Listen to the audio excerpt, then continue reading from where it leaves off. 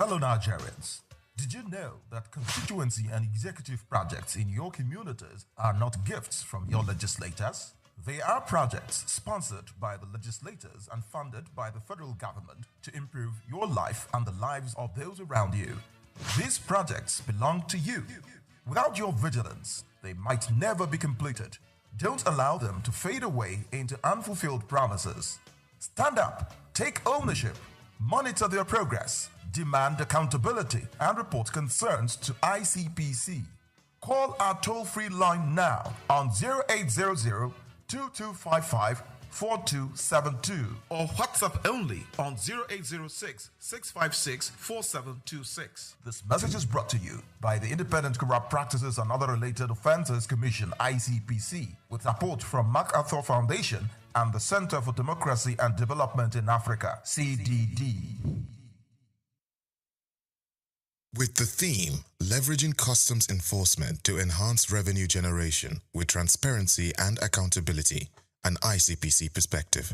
The lecture, held at the Federal Operations Unit, Zone A, Ikeja, brought together officers of the Nigeria Customs Service and top officials from the ICPC. The Public Relations Officer, A.O. Hussaini, opened the event by introducing dignitaries, followed by welcome remarks from Comptroller M.S. Shuaibu, head of the Federal Operations Unit, Zone A. Assistant Comptroller F.A. Owoniyi, convener of the session and Zonal Head of Operations for Zone A and C, underscored the significance of the Anti-Corruption and Transparency Unit, ACTU, which represents the ICPC within the Customs Service. There was also a brief remark by Mary Omonoya, a Principal Superintendent at ICPC, representing the Resident Anti-Corruption Commissioner, Chukura Alexandra. My honor to welcome you all to this important engagement on leveraging customs enforcement to enhance revenue generation with transparency and accountability. Today's gathering reflects our shared commitment to building a more robust, responsive, and integrity-driven Nigerian customs service. She charged the NCS to ensure that enforcement activities within the Nigeria Customs Service must be grounded in the principles of accountability and ethical conduct. In her lecture, Dr. Hadiza Rimi, Principal Superintendent PE&E, ICPC Lagos, stressed that public perception, transparency, and quick open accountability remain major obstacles to effective customs operations and public trust. So we have what we call Act 2, just like you have here, and those people hosting the event today. So the Act 2 is responsible in checkmating potholes, or loopholes rather, in MDAs, in ensuring that there's compliance and in ethics in institutions. Dr. Rimi also drew comparisons between Nigeria and Ghana in Customs Governance Index. Comptroller M.S. Shuaibu shed more light. Some average custom officer is, I think, among those that is doing the selfless service. That's why when you see people pushing that they should do this to customs, they are not out of context. We generate revenue. So if you are generating revenue, you are seeing it pass. Okay, like we said, those you think will cut corners. When after cutting their corners, what we try to do, we sanction them. Like I said, I mentioned somebody as that level dismissed. And no organization today in Nigeria that had done that. No organization. I remember when I was in that operation SOUQ, that is what I do. 9 officers were dismissed at one time. He further gave more clarifications to the issues highlighted. When SOUQ News TV asked how the service supports small business exporters, Comptroller M.S. Shuaibu pointed to recent reforms, including port redesigns for export focus, revitalized rail systems to ease cargo movement, and reduce checkpoints. He urged Nigerian exporters to prioritize global quality standards. He also highlighted perception management strategies by the Customs Service. In his closing remarks, Assistant Comptroller F.A. Owoniyi thanked participants and urged the ICPC to extend similar trainings to officers on the field, not just administrative staff. I am Moyosore Adebi for SOUQ News TV.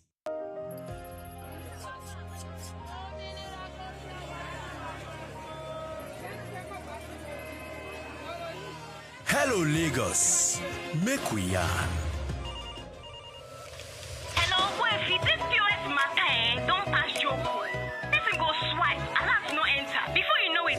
Wait, wetin really happen? Maybe you fake alert the warriors. Okay, so Mona, listen, if you dey do POS business, no expose your alert. Hello, Ogbefi. They don't walk that bar road where they warriors for our local government for years. This one sweet me, I no lie you. Because you know what? Development where they work, it deserve loudspeaker. Now why we dey here be that? For here, we know the abuse, we dey bring solution. My name, it is Ikechukwu Oyemike, aka Ogbefi Ishegwari. Make we yarn every weekday from 10 a.m. go reach 12 o'clock on top the eye 95.9 FM.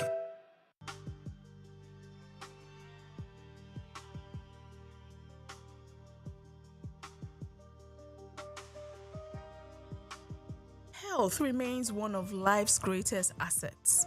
Without it, productivity slows, dreams fade, and families struggle under the weight of medical bills.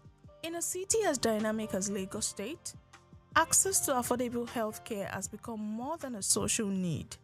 It is an economic necessity. That is why the Lagos State Health Management Agency, LASHMA, says it is taking the bull by the horns, driving compulsory health insurance, widening access, and pushing reforms designed to ensure that no resident is left behind.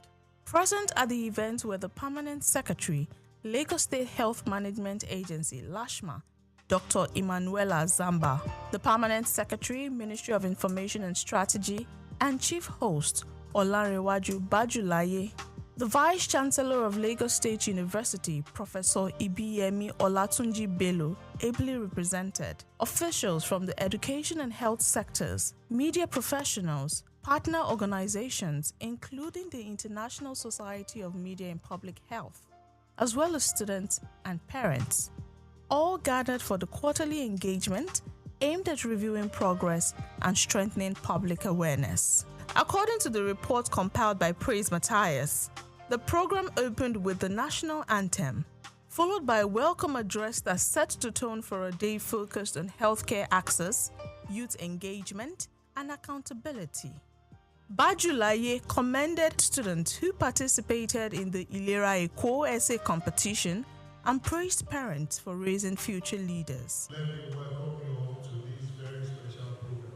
Very special one in the sense that today for the first time we are actually taking care of our future.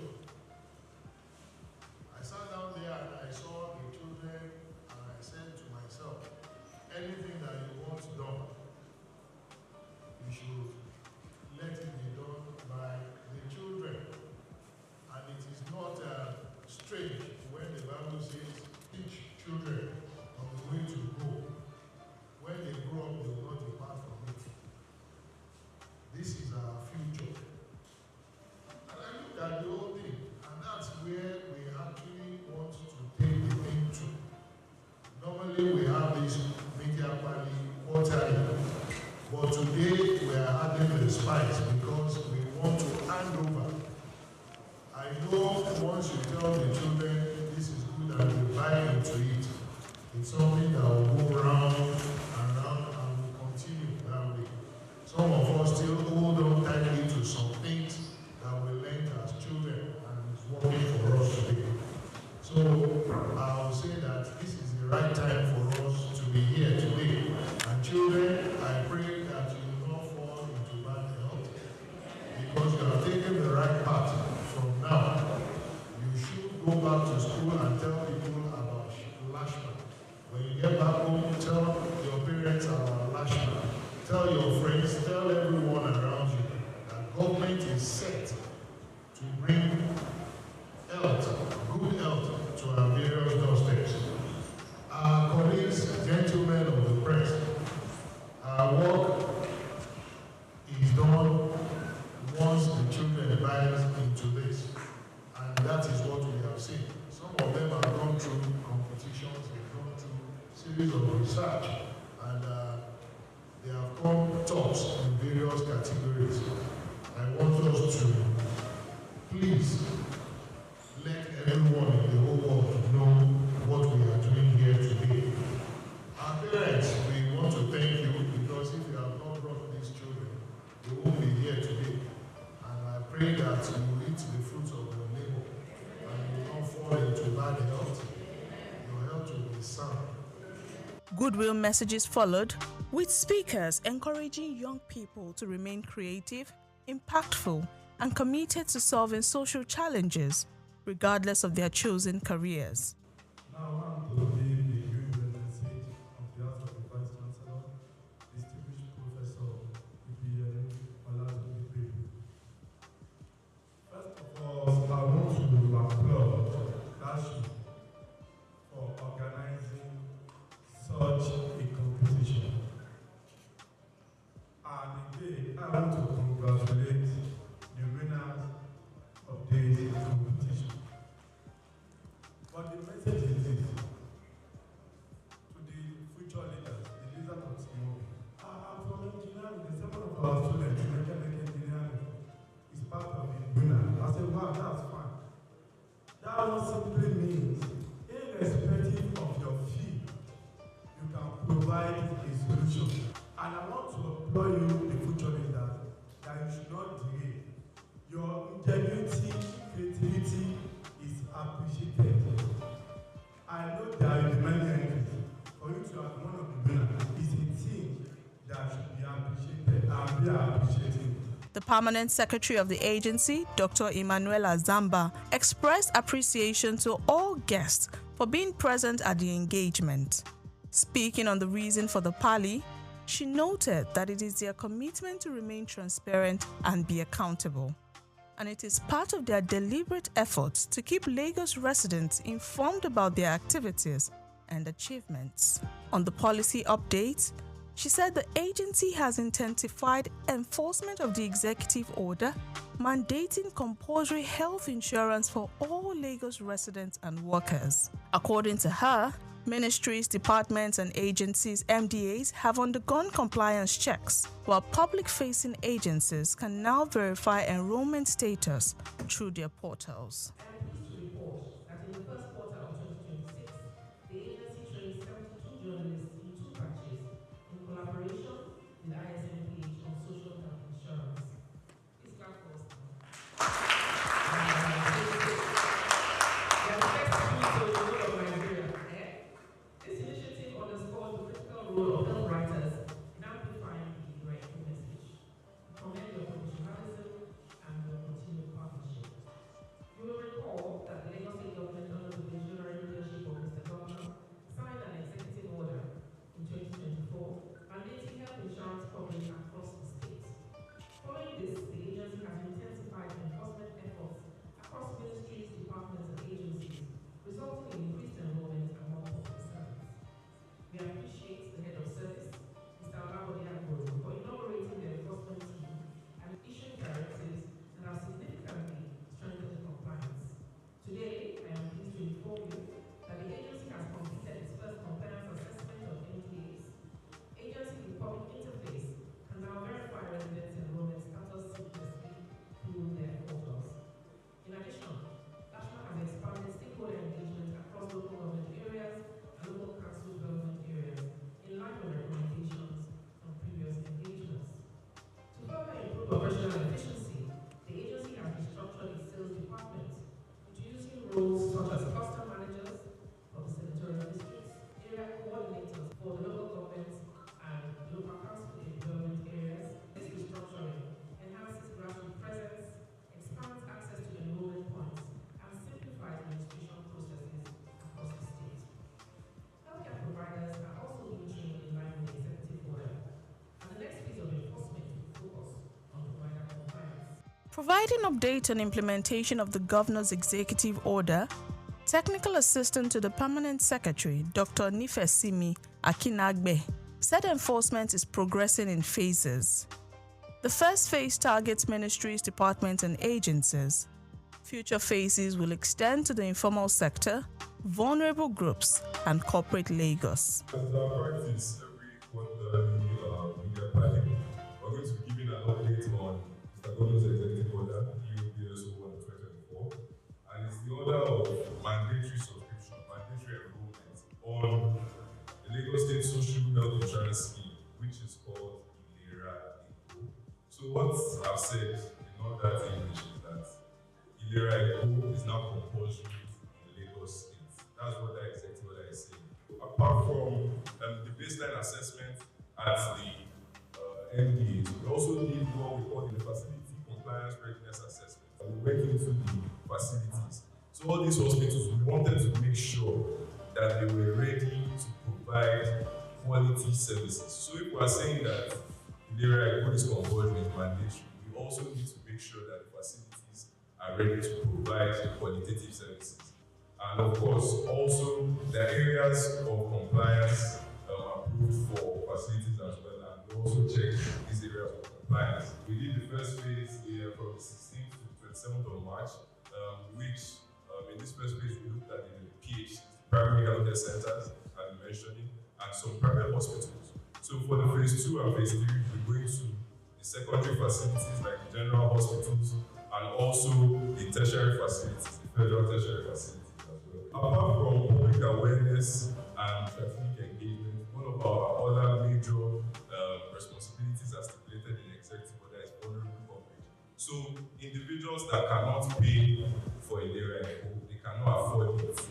The government has made provision, and that's what we call the equity fund. And this equity fund has been increased from 1 billion to 3 billion in 2025, if I'm not mistaken. And currently we do what we call town halls. For individuals that have been enrolled under the equity fund, we go into the communities and conduct what we call the town halls in order to get feedback in terms of service delivery.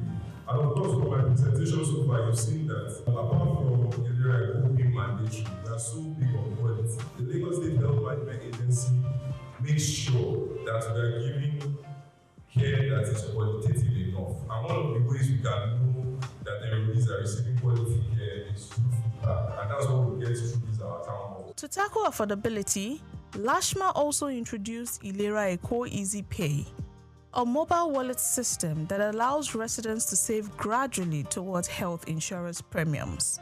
Okay, yes, interestingly, it's a child of necessity. Residents are asking for flexible options of payment. Things are changing drastically, so we needed to respond to provide an initiative that can avail people the opportunity to pay small, as we say. So they will pay money into the electronic wallet in conjunction with our partners.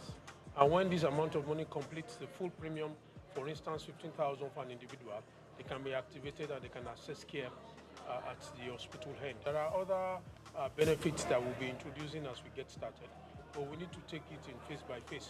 So as we get started now, make your instrumental payments. When it completes, you can access care, continue your wallet savings, and then you can get interest on that savings and much more benefit that will be coming the ways of Lagosians as we continue to deepen the opportunity for this electronic wallet payment. Have the opportunity to save gradually within a period of 3 months.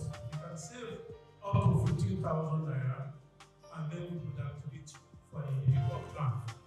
If you can save up to 55,000 naira for a family of 4, father, mother, and 2 dependents, you will be activated. If you can save 80,000 naira for a family of 6 within a period of 3 months, you will be activated. Terms and conditions do apply to these, but this wallet is an electronic wallet.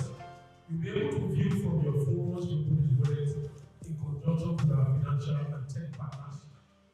That money is strictly for Ilera Eco. But however, we will allow you the opportunity to be able to also use your savings such that you can also pay interest on that savings, but particularly for the purpose of health insurance. Beyond policy announcements, the Parley also celebrated young minds through the Ilera Eco essay competition, designed to raise awareness on healthcare, insurance, and universal health coverage. The competition attracted 731 entries, with winners emerging in 4 categories. In the Little Health Champions category for primary 4 to 6 pupils, winners received prizes ranging from 50,000 to 100,000 naira. The Young UHC Advocates category for junior secondary students offered prizes up to 150,000 naira. For the Future Health Leaders category, open to senior secondary school students, Top winners received up to 200,000 naira. And in the UHC Innovators category for undergraduate and youths, the star prize stood at 250,000 naira.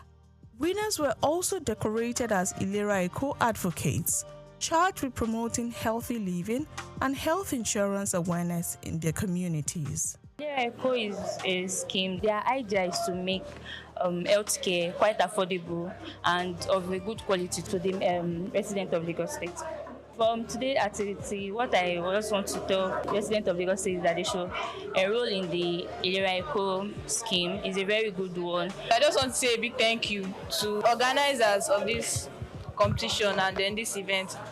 Thank you for honoring me with this award. I really, really appreciate it. I felt excited, I felt motivated, I felt thrilled because something to keep me motivated that success is not something that comes easily. It requires energy, requires consistency. I feel excited because I didn't expect this opportunity. I'm very happy so much. They are good to help family about debit. It helps families save money. From policy enforcement to youth advocacy, from financial innovation to public engagement, the event reflected a clear message. Health insurance is no longer optional awareness. It is becoming a social responsibility. As Lagos continues its push towards universal health coverage, Lashma says transparency, collaboration, and innovation will remain central to building a healthier state.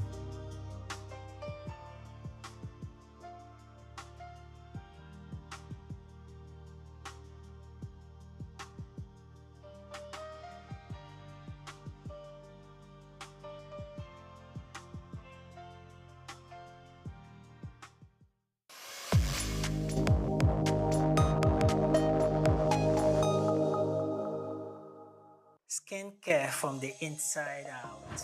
Because beautiful skin isn't just about what you put on, it's about how you care for your whole body. Hello, my name is Emmanuel Olise, and this is SOUQ Health Tips.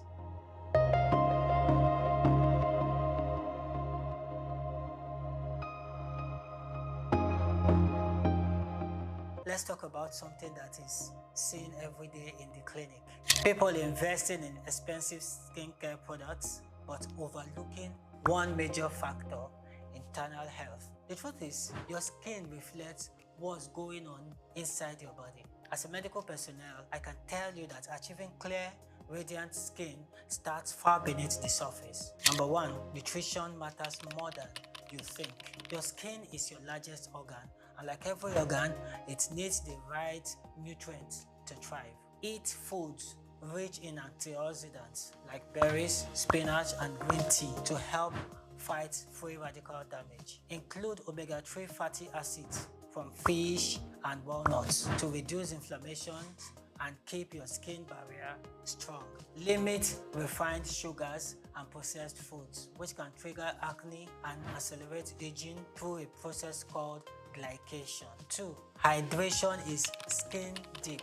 When your body is dehydrated, your skin looks dull, dry, and tired. Drink at least 2 to 3 liters of water daily and eat hydrating foods like cucumbers, oranges, and watermelon. Pro tips: if your lips are constantly dry or your inner under eyes are creased, it may be a hydration issue, not just a skincare one. 3. Prioritize quality sleep. While you sleep, your skin goes into repair mode, producing collagen, regenerating cells, and balancing oil levels. Aim for 7 to 9 hours of uninterrupted sleep. Poor sleep increases cortisol level, which can lead to breakouts, sensitivity, and early aging. 4. Watch your stress levels. High stress equals to high cortisol. Cortisol triggers oil production, inflammation, and skin flare-ups like acne, eczema, and psoriasis. Practice daily stress relief breathing exercises. Short walks, journaling, or digital detoxes can all help calm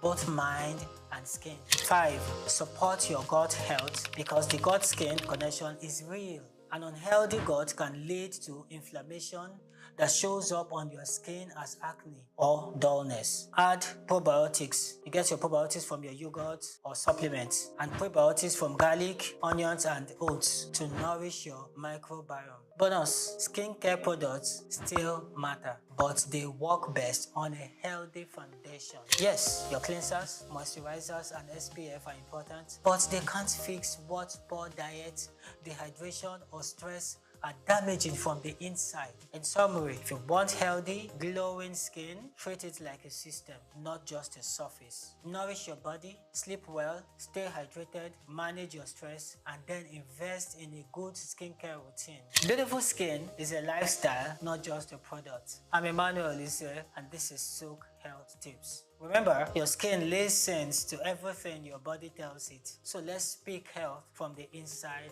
out.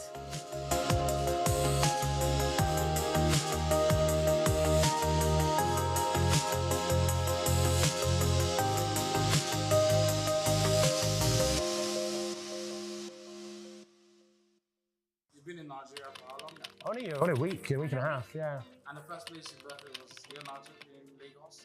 Yeah, Idiroko. Idiroko? Yeah, that's where we changed it. Yeah. So you started Idiroko and then you're here now? Yeah, we came to Lagos. We were supposed to visit for one day, but the people were too friendly, so it was impossible to leave.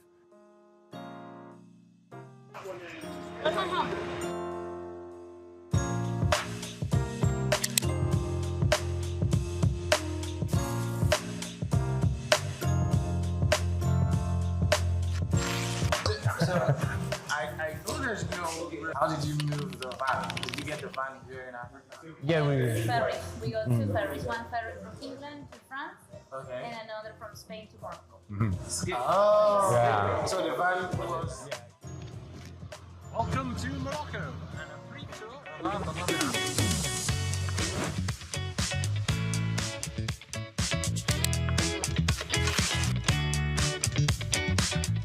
Yeah. So I was like, and his passport just get you to it. No, we wish it was that simple, but there's a lot of bureaucracy. At the best, we both have to make an expensive application, upload loads of documents, show them maps, try and prove that we're not going to leave the vehicle there, convince them that our story and plan is real, and then we get a visa. But sometimes they never reply to one of Kaya's applications. So we could either wait forever, which is we never make it if you wait forever, or you could take action. And Kiara flew over, and I did it myself. But the whole point of this trip is we do it together. We're a team, and everything's so much harder if you try and do it alone. So we need each other, not just the.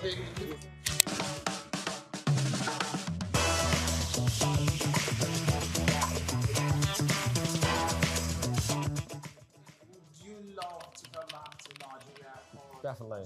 I would recommend it to others as well. Yeah, like Lagos is still in our hearts a little bit because we don't have another base, we don't have another home. So when we're traveling, we are always thinking, could I live here someday? How would it be a place that works for us? Yeah. And I think Lagos is in the top list for a base, for our... I think you'll see us again.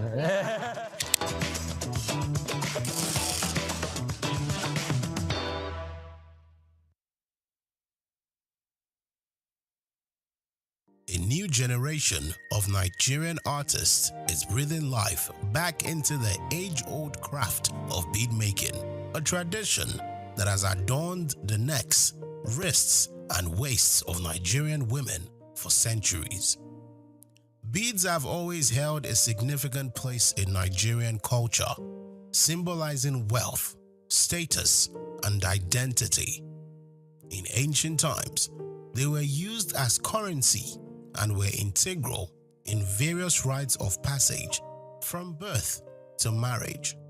However, with the advent of modernity, the demand for traditional bead making dwindled as imported jewelry and contemporary fashion took center stage. In this special report, Bayo Olaoye will explore the noticeable resurgence in the popularity of beads, fueled by renewed interest in African heritage and craftsmanship. This revival is not merely a nostalgic nod to the past, but a vibrant contemporary movement that blends tradition with modern fashion trends. Artisans are at the forefront of this revival, infusing new life into beadwork by incorporating innovative designs that appeal to today's fashion-conscious consumers. Their collections, which range from bead necklaces to bold statement earrings, have found their way into the collections of top Nigerian designers and onto the necks of celebrities, musicians, actors, actresses, and socialites, both at home and abroad. One of the driving forces behind this resurgence is the growing pride in African identity. As more Nigerians embrace their cultural roots, there is a rising demand for fashion that reflects this heritage. Beads, with their deep cultural significance, are the perfect medium for expressing this identity. They are no longer seen as relics of the past, but symbols of a proud and vibrant culture. Moreover, the bead industry has benefited from the global shift towards sustainable and ethical fashion. Consumers are increasingly seeking products that are not only stylish, but also environmentally friendly and socially responsible. Handmade beads, often crafted from locally sourced materials, fit this trend perfectly. Thus, the artisanal nature of beadwork ensures that each piece is unique, telling a story of the hands that made it and the culture it represents. This renewed interest in beadwork has also had significant economic implications. Small-scale artisans and bead makers, many of whom are women, are finding new opportunities to market their products both locally and internationally. The rise of online platforms and social media has made it easier for these artisans to reach a broader audience, leading to increased sales and a more sustainable livelihood. Furthermore, the Nigerian government and non-governmental organizations have begun to recognize the potential of the bead industry as a tool for economic empowerment. Initiatives that provide training and resources to bead makers are helping preserve this craft, while also boosting the local economy. However, the resurgence of beadwork is not without its challenges. Artisans face competition from mass-produced, cheaper alternatives that flood the market. To survive, they must continually innovate and differentiate their products from these imitations. For many, this means striking a balance between preserving traditional techniques and incorporating contemporary designs. As Nigerian beadwork continues to gain recognition on the global stage, it is clear that this ancient craft is more than just a passing trend. It is a testament to the resilience and creativity of Nigerian artisans who are redefining what it means to be fashionable in today's world. It is a reminder that while fashion may evolve, the cultural significance of beads remain timeless. The resurgence of bead making in Nigeria is a powerful reflection of the country's rich cultural heritage. It is a movement that honors the past while embracing the future, proving that beads are not just ornaments, but symbols of identity, pride, and resilience.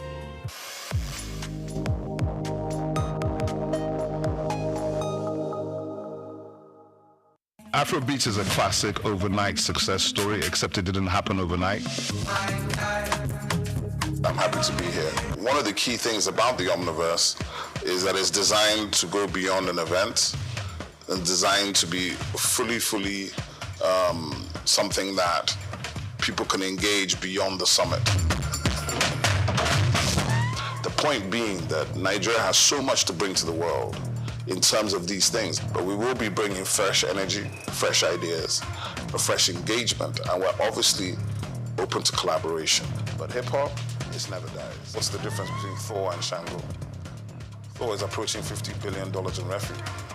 Shango's broke somewhere outside Lagos. That's a lack of imagination on our part, Africa, and they're all Nigerian. So to be seen and to be noticed is very hard, if you're not in the place where all the noise is being made.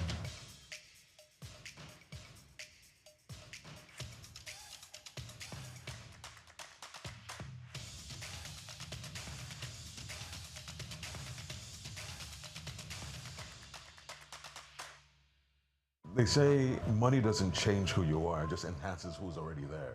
So if you're living your life a certain way, let's say you're just blowing money, you're buying drinks, you're buying drugs, what is the money going to do? Is that going to change you or elevate you or just make you spend more money in that area? Why the reparations? That's my question. Well, what is it going to do? Well, you believe that Europe and America should do more for Africa? Well, in what way?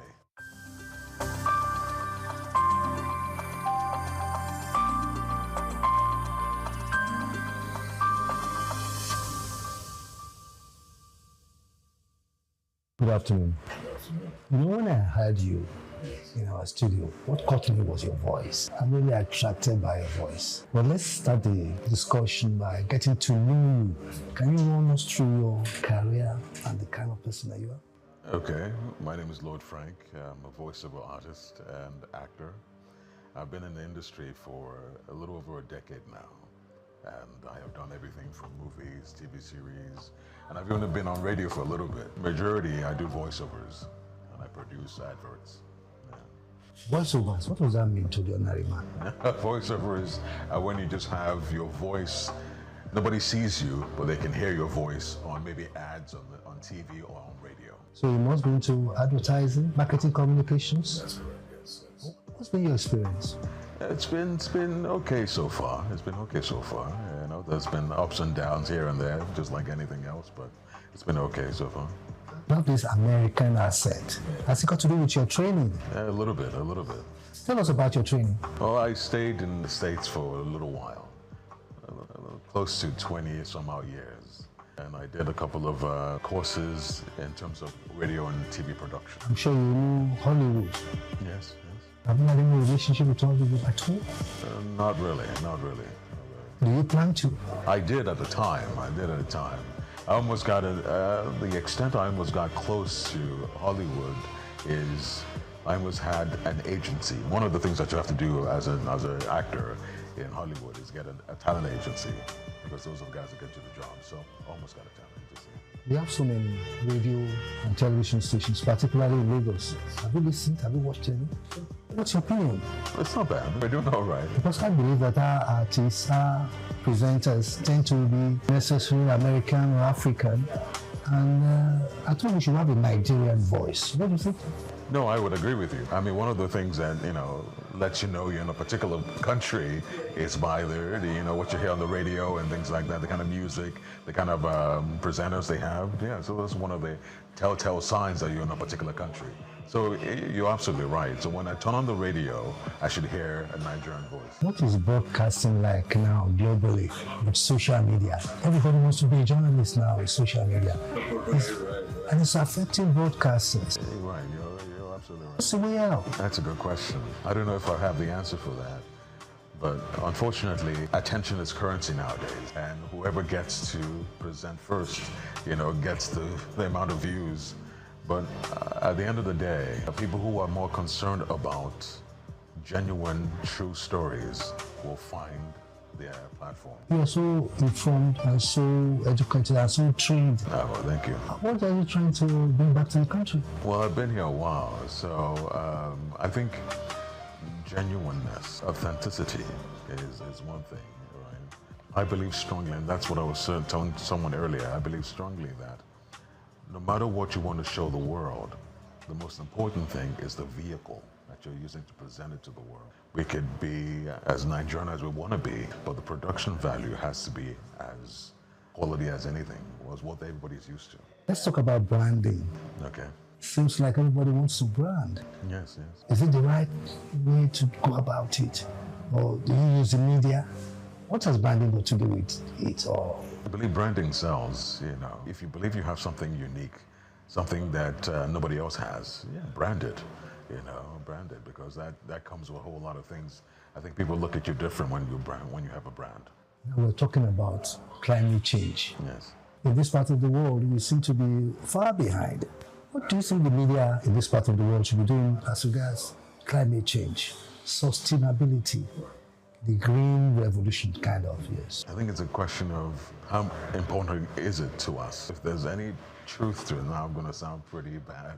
If there's any truth to it, then the focus should be on it, you know, whether it could be alternative energy, how we can be more concerned about how to use those alternative energies as opposed to what our major source of power is, you know, oil and generators and things like that. So it just depends.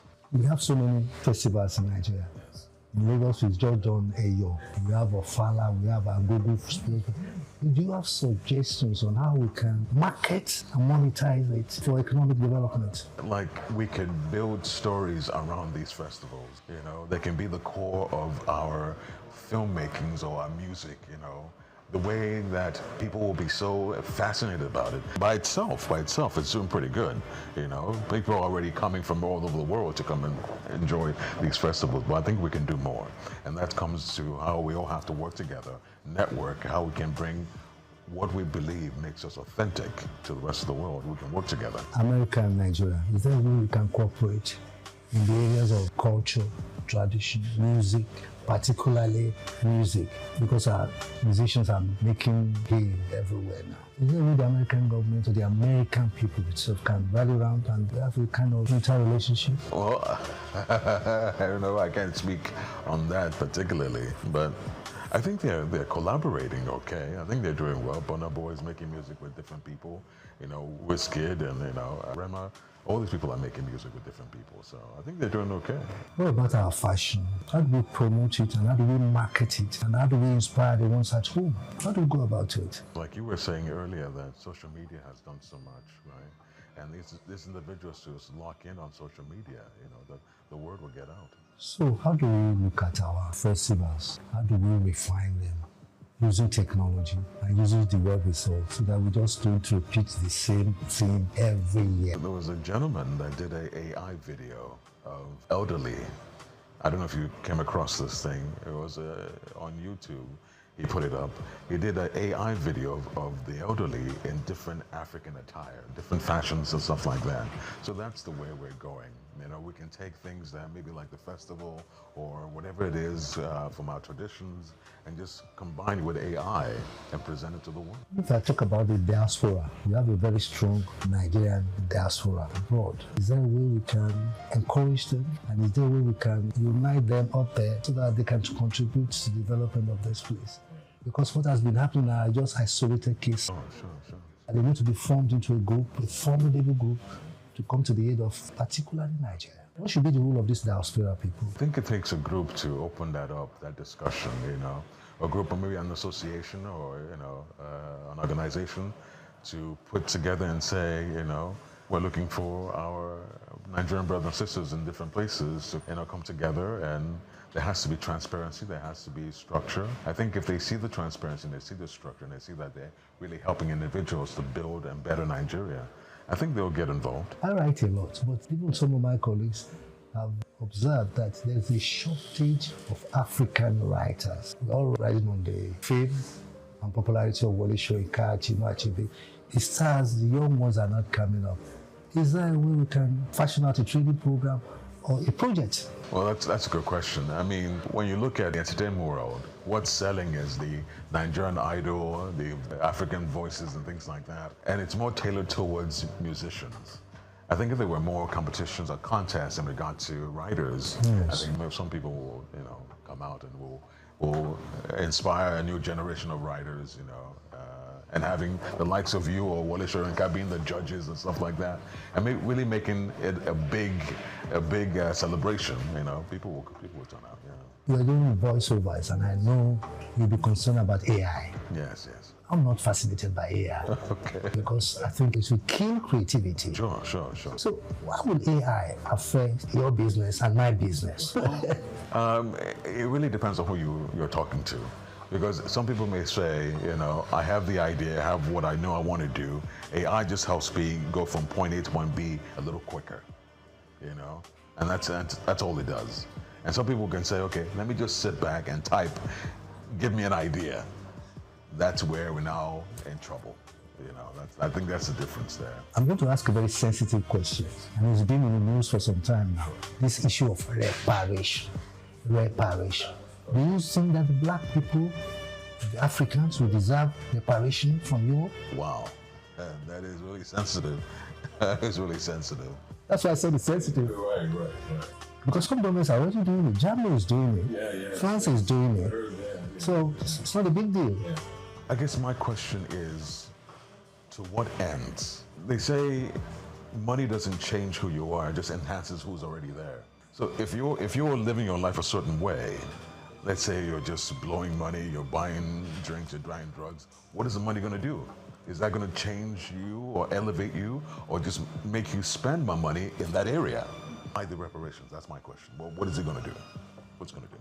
Because there's so many individuals that are excelling, even way before we even talk about this day and age. Back then, a long time ago, there was a place called Black Wall Street in New York. I think it's in New York. That it was ran by all black Americans, and it was doing quite well. Doing well until, you know, they got messed up. But the point I'm trying to make is, what is the goal of the reparations? What is really the goal? Or you believe that Europe and America should do more for Africa? Well, in what way? Technically, training, investment. Okay. I think it boils down to trust. Let's talk about politics a little bit. And you can't talk about politics without talking about democracy in Africa. What's your perception of the prevailing democratic atmosphere in Africa? Our leaders, our political leaders. Unfortunately, they say people deserve the leaders they get. What pool are these leaders coming from? And just being honest, what kind of people are we? If we're kind of people who have, you know, a level of pride in our country, a level of trust, a level of integrity, you know, then the leaders we choose will be different, I think. We have to start with ourselves. I'm not a youth, but we have 70% or 60% of our population are youth. What do you think we should be doing with these guys? Some unemployed, some employed, some with some skills, but no support. What kind of support will you recommend? From individuals, from government, and from established people like you? There's so many things that we can do with our youth, so many things. There are factories that can be built, there's farmland that can, you know, that can be placed in. There's so many things that we can use. I mean, and that goes back to how much love we have for our country, how much love we have for our people. And like I said, you know, it's just about pride. You know, if you have that much pride in the motherland, then all our youths are ready to work. You know, they're not lazy. At least we can't say they're lazy because we haven't given them the opportunity. We have to say, okay, to really see that, okay, you have an opportunity. Are you ready to work? We can't tell them. We can't say it because we haven't given them the opportunity. Finally, 5 years from now, what will Nigerian entertainment industry, music industry, what peak will it reach? How will you rate it in 5 years' time? Our entertainment industry, Hollywood, our musicians. We have lots that we have to offer. That's a very good question. So right now, music industry is doing quite well, very well, almost in terms of same level as music industry anywhere else. And Nollywood is getting really close. It's really, really getting close. So I think in 5 years, right, we'll have a lot of partnerships. We'll have a lot of more of our stuff being out there. If we just stay the course, the way we're going now, I think in 5 years, we'll be revered around the world. Thank you very much. I'm grateful. Thank you.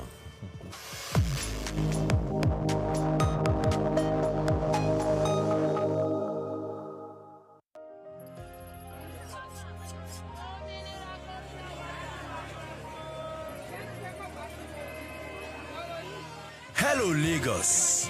Make we yarn. Hello, boy, if this POS matter, don't pass your boy. Person go swipe, alert no enter. Before you know it, jump. Wait, wetin really happen? Maybe you fake alert the warriors. Okay, so Mona, listen, if you dey do POS business, no expose your alert. Hello, Ogbefi. They don't walk that bar road where they warrior for our local government for years. This one sweet me, I no lie you.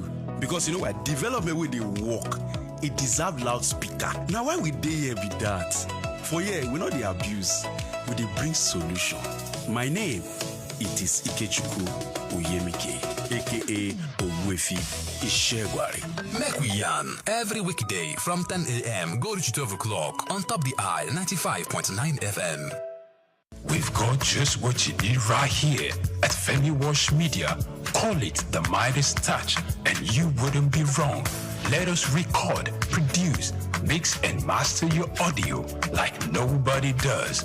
Reach us on our contact today for the best quality job.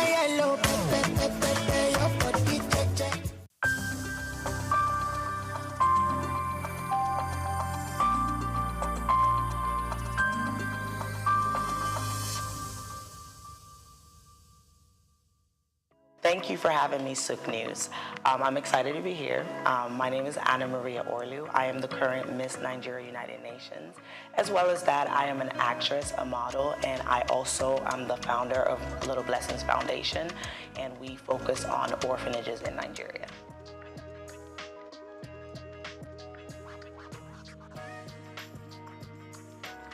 For me, I feel like it's about bridging the gap between like how the UN can help Nigeria and what ways we can like kind of be a part of the United Nations as a whole. I feel like every pageant queen picks a route that they go towards, right? So some people pick to bridge the gap between like health, bridge the gap, education. I've chosen to help children and orphanages.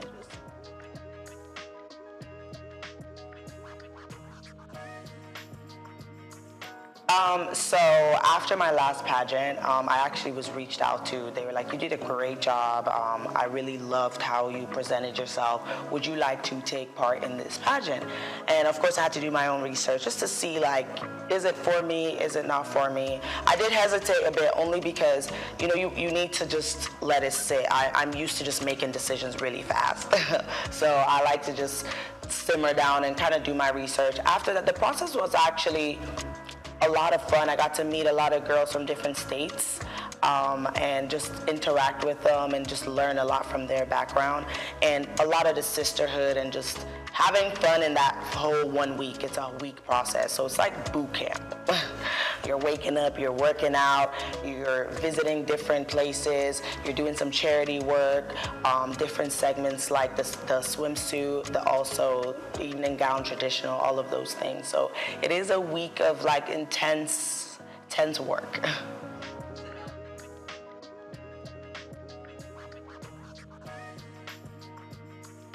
It's been good. I think that for me, it's all about what you can do with the crown and not necessarily like the crown, right? The person wearing the crown.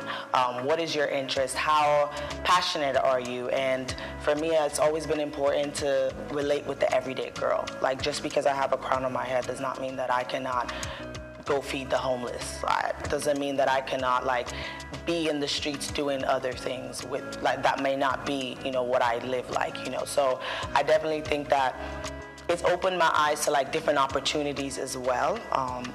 And just like making sure that I am sticking to what my purpose is, and which I think that is my Little Blessings Foundation.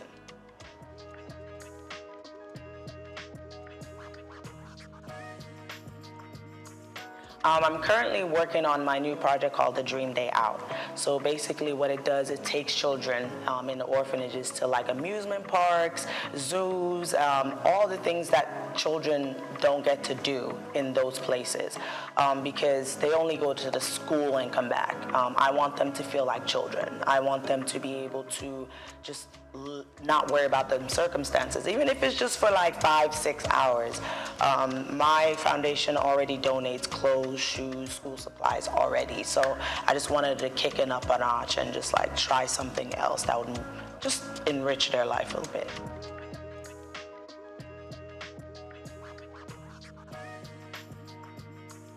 I think yes. For me, I was a foster kid for 10 years, and I think like I might not have got like the same childhood as everybody. Go to different things just because who was gonna fund that? You know, who was gonna take us to the zoo and the park and like things that we really wanted to do? And it was like, I feel like I didn't go to an amusement park till I was like nearly an adult. So I think with that, I wanted to just have something different. I know that a lot of people, and even in Nigeria, donate food and stuff like that, but how are we like enriching their lives? Like how are we making them like not always think about them circumstances of what they're living?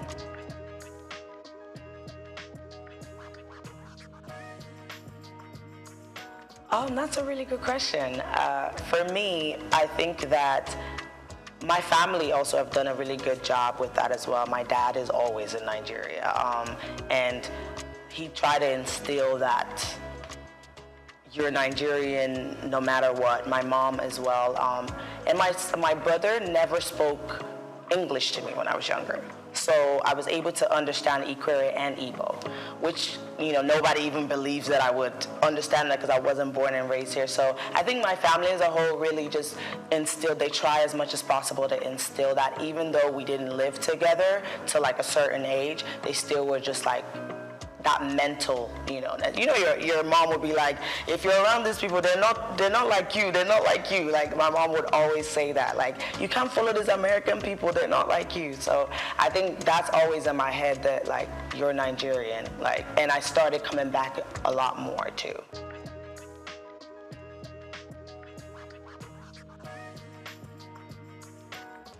For me, it's always been anything I'm doing, I have to start at home. I have to start at home because that's where it feels right. That's the purest way to do it for me. So even though now I could go try to be Miss Ireland, but I know that I've done Nigeria first, and that's who I represent at the end of the day, always.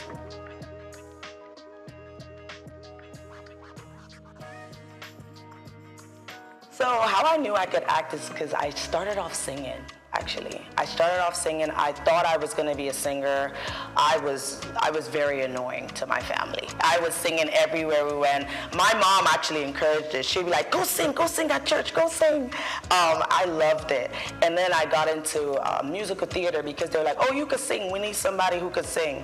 And that's how I got into acting, because with musical theater, you have to act and sing. So after I was like, wow, like I love this. This is what I want to do. I want to watching yourself, it's so surreal because how other people perceive your work, so if somebody sees something that I do and they're like, oh my God, like I really like, you touched me, like I believed what you were saying, and that's the stories I want to tell. So I think like after the music theater, I was like, I want to act. Like acting is the destination, and there might be other routes, and I'm just grateful that God blessed me with other talents. Like I sing, I also dance, and modeling. I just feel like everything would lead me into like the final destination, which is acting.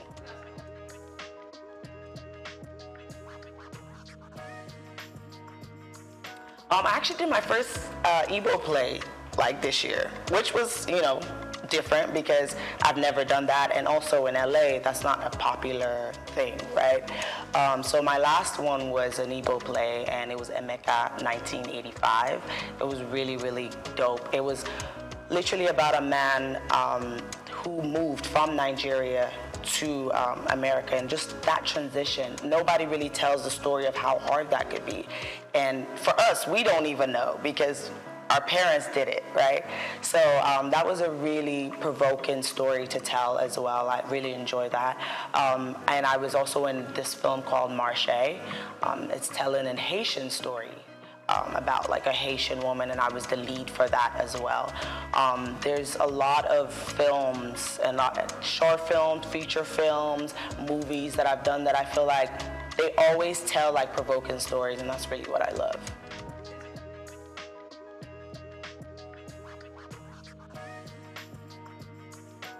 Absolutely, and that's the main reason that after my projects with Little Blessing, I actually start filming a film on the 15th of January.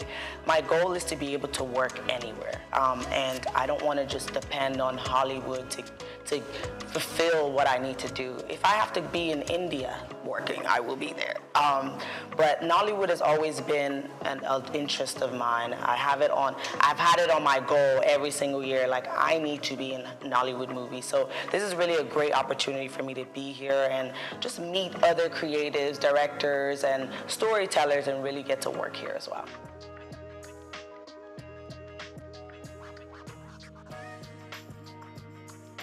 actually do. I work from home, so I have my laptop. But right now I am a social worker, but I work from home. I think that for me, just my background and my childhood, I never wanted to be a broke artist.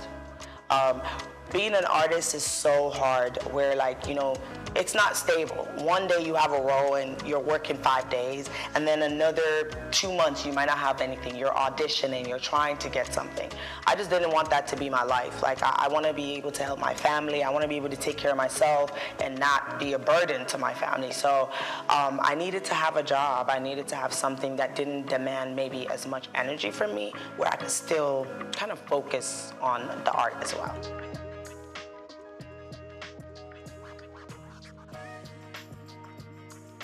I would say definitely acting. If I can act every day and not have to do anything else, that's the goal. Like, that's really the goal. I'd rather not do any of those things, really. I think that entertainment has always been where I'm supposed to be. And I'm lucky enough that, like, I knew that from a young age, you know. A lot of people don't know what they want to do, and they spend a long time, like, trying to find it, explore different things. From a very young age, I already knew that, okay, you're gonna go to school, because you will not hear the end of it from your parents if you don't, but you're still gonna go and do entertainment.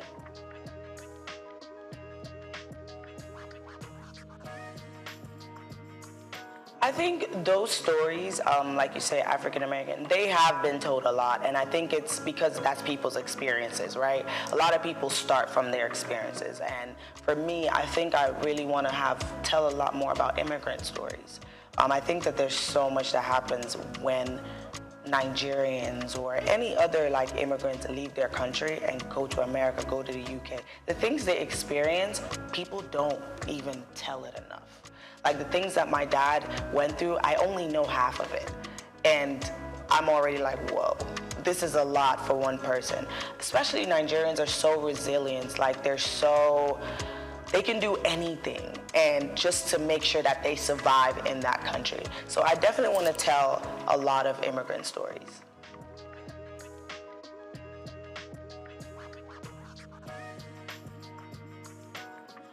I think it's really, in 2024, it's how she was treated was terrible. Like, Nigerians are everywhere. So for me, when I first saw that, I was thinking, I lived in Ireland all my life. If somebody told me that I couldn't compete for Miss Ireland, why not? Why? I have been living there all my life. So I think that it definitely made me feel like, are we moving forward? Like, are we actually, like, as a society, that shouldn't be a thing in 2024. But I'm just happy that she actually went back to her people, because those are the first people who are gonna accept you first, right? And look where she is now. So I think that everything probably led her to where she was supposed to be.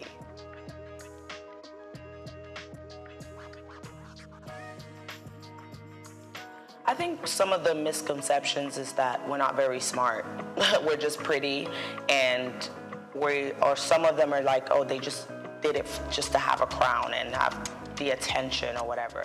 And I mean, some of those things might be true for some other people, but for me, I feel like I'm a pretty regular girl. Like, I feel like I like to do the same things. One of the things I will say that people will automatically stuck up. Like, we're stuck up. We can't be in certain places. We can't talk to certain people. And that doesn't apply for me. I feel like there are places that I've been and I'm like, maybe this is not where I would like to come again, but I'm here now, so let me integrate myself. So some of those misconceptions, I think it doesn't apply to every queen. And my daily, like how I live daily, I feel like I work. I do a lot of presenting. I'm also a host, so I do a lot of red carpet events and stuff like that. So I always like to make sure that I am in the entertainment scene, because I know that that's where I want to be. I take care of myself a lot. I do work out a lot. I don't eat the best because I work out a lot, so I compensate for that. But yeah, I think I live a pretty regular life. I just take care of myself a lot.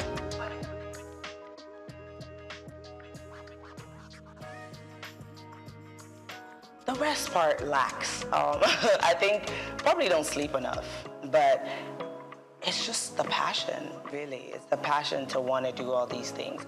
I think that even my social life is actually pretty good. Like, I go out pretty regularly with my friends, and I travel a lot. I think traveling is really my safe haven.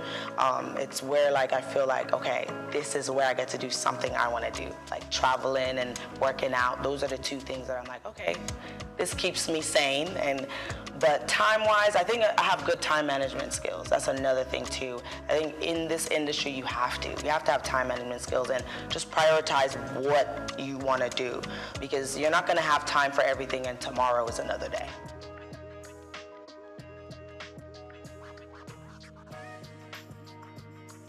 So before Miss Nigeria United Nations, I started Little Blessings.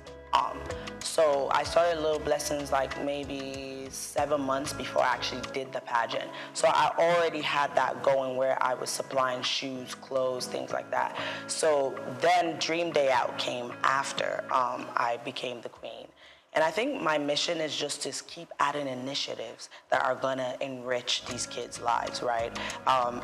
Next thing, I want to start looking for grants to fix the orphanages up, because some of them are in such a bad condition. And I think that if we're setting these children up for success, it starts at home. It starts with the basic needs. Like, if you don't have clothes to wear, you're not going to go to school and feel like you want to learn. If your environment is traumatic, you're not going to have that space to want to even be a doctor or a nurse or whatever it is that they might want to be, right? So I think it's just, I want to start with the basic needs. Like, your home needs to be together. Some of the orphanages have holes in them, like water coming, and the kids are comfortable. They just hop over the bucket. And I'm looking around like, wait, this is okay? So I just want to start off with like building that up, and then go and add more and more orphanages that I'm sponsoring. So start getting some from the east. Right now I have in Port Harcourt as well. So just adding more and seeing how we can make a difference that way.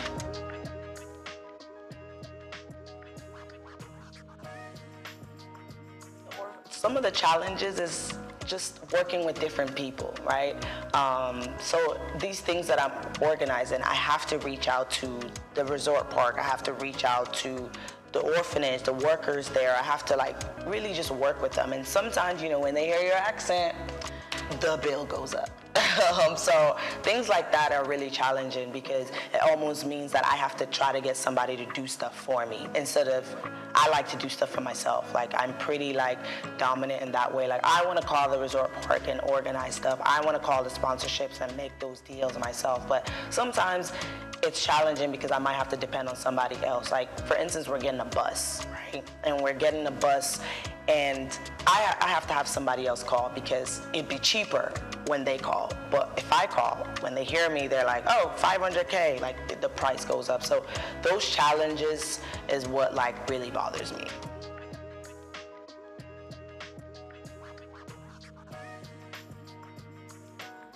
I think it's just believing that anything is possible.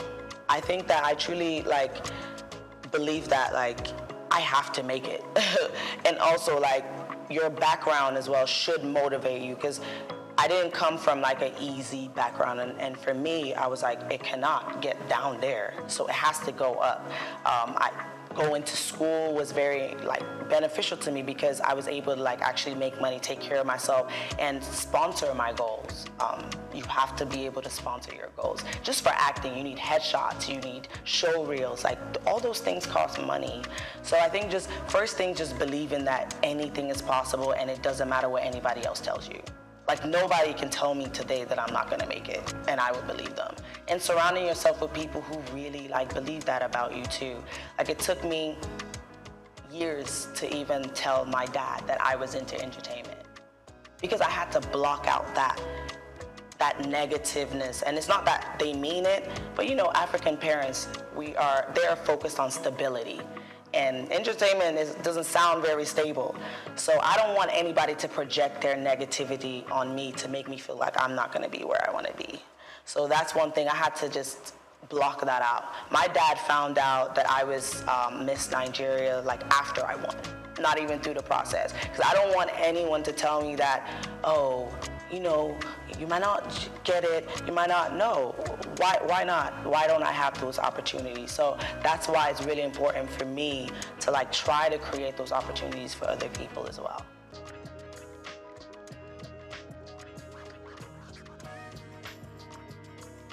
I think for me, one of the things I've had to lose is some friendships. Just because where you are, not a lot of people are supposed to be there with you. And that was hard for me to accept that. Certain people I might have known for a long time are not aligned with my future or aligned with where I am now. So those are things that I'm still like trying to balance, you know, like, because having good people around you is really important, and having people who are gonna always uplift you, speak life into you, and just make you feel like you are where you're supposed to be. So I think like that was a main thing for me, where it's like, okay, you may not be able to be around certain places anymore as well. Like I had to also, and I'm still assessing that, like where you can be and where you can't be. There's certain places now that I feel like as a queen, like you really shouldn't be there. Like it's low-key like not where you can associate with anymore.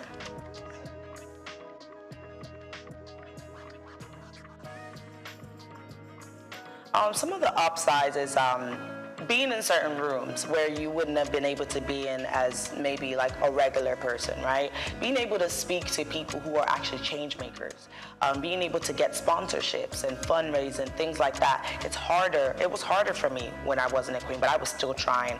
I did online sponsorships and everything. So I think that being a beauty queen gets you into different rooms so you can actually speak and people can hear your voice more and hear your initiatives, hear the things that you want to do.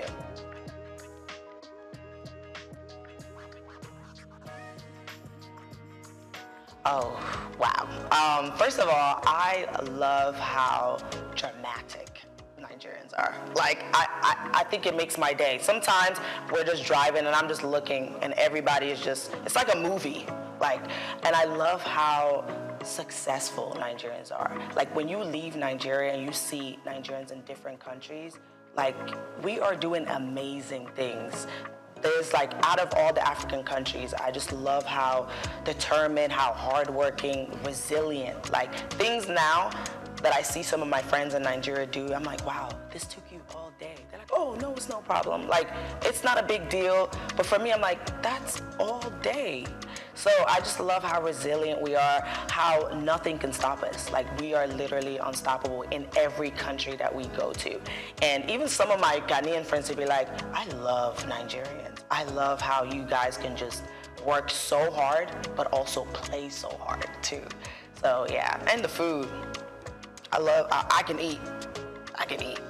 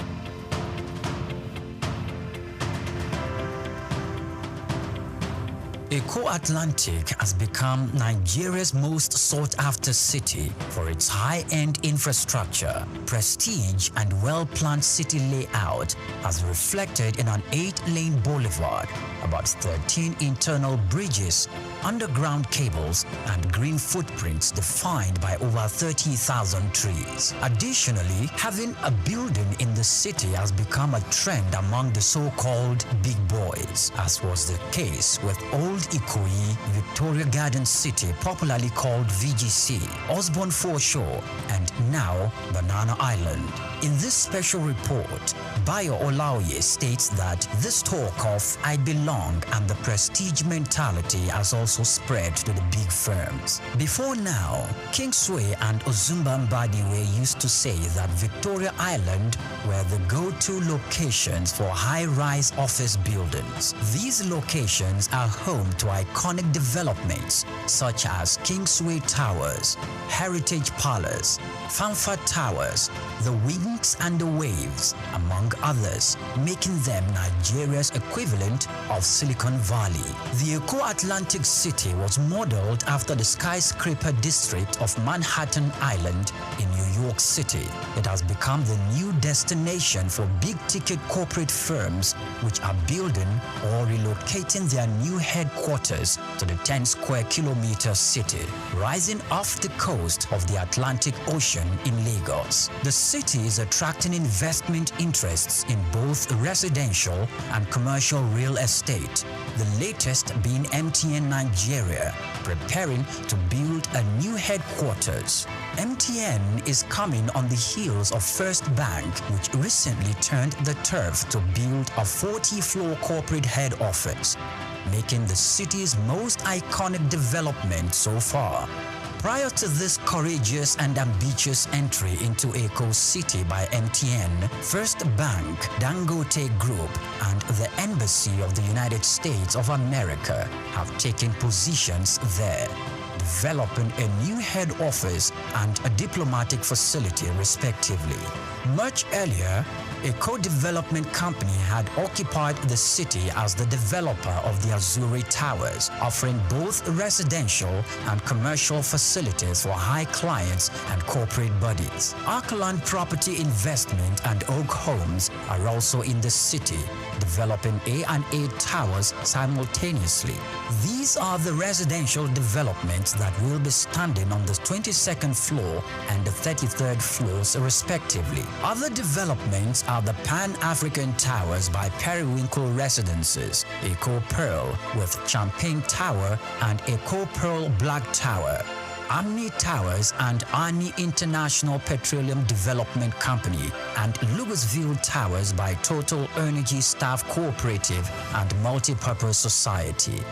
Louisville will comprise 300 residential homes spread between 2 towers, a world-class sporting center and a club, retail outlets, and other facilities. It is designed to employ modern technology to achieve smart living and high standards. SOUQ Atlantic is an exclusive luxury city with superior infrastructure that appeals to the kind of investors we have seen in the city so far.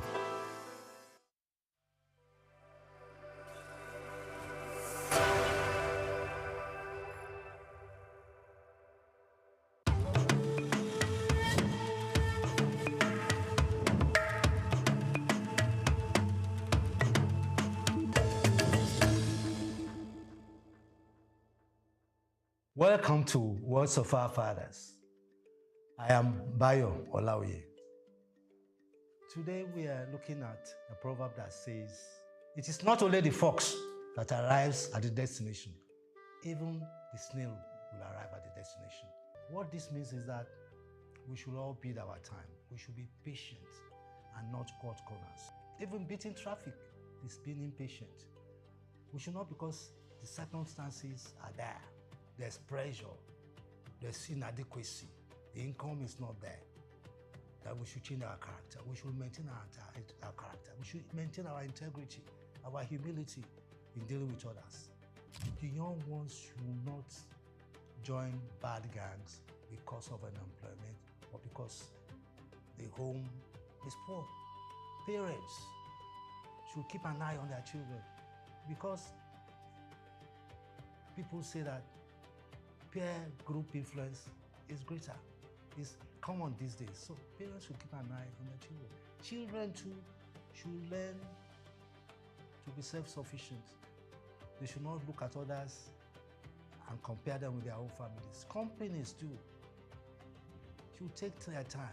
When things are hard, they should be able to take care of their workers and motivate them and inspire them. Families too have to be united and collaborate with each other, no matter the circumstances. Things are hard, but people should have patience and bide their time. The words of our fathers are words of wisdom. I am Bayo Olaoye.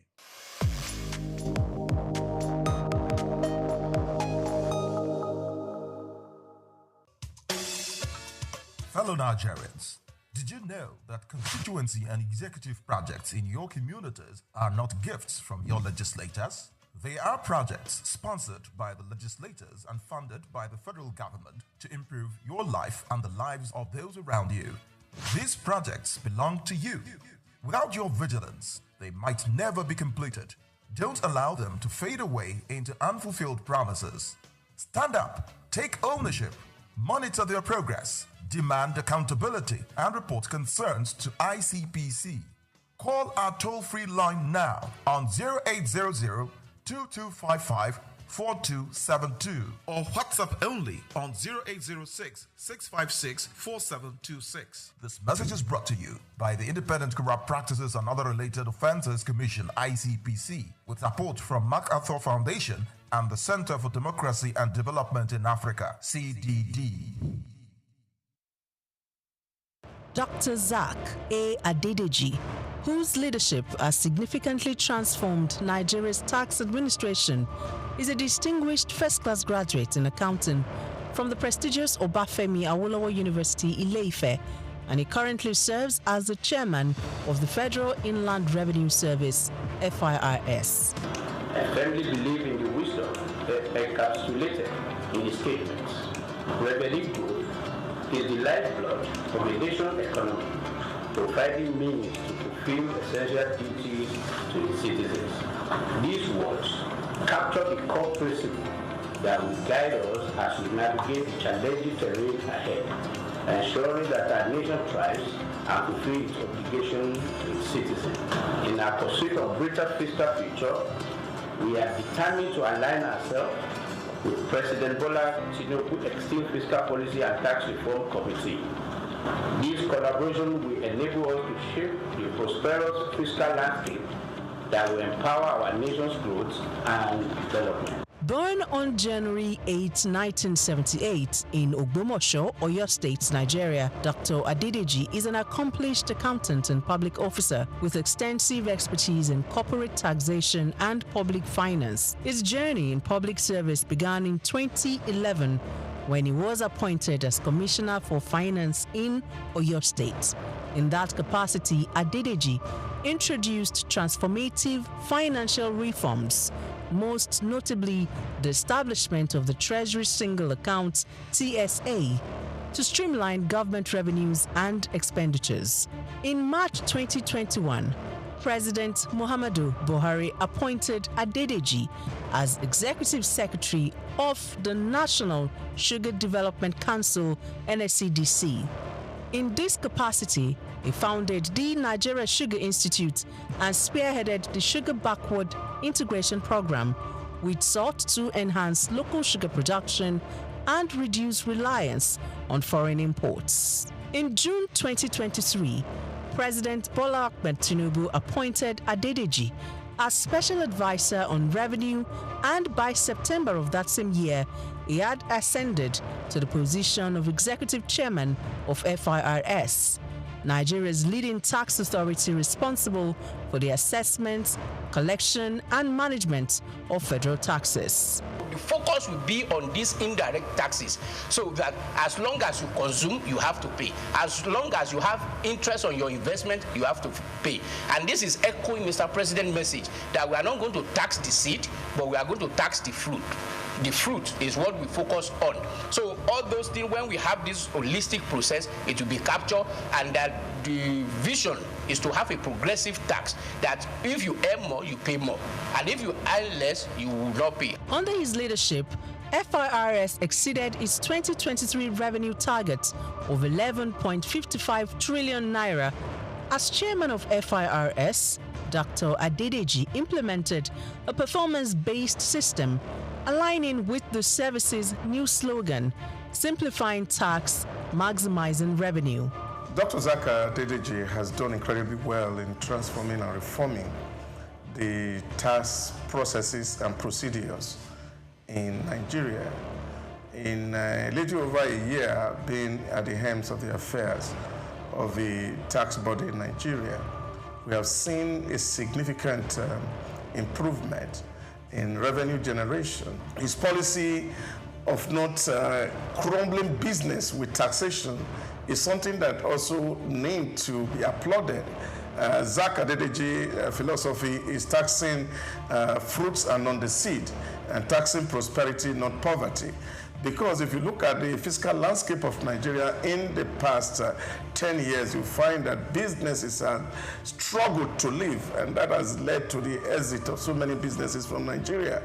But with this new reform, we're saying that the businesses will profit from the reforms processes, and that will mean more business for Nigeria. We will have a lot of foreign inflow in terms of foreign direct investment that will actually drive the process of economic growth for the country. And I think he has done so well, and he deserves a kudos, especially for taking the giant stride to restructure FRS for efficiency, for accountability, and for value for money.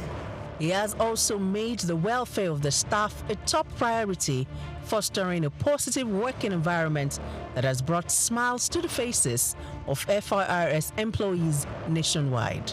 Supporters of the tax reform bills highlight several key benefits, harping on the need for streamlined tax processes that could reduce bureaucratic hurdles and foster an environment where businesses can thrive. He has initiated a lot of reform which dovetail into the tax reform bills that is before the National Assembly. This initiative is to improve on the tax administration system in Nigeria with a view to improving on the collection systems that will be beneficial to every member of the Nigerian state. SOUQ, as is well known, has improved on simplifying tax reform even within the federal landowner revenue, which in no means has improved on tax administration. And he celebrated essentially for the core initiative of the tax reform. Under Dr. Adedeji's leadership, Nigeria's tax system has gone beyond mere policy adjustments. Its focus is on fostering sustainable growth and ensuring that the benefits of tax reforms reach both businesses and citizens. So those that are attacking the bill, one, they are doing that in view of the formula they discovered, which may not be, will not augur well for them on the VAT allocation. And then secondly, they may be having the feeling that this law was just designed to favor Lagos State in the course of its own effort to become a state that has special status. Okay? It says so that will make it to be seen as if it is a country of its own, even though it's not up to the level of country, but it is higher than all other states in the country. Probably this may be the reason why they are agitating. The one that you can see clearly is on this issue of VAT. And then they have other suspicion. So that is another worry that I have. The issue of trust. Trust, what do some experts call trust deficit. Yes, will be promoted greatly by this if corrective measures are not taken. Graduation has not been defined. But then people have to go by what is happening now. As they go against it. Since now the graduation is about contribution of state that are producing these goods and services being consumed. So they have the right to just say that, oh, so now instead of 20%, it will now be 60%. And then you hear the government functionaries, including members of the committee, saying that no, that's not what they mean. They mean area of consumption. This 60% graduation is about consumption area, not location of the headquarters of company that produce the good or services. You should have defined that in the law. Contributing to long-term national development, Dr. SOUQ A. Adedeji's career is a testament of his unwavering commitment to improving Nigeria's financial systems and enhancing revenue generation, showcasing his exceptional expertise in corporate and public finance.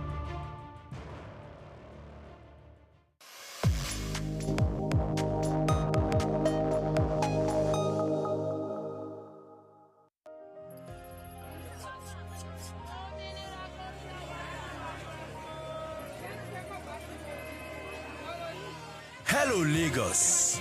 Make we yarn. Hello, boy, if this POS matter, don't pass your code. This go swipe, alert no enter. Before you know it, jump. Wait, wetin really happen? Maybe you fake alert the warriors. Okay, so Mona, listen, if you dey do POS business, no expose your alert. Hello, Ogbuefi. They don't walk that bar road where they worry for our local government for years. This one sweet me, I no lie you. Because you know what, development with the work, it deserve loudspeaker. Now why we dey here be that? For here, we know the abuse, we dey bring solution. My name, it is Ikechukwu Oyemike, aka Ogbuefi Ishegwari. Make we yarn every weekday from 10 a.m. go to 12 o'clock on Top the Eye 95.9 FM.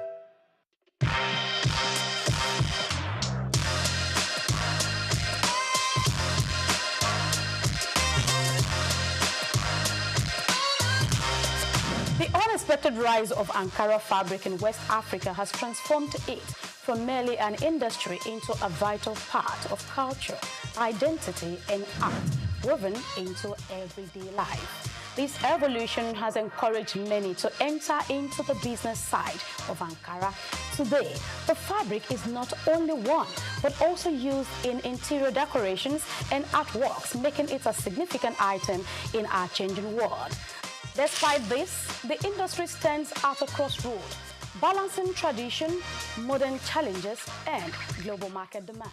My name is Grace Komolafe, and I invite you to join me on this second episode of Ankara as we explore the current state of production, the hurdles it faces, particularly in Nigeria, and the abundant opportunities that exist within this vibrant sector. Ankara's journey from West African markets to the global stage highlights its enduring appeal and the resilience of its producers.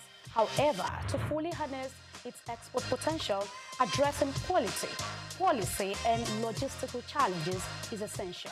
Ankara has become a global fashion statement with its bold patterns and rich colors now staples on international runways, reflecting a growing appreciation for African aesthetics. Nigeria and Ghana have long anchored Ankara production, keeping alive an industry with deep cultural significance. In Nigeria, there is a specialized market where you can find all kinds of Ankara fabric to suit your needs, whether for business parties or home use. Are you aware that Oshodi Market in Lagos is the major Ankara market in the country? People travel from every part of Nigeria to this market to make purchases for different reasons, either for Ashwebi, you know, different occasions, or for business. In this market, you would find importers, you would find wholesalers, and again, you would find retailers. Are you thinking of going into Ankara business? In this report, we have more information to share with you. No, this one is a different company.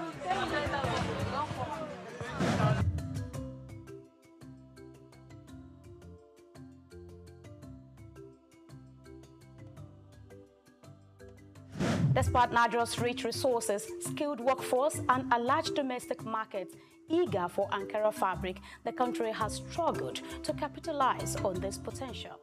In the face of rising imports and global competition, the Ankara industry is looking inward towards alternatives that preserve cultural heritage while empowering local economies.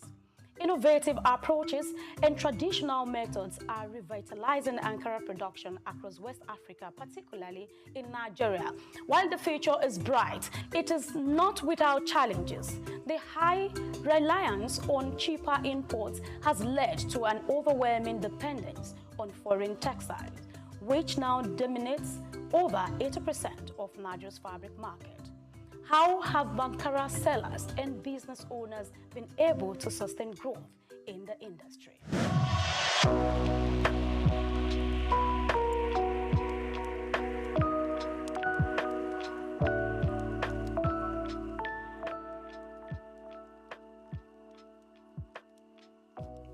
What kind of Ankara do you sell? Big or small? We sell big, small, and medium range. I think this is the first person I'm meeting that sells 3 categories of Ankara. I've met people that does medium and small. I met someone that does just the small. So good to know that you are doing 3 categories, big, medium, and small. So why did you decide to go into a full-blown Ankara business? Because any customer can walk in now and request for small one. I will attend to the person. If you want medium, I have. If you want big one, I have. You don't want to lose anybody. I don't want to lose anybody. You like money. I'm a people man now. I suppose like money very well.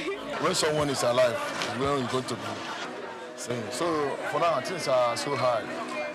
When I'm still in this business to my master, that time it was 700 or 600 like that. So things start increasing every day. So that is the problem we have. The customers are complaining. This are complaining.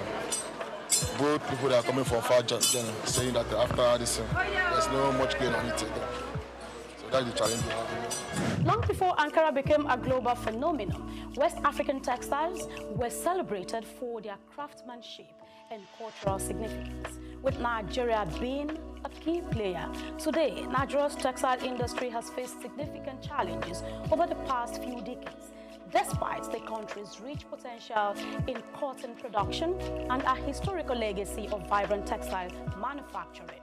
Once a leader in the sector with over 180 textile mills in the 1970s employing more than 1 million Nigerians, the industry has been in decline since the 1990s, grappling with issues such as smuggling, high production costs, outdated machinery, and inconsistent government policies. Instead of boosting the Nigerian textile industry, interest in importation continues to rise. With a renewed interest in textiles, including Ankara fabric, local production remains low. An influx of cheap imports surged over 100% to 365.5 billion naira in 2022, undermining the demand for locally produced textiles. As Nigeria strives to engage in the business, the high cost of importation negatively impacts their efforts. The situation is compounded by rising energy costs and a depreciation in currency, leading Nigerians to depend largely on imported Ankara to meet the demands of customers. Importation business now is a hell. It's very, very expensive. Just last month, the clearing of the goods was about 6 million naira. Overnight, it turned to 14 million. Should we stop selling Ankara? No. We have to go on, move. The price that we gave customer, in 1 hour, it changed automatically. But because we are into the system, we know how to manage the price.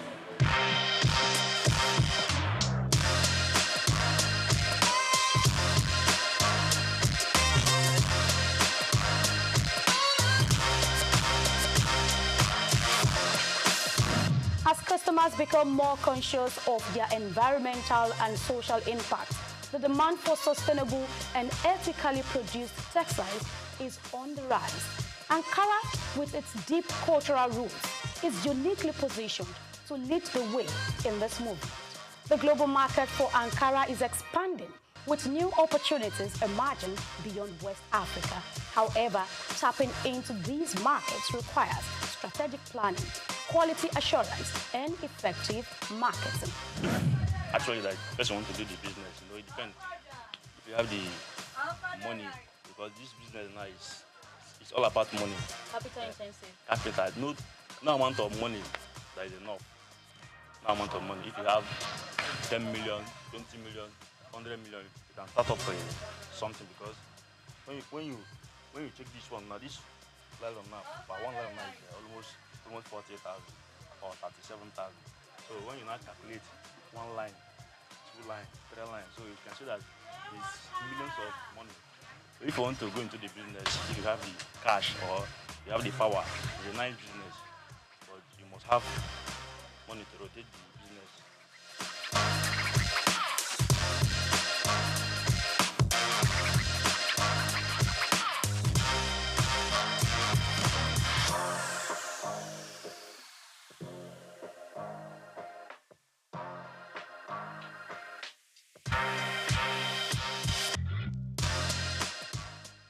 Ankara business is not a chance play, I want to say, with what I've heard today. You want to go into Ankara business, of course you can start a very small scale. Do not say no to small beginning, do not despise little beginning. But I must say, if you want to do a big time Ankara business, it's not a child's play, you must be ready for it, I tell you. So for instance, you have this line, like I mentioned earlier, you'll be having this pack goes for about 40-something thousand, and you're having a couple of them. So you see 1, 2, 3, 4, 5, 6, 7, 8, 9, 10, 11. I mean, the number you keep counting. Did you see? Same colors, and we're having different designs. It's not a child's play. Millions of naira goes into this business, and you can see this is Oshodi, where Ankara business takes place, the real business. This is where it happens. Yes, from all over the states in Nigeria, they come all the way to Oshodi to do their biddings in Ankara business. The Ankara industry, a cornerstone of West African culture and economy, is deeply influenced by government policies. Yet, the implementation of these policies is not without its challenges. Bureaucratic delays, corruption, and inconsistent enforcement often undermine their effectiveness. The success of the Ankara industry is intertwined with the government's actions. Thoughtful policies and effective implementation can drive growth. Moreover, regional and international trade agreements such as the African Continental Free Trade Area (AFCFTA) offer new opportunities for expansion and collaboration. The future of Ankara lies in the hands of the next generation. Young innovators are reimagining what Ankara can be, blending tradition with modernity and driving the industry forward.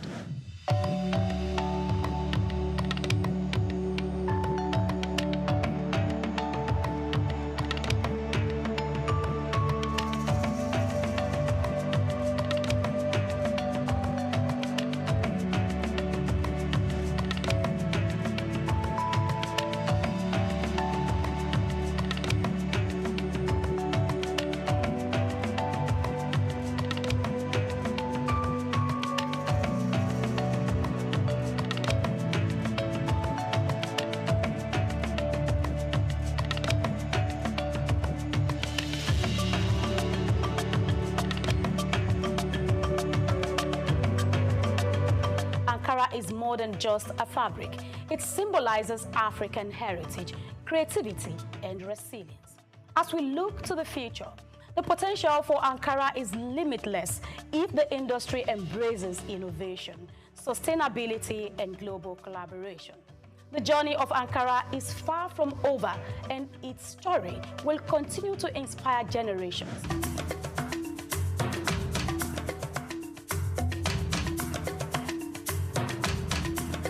As we conclude our journey through the vibrant world of Ankara, we turn our attention to the future. What lies ahead for this iconic fabric? How will it evolve to meet the demands of a rapidly changing world? And what opportunities and challenges will shape its future? Questions you may have quality answers for. See you again on another interesting topic on SOUQ Perspective. I am Grace Komolafe.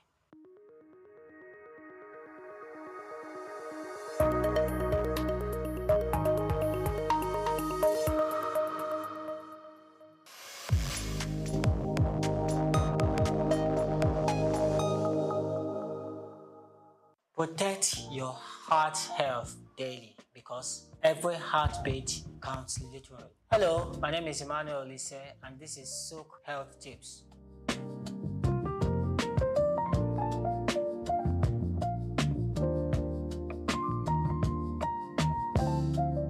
Let's talk about your heart, the tireless engine that keeps you alive. Most heart diseases are preventable through daily habits, not just medication. Eat for your heart. Choose foods rich in fiber like oats, beans, and vegetables. Use healthy fat from olive oil, avocados, and fish. Limit salt, sugar, and trans fats. Distress your arteries. Move every day. Even 30 minutes of brisk walking improves blood flow and lowers cholesterol. Your heart loves movement more than marathons. Quit smoking. Cut alcohol. Tobacco and excessive alcohol damage your heart lining and blood vessels. There is no safe level of smoking. Quit early, live longer. Manage stress. Chronic stress raises blood pressure. Practice deep breathing instead. Stay connected with loved ones and rest well. In summary, your heart responds to how you live, not just how you treat it. Feed it well, move often, and rest deeply and love fully. I'm Emmanuel Olise, and this is Protect Your Heart. Protect Your Heart is the rhythm of your life.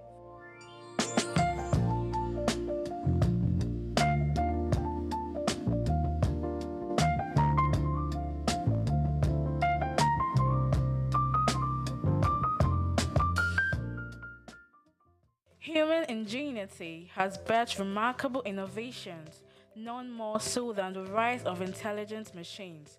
Computers, once small calculators, have evolved into sophisticated systems capable of mimicking human thought processes. Powered by artificial intelligence, AI, these systems are learning, problem solving, and making decisions that were once exclusive domain of humans. From accelerating scientific discovery to tackling climate change, AI's potential is vast, but perhaps its most profound impact lies in healthcare. Artificial intelligence, AI, it's no longer a futuristic concept. It's here with the potential to revolutionize patient care, diagnosis, and treatment. AI is emerging as a powerful tool in the hands of medical professionals. From detecting diseases early to optimizing treatment plans, AI is demonstrating remarkable capabilities. It can analyze vast amounts of medical data to identify patterns and predict outcomes, aiding in more accurate diagnosis. Also, AI-powered robots are assisting in surgeries, improving precision, and reducing recovery times. However, despite its promises, challenges persist. Concerns about data privacy, ethical implications, and the need for robust regulatory frameworks are hindering widespread AI adoption. To fully unlock AI's potential in healthcare, collaborative efforts are essential. Healthcare providers, researchers, policymakers, and technology companies must work together to develop and implement AI solutions responsibly. By addressing ethical concerns, investing in AI research, and creating supportive regulatory environments, we can accelerate the integration of AI into healthcare and improve patient outcomes. Joy Chuma, SOUQ News. Africa is on the rise, and at the forefront of its growth is a sector as old as civilization itself: agriculture. Once marked by subsistence farming and challenges with food security, agriculture in Africa is now experiencing a powerful transformation. From the fertile lands of Nigeria to the tea fields of Kenya, agriculture is driving economic growth and lifting millions out of poverty. African governments and internal investors are taking notice, pouring in resources to support smallholder farmers and expand sustainable farming practices. Digital innovation is playing a major role in this transformation. Mobile apps provide farmers with crucial information on weather, market prices, and crop management. These digital tools are empowering farmers to make informed decisions, increase their yield, and get fair prices for their produce. Now I know when it rains, I can plan my planting better, and I know where to sell my crops for a good price. It's really changing our lives. We are committed to investing in agriculture as a pillar of our economy. Our goal is to make farming not only viable but a source of wealth and stability for our people.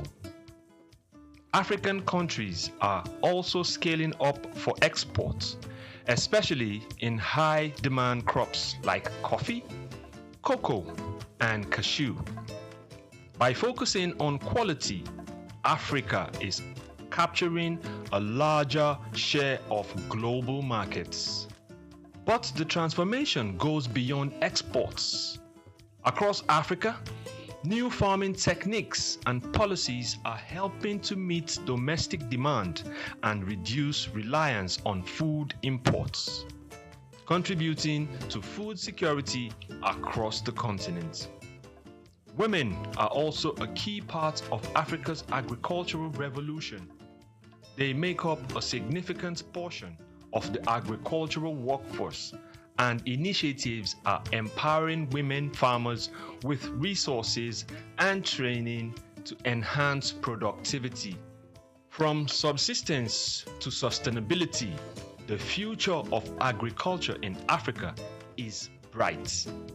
With innovation, investment, and resilient communities, Africa is sowing the seeds of prosperity.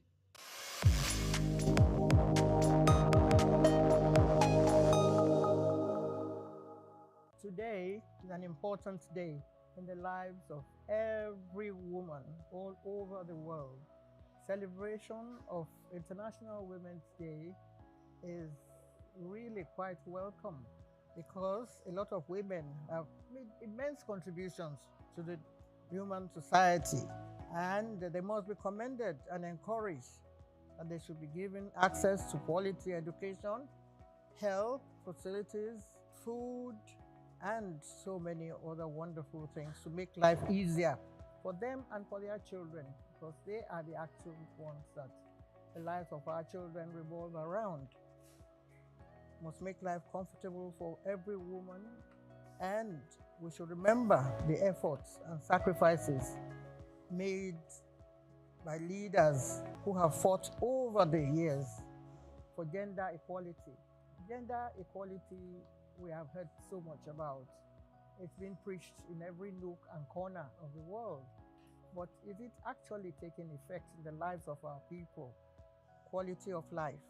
Where do we start from? One always wonders whether women are receiving the kind of quality of life that we deserve. Young women are still being treated as slaves in different parts of the world. Perhaps we don't consider them the category of women when you think of young girls and young women who have been used as slaves in different homes as housemaids, but they also deserve to be given good quality of life. Some young girls are still being pushed around, and people still consider them not to be equal to members of their gender, even in the homes where they live and work very hard to maintain. So we pray that as women celebrate today, as we all come together to celebrate Women's Day, we should be aware that we also have to make our own contributions. Women also have to play their own role in improving the quality of life of people that are being put in our care, so that life will be made easier for everyone. You expect other young children to take care of your own children, and yet you don't really believe that they deserve good quality of life. So it is with this that we all want to speak to ourselves directly, whether we are actually playing our own role. Even as women, do we really believe in gender equality? If so, how do we put it into practice? What have we done to help our fellow human beings to achieve their goals in life? Some people still believe that young girls should be at the rung of the ladder. So we must remember that those who have made their marks in the different fields in the past are those that are given the opportunity. So please let us find within ourselves, deep in our hearts, the roles that we ourselves have played. If we have reached the top of the ladder, do we kick that ladder off so that others don't climb and get to the same level with us? To embrace honesty and integrity, we must do something. And this is the day that has been set aside for all women all over the world, whether you are in Nigeria or in Ghana or in China. We should really continue to play our own role. Many singers have made songs about women being top of the ladder or in different areas as teachers and doctors. But it's very difficult for a woman to compose a song about a woman getting there. It's only men. If we go back into the records, you will discover that it's only men. And I can mention one or two of the names without promoting the music of the bands or whoever it is that have done their own little bits. It's men that sing the praises of women. Women hardly sing the praises of one another. There's hardly anywhere, except at Christmas, of course, when it's a universal and a religious thing that everyone should sing the praise of the child that is born at that time by a woman. So that is the best time that you hear a woman sing about, the progress that should be made by women, the encouragement that they should be given. So let us play our own role in our own little corner and make sure that life gets better and better. Year in, year out. We shall come back again to celebrate this time again next year. Happy International Women's Day.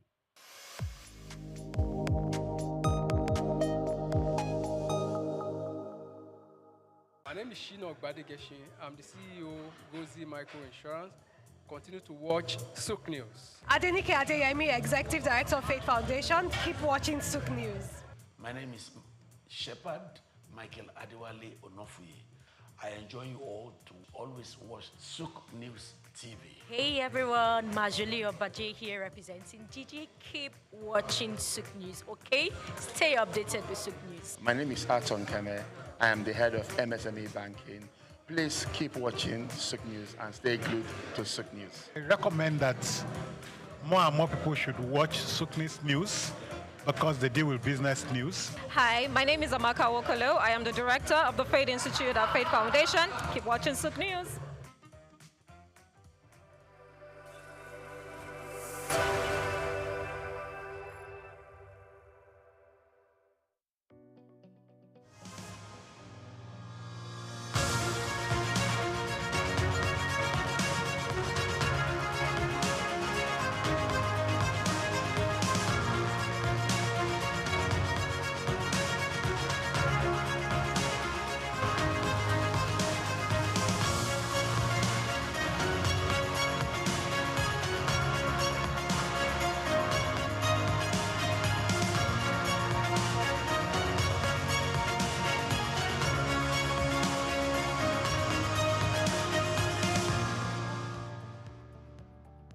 Hello and welcome to the maiden edition of Queen's Court, where we discuss the role of women in leadership and nation building.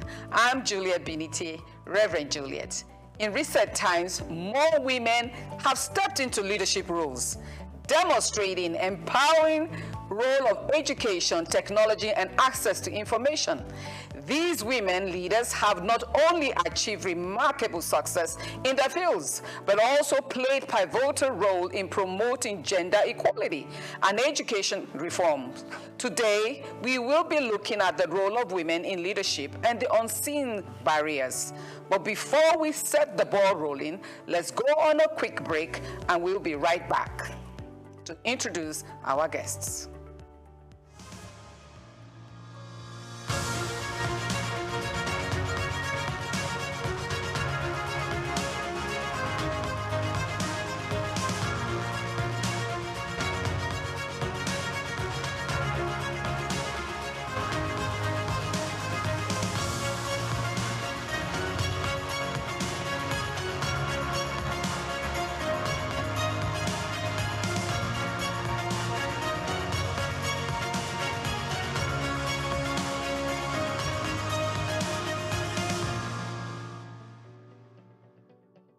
Welcome back. Women leaders already battling workplace stereotypes and seeking work-life balance found themselves shouldering more enormous responsibility in recent time. Hence, we will be looking at the role of women in leadership and the rising challenges.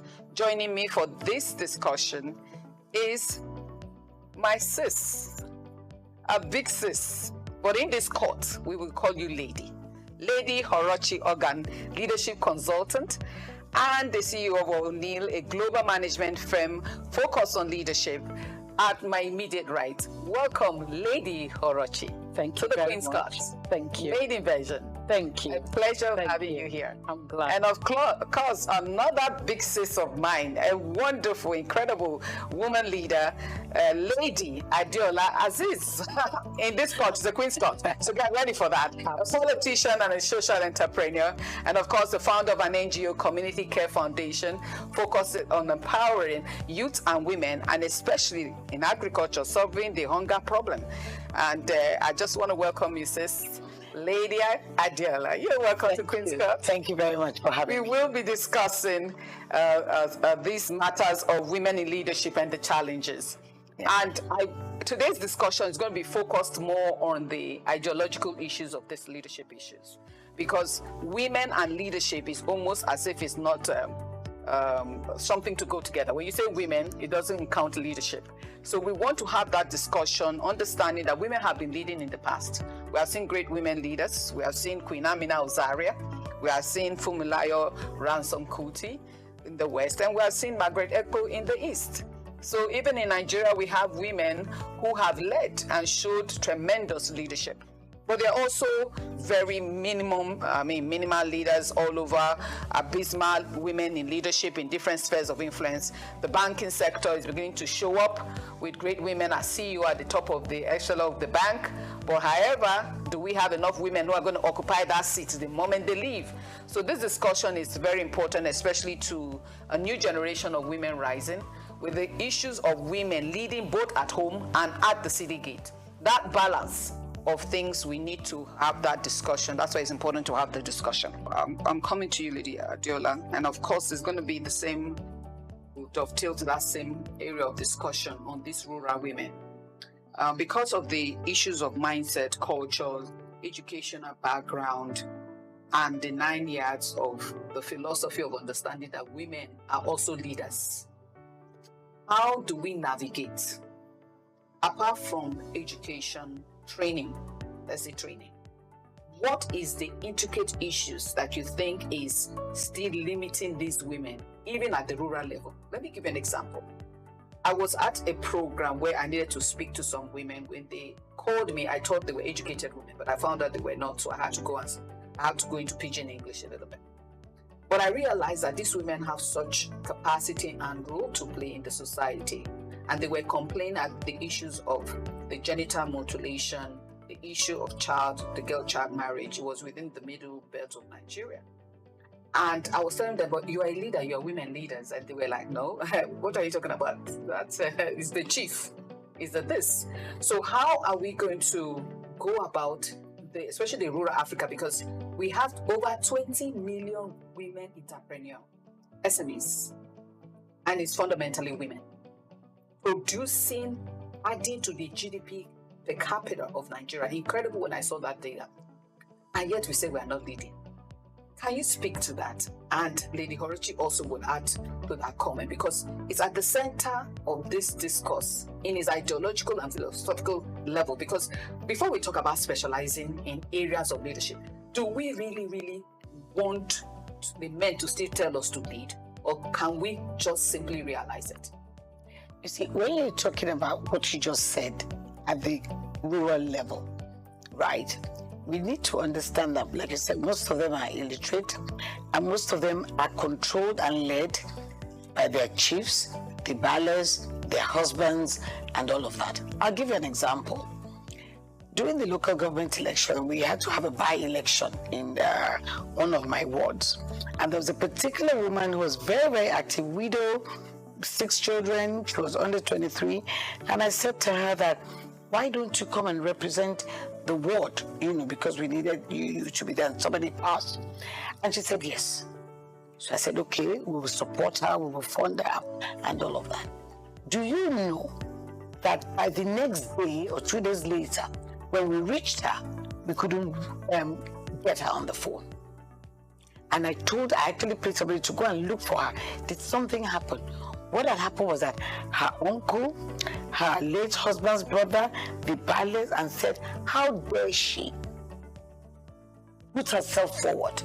Or she said she didn't put herself forward, that it was Honorable Adiola Aziz who asked her, because she saw the potential. She mobilized a lot for us, and she went into hiding. Can you imagine? Can you imagine that? So I now realize that what we need to do, we have to start the education from these male at that level who control these women. Excellent. During campaign, they're for you. They will do this, they'll support you, they say this is who we want. On the day of election, right, their husbands, the ballers, they would have given all of them. All of you, this is the direction you go.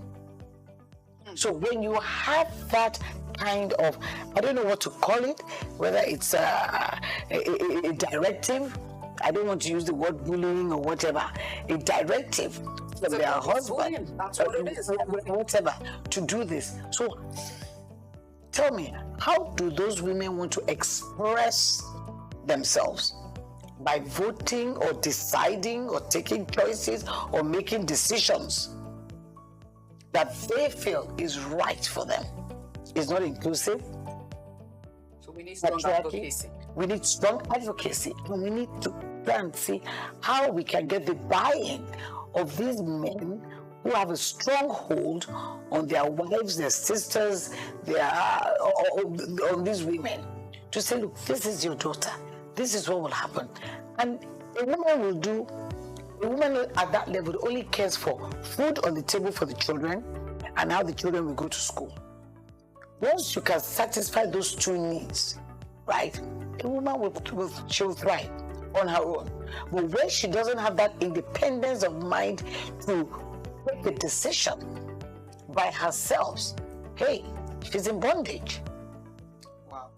She's a born, and that is at that local level. I saw it live and direct. So they do not have the capacity. They've got the competency. They do not have that capacity to take those decisions by themselves. You know, so it's limiting and it's patriarchy, it's stereotyping, and hey, why should you raise your head up to say you want to lead? Who's giving you permission? Excellent. But in comparatively to that, let me even draw it back to even at the international level, we only have about 23% to 25% of women at the global level. So if the rural woman, the issue of that control, is it the same as the woman at the elite level who has gone to school, at least did her high school, or suddenly she disappeared? I have had friends who were probably acting before, they get married and they just disappear off the screen. What is it? Is it just the limiting factor from the men, or the psychology of the women themselves, knowing that now that I'm married, maybe I'm not called to lead? Very interesting question. Very interesting question, because even before you asked it, I wanted to use a corporate example equivalent to the rural one that she Excellent. I attended an HR meet and greet meeting. It was a people-centered thing, and the head of HR of a multinational bank came to talk to us about barriers and women in the corporate world. She gave a practical example. She said, if there's a general management or CEO opportunity in Côte d'Ivoire, and you call a man and said, go and prepare, we're getting you ready, you're going to be the CEO in Côte d'Ivoire, the man will jump, thank, and if you call a woman, the woman will tell you, this is an exciting opportunity, let me go home and discuss it with my husband. This is what is going on in the corporate world. I'm not talking about rural environment. So these barriers are real. Yeah. But in the same circumstances, we now had another CEO from a bank that told us about intentionality and planning.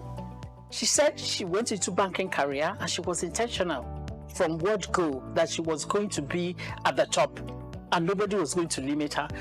It's not about feminism or women, whatever. She just had a relationship with her husband that helped her husband understand her and help her husband push her career. So she had a baby at the point they made her a chief executive officer for a bank in Ivory Coast or somewhere. She just, then there was not even GSM. She just planned, had 2 stable nannies, had a way of reaching out to them, you know, on a mini basis when she's doing her work. And she was able to do the assignment. She was able to take the position and enhance her career in the bank. At the point she was talking now, she was now CEO in Nigeria. So these barriers are real. And because I'm an SME person, when you mentioned SME, my body was shaking. I can imagine, yes. You see, so it's not an easy assignment, but if we're intentional, you need to reach out to them. It's a two-pronged approach. The first thing is that you need to sensitize the women. You need to get their buy-in. You know, you need to let them understand the benefits for them. It's not for me. You know, but you need to come to them at their level. Speak vernacular. If you can't speak that vernacular, get somebody to interpret. Some of them do not. If they understand pidgin English, I'm very good at that. When I get to my village, I start racking in Igbo language. What is important to me is communication. Yeah. So you reach out to them at their level and try and sensitize them, create awareness. Let them. There's a paradigm shift that needs to happen. Let them begin. You break down the growth mindset in a simple way that will help them understand. That's the first step. Second step is to work with this huge, I don't know what to call them, husbands, chiefs, cousins, uncles, the male factor, you know, that is sitting over the female folk patriarchally, is to get them to understand. It's also a buy-in process, you know, have conversations with them, help them to understand. When you get into a rural environment, you get to the ballet. The ballets, I've seen people that were able to work and change an environment with the Oba. The Obas, recently, they're very literate. The ballets, even if they're not, they have understanding. If you get their buy-in, you just go out of your way, try and get their buy-in. Once you get their buy-in, it's easier to get the buy-in of all the other male figures in that environment. It is possible. I had listened to a senator that wanted to change something fundamentally from a sphere of influence, and it was genital mutilation. And she started, it was a Herculean task, but she was deliberate, she was planned. She started with the Oba of her village. Yes. She started with the Oba, continued having meetings until the Oba got the buy-in. Excellent. So when the Oba got the buy-in, she went to the youth. The youth got the buy-in and said any woman that is mutilated will not marry. Do you understand? So I'm giving this practical example to say that it's possible. Societies have changed. Yes, it's possible. If you go systematically, you will have a buy-in, and there'll be a mindset change. There'll be a paradigm shift, and then you begin to make progress. By the time you're handling simultaneously the women, and the male figures that are barriers, the barriers are real. No, that's real. why we need to. They're real. Be very deliberate about it. I want to add to that contribution, especially for the current generation of women that we have. One of the things that I've also found out is that if you know you have the desire to lead, for goodness sake, when you are dating your spouse or your husband to be, please discuss it. Because some men will not entertain it. So you will not get in and say, when I marry, I will change his mind. No, it's too because if it doesn't happen at that stage, you don't express your desire to him, and he doesn't support it at the beginning, it's not going to work. That's the story. I can get up today, I'm going tomorrow. Right. So getting the buy-in at an early stage, once you know leadership is in your mind, is extremely important. So that you know where you're going to. Because if they don't support you, no, it's a problem. It's a challenge. At the same time, married. Yes. At the same time, as a female politician again, if you go out there and you don't see your husband beside you once or twice, it's like, what is she? Is she here? You know the negativity that goes with it. I remember when I was contesting, I had to tell my husband at the early stages of my campaign, please be beside me. And they all definitely they enjoyed it. Excellent. So it's important that they get the buy-in of their husband before the violence and the obas and all of that. Can I add something? Before you add, just for us to begin to conclude something, because this is a proof of what you have said.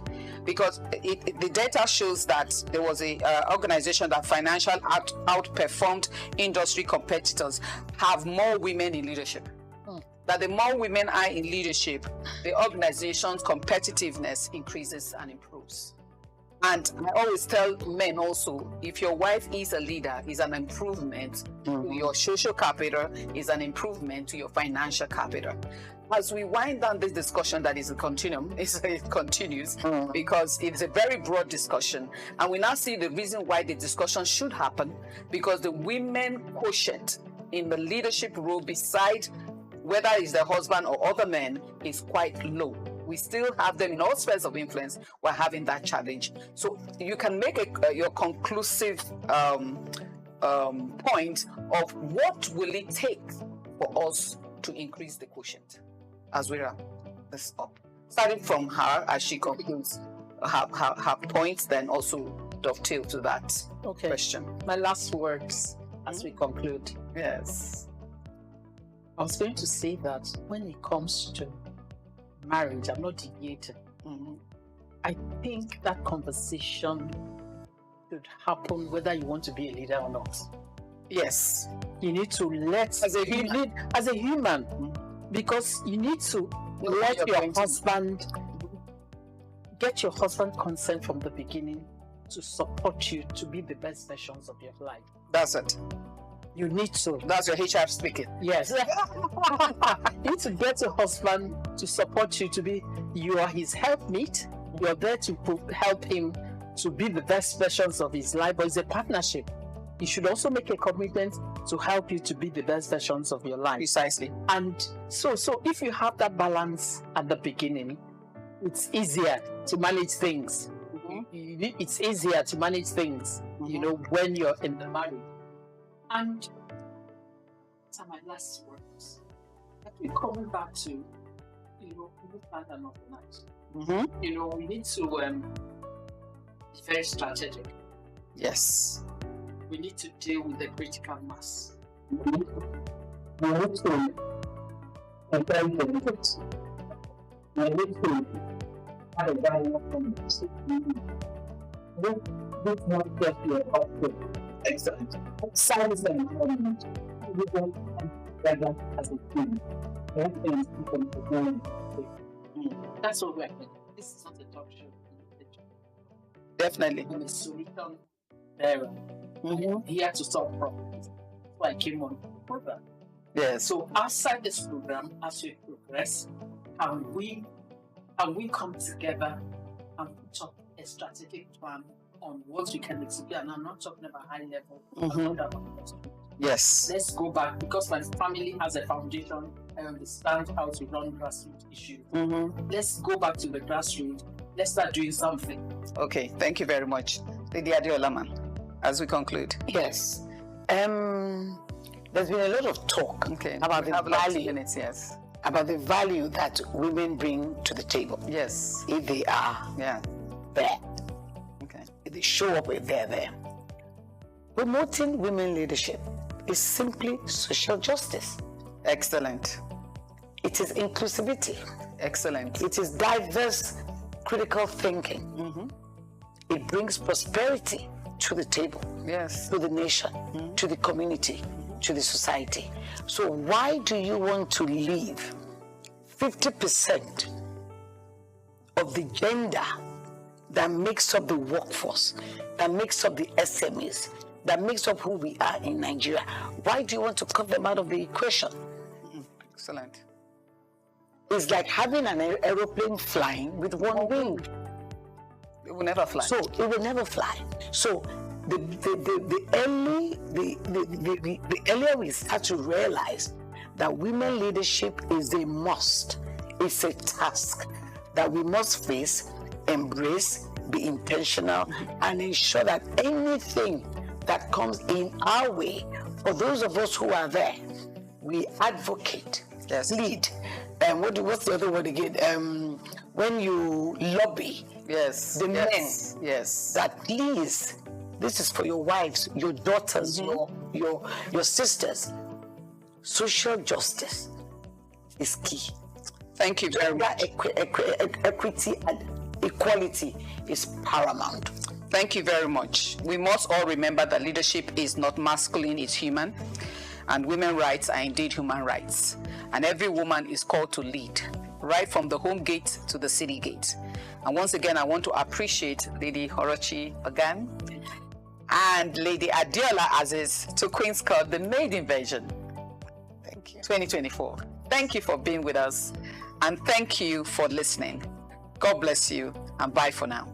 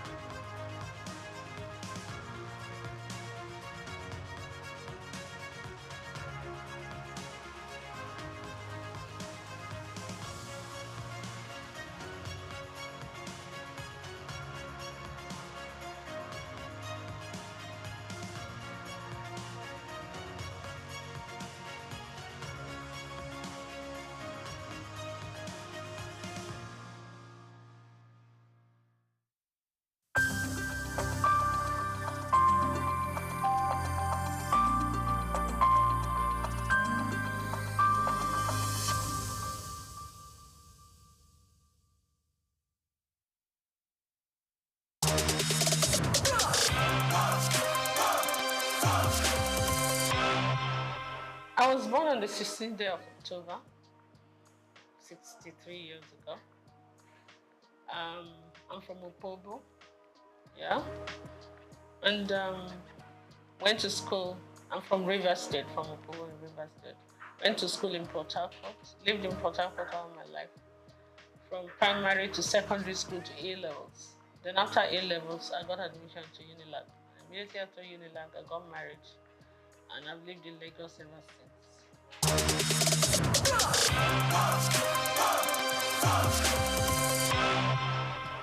Well, it was fun for us because me and my husband were very young. My husband was 25, I was 21 and all that. But we learned on the job. We were friends. We were friends for 3 years when I was in Unilag, university. And we came out, we got married. So we're like children that just got married. But I had my parents. My parents were his very good friends. So when I get naughty, he would report me to my parents. When I didn't know these kind of duties were demands of somebody's wife, they would tell me this is my responsibility. I'm like, no. I will agree to some, I will not agree to some. But I mean, it was fun. We had our ups and downs, but kind of pushed through it. And then the children started coming, and it was a different ballgame.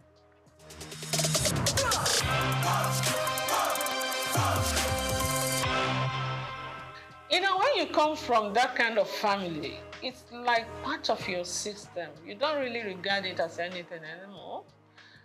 But sometimes I get the shock of my life because there was a time my in-laws came to Opobo for one ceremony, and I saw the king. And he gave me a hug and he gave me a pick, and they were like, whoa, the upper Benin won't even shake your hands, you know, as a woman. I'm like, okay.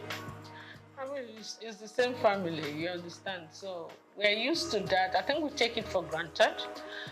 But maybe some other people say, you must call me a princess, you must call me that. I'm not into all those kind of things. I'm not at all, I've never been.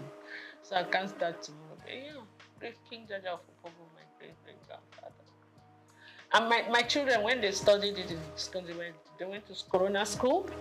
So they came, Mom, we're telling our teacher and our classmates that this King Jaja of Opobo, they taught them about King Jaja of Opobo in school. And they said, that's my mommy's great-grandfather. Like, whoa, no, it was like a big deal to them, for us.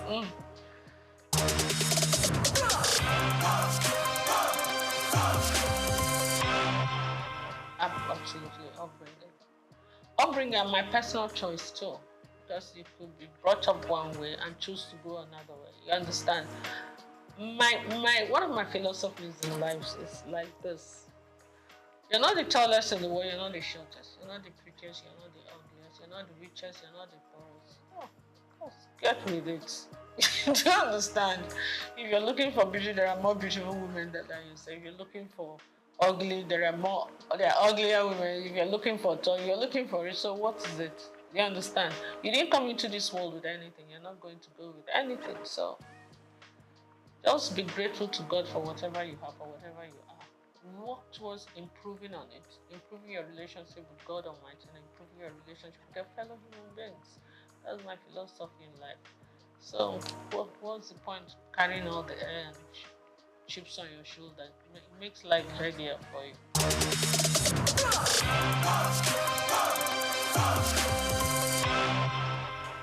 Journey 7 is my favorite number. It's a number for perfection. And I was born on the 16th of October. My star sign is Libra. We're always looking for perfect balance in everything.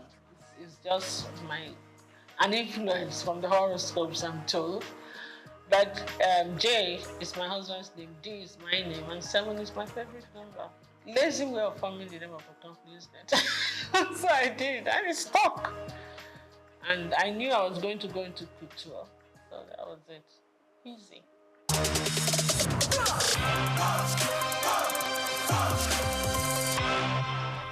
I was a victim of circumstance. I keep saying it.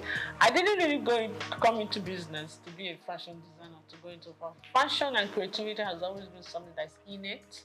Okay, even before I started making clothes or doing this, I used to always give designers the styles that I wanted them to make for me. I didn't have tailors, but I when I finished my NYSC at Nigerian Television Authority in Victoria Island, I decided I wasn't going to work there. I wanted to work in a more organized setup. You understand? Because of management traineeship, because I never worked all my life. You know, my parents were too very protective. I'm the last girl in the family. They were always very protective. So I said I wanted to work somewhere, and I prayed about it. And I got into Unilever. Then it was called Labor Brothers. And for 5 years, but you know, the intensity of work there became a bit much for me because I was a young mother. I had 2 kids then. Was going on having the 3rd one. So it became a bit time. Sometimes Unilever was one of the biggest. When the international directors come in, we used to be the ones to host them with all the Unilever affiliates. Linters, the advertising agency used to be here. All the Nigerian breweries, USC, you understand, AJC, we're all Unilever group. Sometimes I won't get home until 3 a.m. when we're hosting. And with kids in the house, it can be a bit much. So I'm like, I prayed about it and I decided something has to give.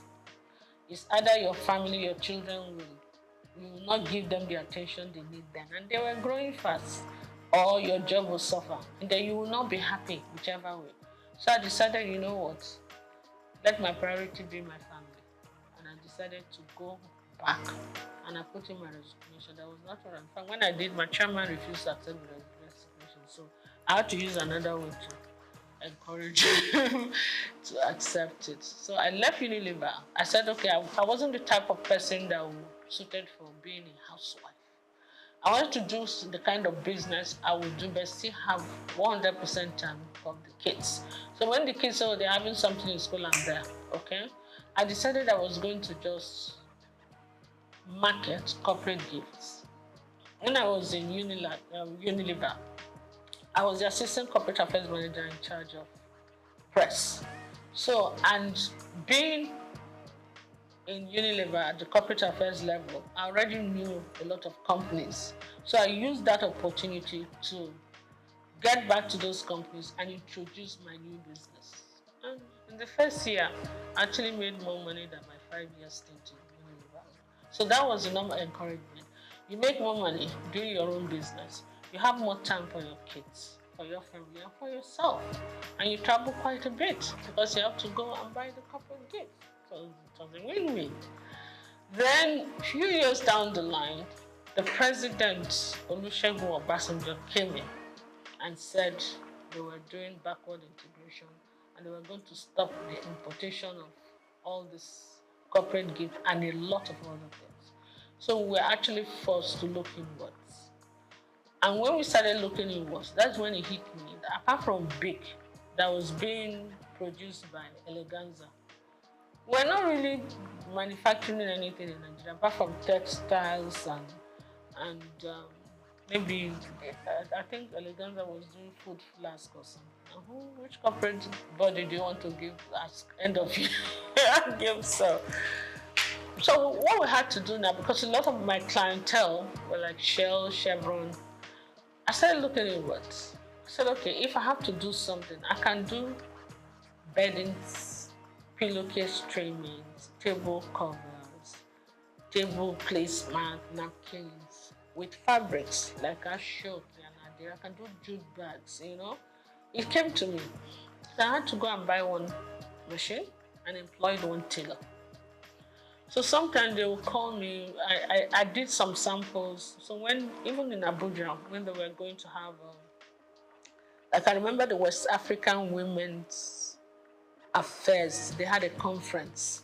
So they wanted jute bags. And we had about 1,000 or 2,000 jute bags. And that was quite nice. Plus, apart from the end of year. So that's it. But you know, after those periods, you have periods of lull. Like you're not using the machine and the tailor. You have to be paying tailor for doing it. I'm like, why am I going to these people to make my clothes? Tailor, oh yeah, this is the style I want. I started first by giving some of my clothes, repeat it. You did well. So I started designing. I could sketch very well. I was a science student in school, but I could sketch really well. So I was sketching, would do well. And sometimes when I wear the clothes, and I go to supermarket, some women will just call me, hey, I really like this thing you're wearing. Please, where did you make it? I'm like, okay, I'll give you the address. I gave him the address. They started coming. Before I could say that, within 1 month, I had over 50 women I had to make clothes for. And the one tailor was no longer enough. I had to employ 2 others. That was how we started. From 2 to 4, then I had a whole factory before you could see that. I started making school uniforms, started doing all kinds of things. And then some of the magazines, like Genevieve magazine, looked at me like, are you sure you make this outfit? I thought you were a broadcaster. I thought you sell. I said, yes, I did. So I did some photo shoot session for her. And I modeled the clothes, actually. And whoa, I started getting calls from Paris, from the UK. I did DC Fashion Week. You know, I was just, and they will pay your ticket, pay your hotel, please come and showcase for us. Some will even say, please come and open the show for us. Some say, we want you to close this. I'm like, okay. There are places that I would never have thought of going to, like Burkina Faso. They will back me, the top fashion designers there would, when the Al-Fadi does this thing once every 4 years. Al-Fadi in Niger. The Niger government sponsors it. He calls all, including Elisab, every international designer, they will go, especially the Moroccan ones, those North African ones, Indians. So they invite one designer from each country. So they used to call me to come because of what I used to work a lot with Ankara and Ashok, and I do international acclaimed, how would I put it, couture outfits with Ankara, big hats, funny looking, structured clothes and all that. So that was how it went, you know. And I did all the magazines. I've won all the awards. So after a while, you know, I started thinking of concentrating on exports. In the process of doing that, my husband took ill. After 2 years, we lost him. So when I came back home, I gave a lot of things a lot of thought. My kids were still in school. My daughter got married. She was in Australia already. And then my kids, my 2 boys were still in school. So I said, look, this fashion design thing is not going to pay school fees in pounds, sterling, and dollars. So I said to myself, you know what? Why don't you give the man hours to the industry, the family business that were yielding the most income? That was how I started kind of just saying, you know what, let me just minimize it a bit. My core clients were still coming. So I kept the tailors, my experienced tailors that worked with for years. I kept them. I kept few of them. And I kind of cut down on that business. I said, you know what, let me just go and face the family business and do this for the people who really know what I'm doing. And word of mouth goes. So I'm still doing that, but my priority is really not that, you know.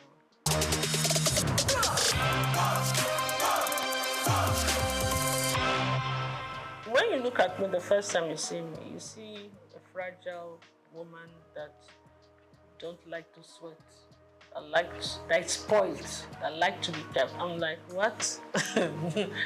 Absolutely not. My husband didn't want me to do anything. He just felt he wanted to spoil me. I said, that's not how to love me at all, please. It's either you kind of understand the person I am. I'm a very creative mind. This mind has to keep working, or I'll make life miserable for you, you know. What I will advise, even women who are willing to work, you don't even do one job. You must get at least more than 2 streams of income. Otherwise, you will not make ends meet. That is the truth of today's world, you understand? Then those ones that want to be kept, no matter how wealthy your husband is, wealth is not static. Some people start today. When they retire, everything goes downhill. Some people mean well, they love you, they want to take care of you, but nature calls, they part ways. Some marry other women, some leave, some die, you understand? So anything can happen. I will advise them, everybody, try to be as independent as you can, financially independent. I think you actually earn more respect when you do that. And then also, when things don't work out too well for the husband, no matter how rich you are, you don't have to put him through too much stress. You can take care of yourself, you can take care of yourself, you take care of him, you encourage him, but let him not feel that the world has come to an end. You know, a man feels happy when he knows that his back is covered, even when he's not making it. You understand? It doesn't make him lazy, it makes him very grateful. Yeah. So I will advise everybody, get something doing. Do something that will enable you earn good income if you can. Do something that you also enjoy doing.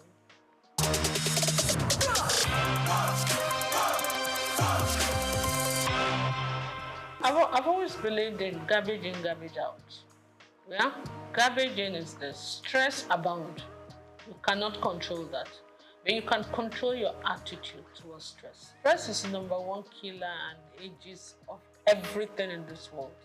It's your attitude to stress that you have to manage, and that depends on you. What you put in your mouth also depends on you.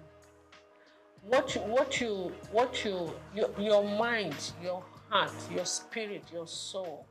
You have to be loving. You have to be forgiving. You understand? All that depends on you. So it's actually you that decides whether you're going to age gracefully or you're not. Forget about the genes first. It's true. You understand? Some people are so malicious. When you offend them once, oh my goodness. They will carry it in their chest and the chest will be expanding and they won't sleep well and they begin to have problems. Meanwhile, the person you're angry with does not even know you exist. It's crazy. So for me, it's just be free and take life easy. Take it as it comes. And always be grateful to God.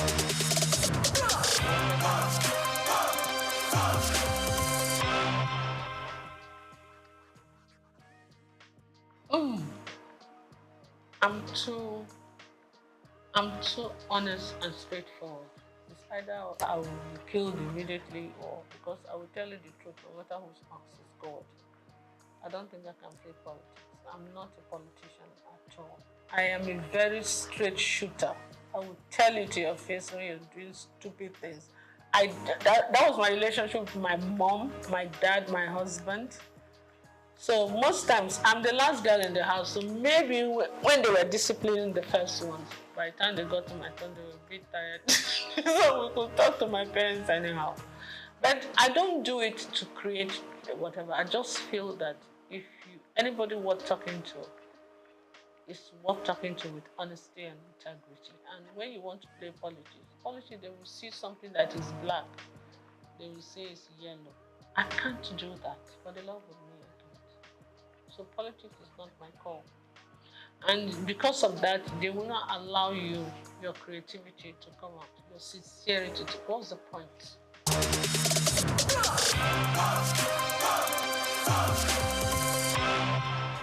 Yes. I'm actually planning some kind of, I met some of my old models that are doing very well. And you know, when you deal with a lot of these girls, some of them have traveled with me to Niger. Sometimes they'll tell you, bring 2 of your models. You know, some of them, we have very good relationship. We're going to do a reunion one of these days. It will be fun. And they are all calling, when are we going to do? I say, don't worry. We'll get a reunion done. Because we need to revamp, revisit the fashion industry, see how things are going. They're doing well. The new ones are doing well. And I just pray that the environment will not discourage them, you know.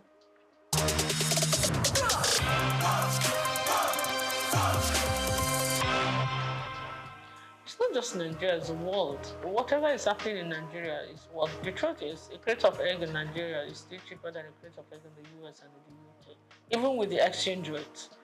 So it's not just Nigeria, the world is experiencing some kind of.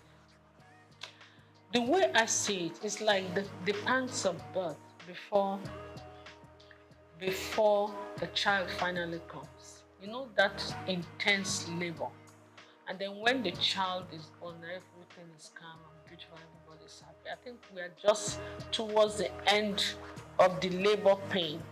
It's going to get better, but we're going to pass through a lot of that before it gets better.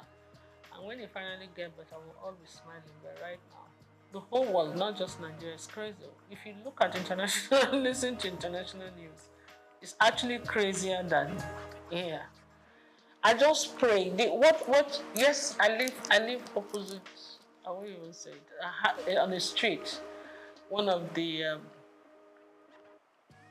big men that live on that street, his birthday was yesterday, and the whole street was filled with beggars, hungry people. It was really crazy. I felt so bad. We were pushing each other, killing each other, fighting just to get a plate of jollof rice. It was very sad. It didn't used to be that bad.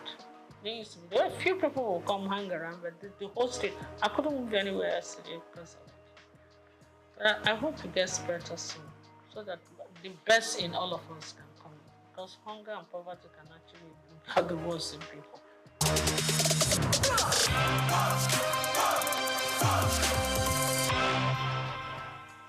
Naturally, yes. I have an NGO that I do. What I do, I take girls, young girls that are not able to complete school because of poverty, and I educate them.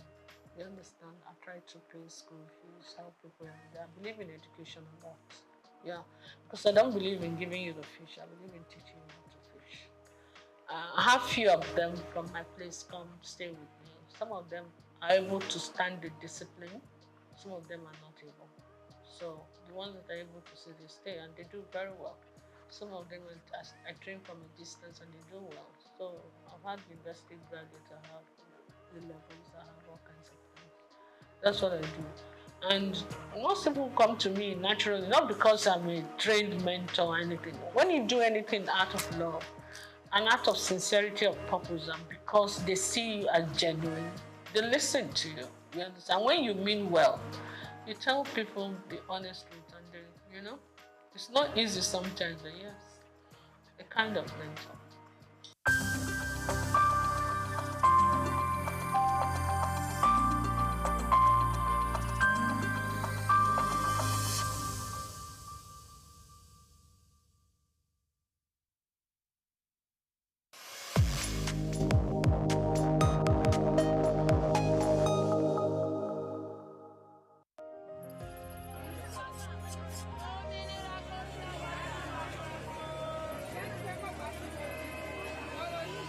Hello, Lagos. Make we yarn. Hello, boy, this POS matter, don't pass your boy. Person go swipe, alert no enter. Before you know it, jump. Wait, wetin really happen? They use fake alert, the warriors. Okay, so wanna listen, If you dey do POS business, no expose your alert. They don't walk that road where they worry for our local government for years. This one sweet me, I no lie you. Because development with the work, it deserve loudspeaker. Now why we dey here be that? For here, we know the abuse, we dey bring solution. My name, it is Ikechukwu Oyemike, aka Ogwefi Ishegwari. Make we yarn every weekday from 10 a.m. go to 12 o'clock on Top the Eye 95.9 FM.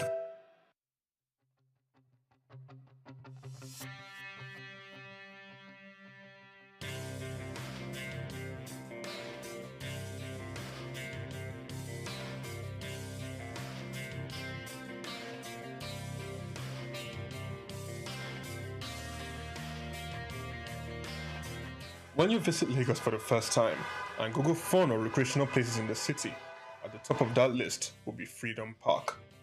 Located in Lagos Island on Broad Street, Freedom Park over the years has become home to the Nigerian arts and the culture at large.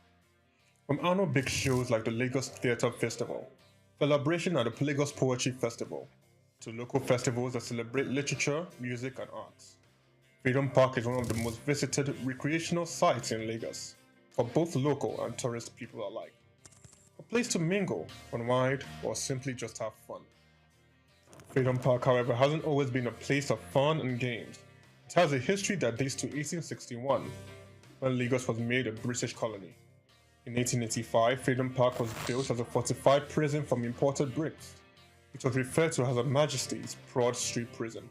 Some prominent political prisoners were held in the prison, people such as Herbert Macaulay, Michael Imodu, and Obafemi Awolowo. In 1979, Her Majesty's Broad Street Prison was destroyed, reduced to a dumping ground.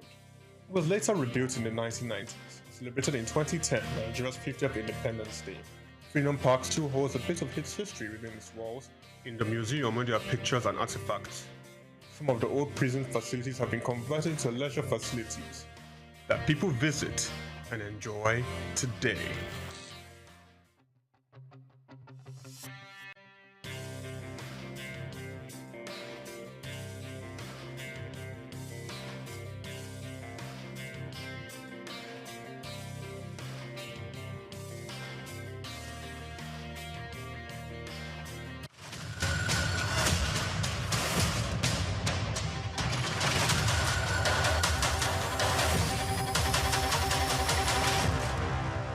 We've got just what you need right here at Femi Wash Media. Call it the Midas Touch, and you wouldn't be wrong.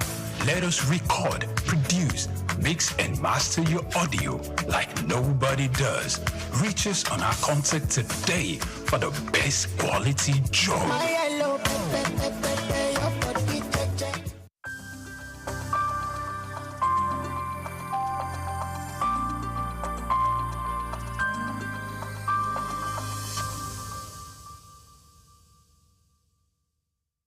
Congratulations on the new channel, and I'm happy to be here. The Omniverse is imagined as a collaboration platform. So it's a platform that, as the name suggests, is bringing together ecosystems. So it's like an ecosystem of ecosystems, aggregating aggregators and community leaders who are able to bring together their communities together to a platform. So the summit in itself was, well, it was a big event and a heavy lift for us and the team. And I have to thank our team of volunteers. We had a team of about 40 full-time core volunteers that delivered the Omniverse. So one of the key things about the Omniverse is that it's designed to go beyond an event, and designed to be fully something that people can engage beyond the summit. So we will be launching our digital platform. We have about 70 community partners already, including a number of government institutions. So to answer the question, there's public-private partnership within the Omniverse. There's regulators, there's government departments and agencies, there's ministries. But more importantly, there's diverse sectors across the economy coming together with the understanding that tech is the biggest enabler for development across all sectors, and that if we can drive collaboration, we can scale. So that's the ethos of the Omniverse. Collaboration is the superpower that we're trying to bring to the fore. That operating in silos has not paid us, but if we come together, understand that technology affects every sector, then we think the Omniverse is here to stay. Nigerian companies, Nigerian associations, global associations, and when I say associations, it's from things like the Nigerian digital artists who have 3,000 members, right, in the NFT community, the Visual Artists of Nigeria, the Society of Nigerian Art, the AfriLabs, which is the biggest innovation hub network on the continent in 54 African countries, ISN Hubs, which is our core partner, which is the biggest innovation network in Nigeria, innovation support network, with something like 189 hubs in 30 states in Nigeria. And these are primarily private sector-driven platforms, from aggregators who are major promoters of major platforms such as Lola Shone from Ake Book Festival, Choma Ode from AFRIF. We have a lot of these people who are either on our advisory board, they are co-chairs, or they are community partners, because what we're building is beyond any one person. It's about collaboration both at the top level, but through the line down to the bottom. The role of my council is, first of all, to be the primary sort of mandate is to infuse Nigerian arts and culture into everything the Nigerian government does, at state level, at federal level, and to input it into schools, education, and everywhere. So in that sense, to make arts and culture functional and front line everywhere. This will involve the foreign minister, making sure it's embedded in our foreign policy, in our embassies, in government policy in every sector. So we're literally going to be reaching out to collaborate to all government at all levels, all other agencies, MDAs, ministries, federal government and state government institutions, to see how we can find common ground. Because obviously we don't necessarily have a lot of money, but I feel we represent the real crude oil of Nigeria, which is the IP that the Nigerian people create. That IP they create, even if you valued it at $100 per Nigerian, that'd be something like $20 billion. And I believe each Nigerian is worth more than $100. So my own estimation, it's limitless, right? So what we have to do is we have to rethink how we imagine ourselves, rethink our own possibilities, and therefore from there, take off by pushing that agenda. But it's not an agenda for me alone. It's actually an agenda for all of Nigeria. Because when we put it front and center, it means we're putting the Nigerians front and center. And we put the Nigerians front and center, I think we win. I think historically you will find that the federal government and the governments of Nigeria have not funded heavily these sectors. They funded the heavy industries, the military-industrial complex, heavy infrastructure. But the funny thing is, whilst Africans will say, oh, this is grammar, what are you people talking about in arts and culture? What you find is that the West, right, for 500 years has dominated the world. How have they dominated the world? Through narrative. Okay, but what do we complain about? Narrative. But we haven't invested in narrative. So if you don't invest in telling your own story and owning your own story, why are you complaining about how you're perceived? So I think it's counterintuitive, and it's about time. And I'm very pleased and very happy that Nigeria now has a full ministry focused on this one specific issue. Because the truth of the matter is, we are older than time itself. We come before Christ. We come before the entire Western hegemony.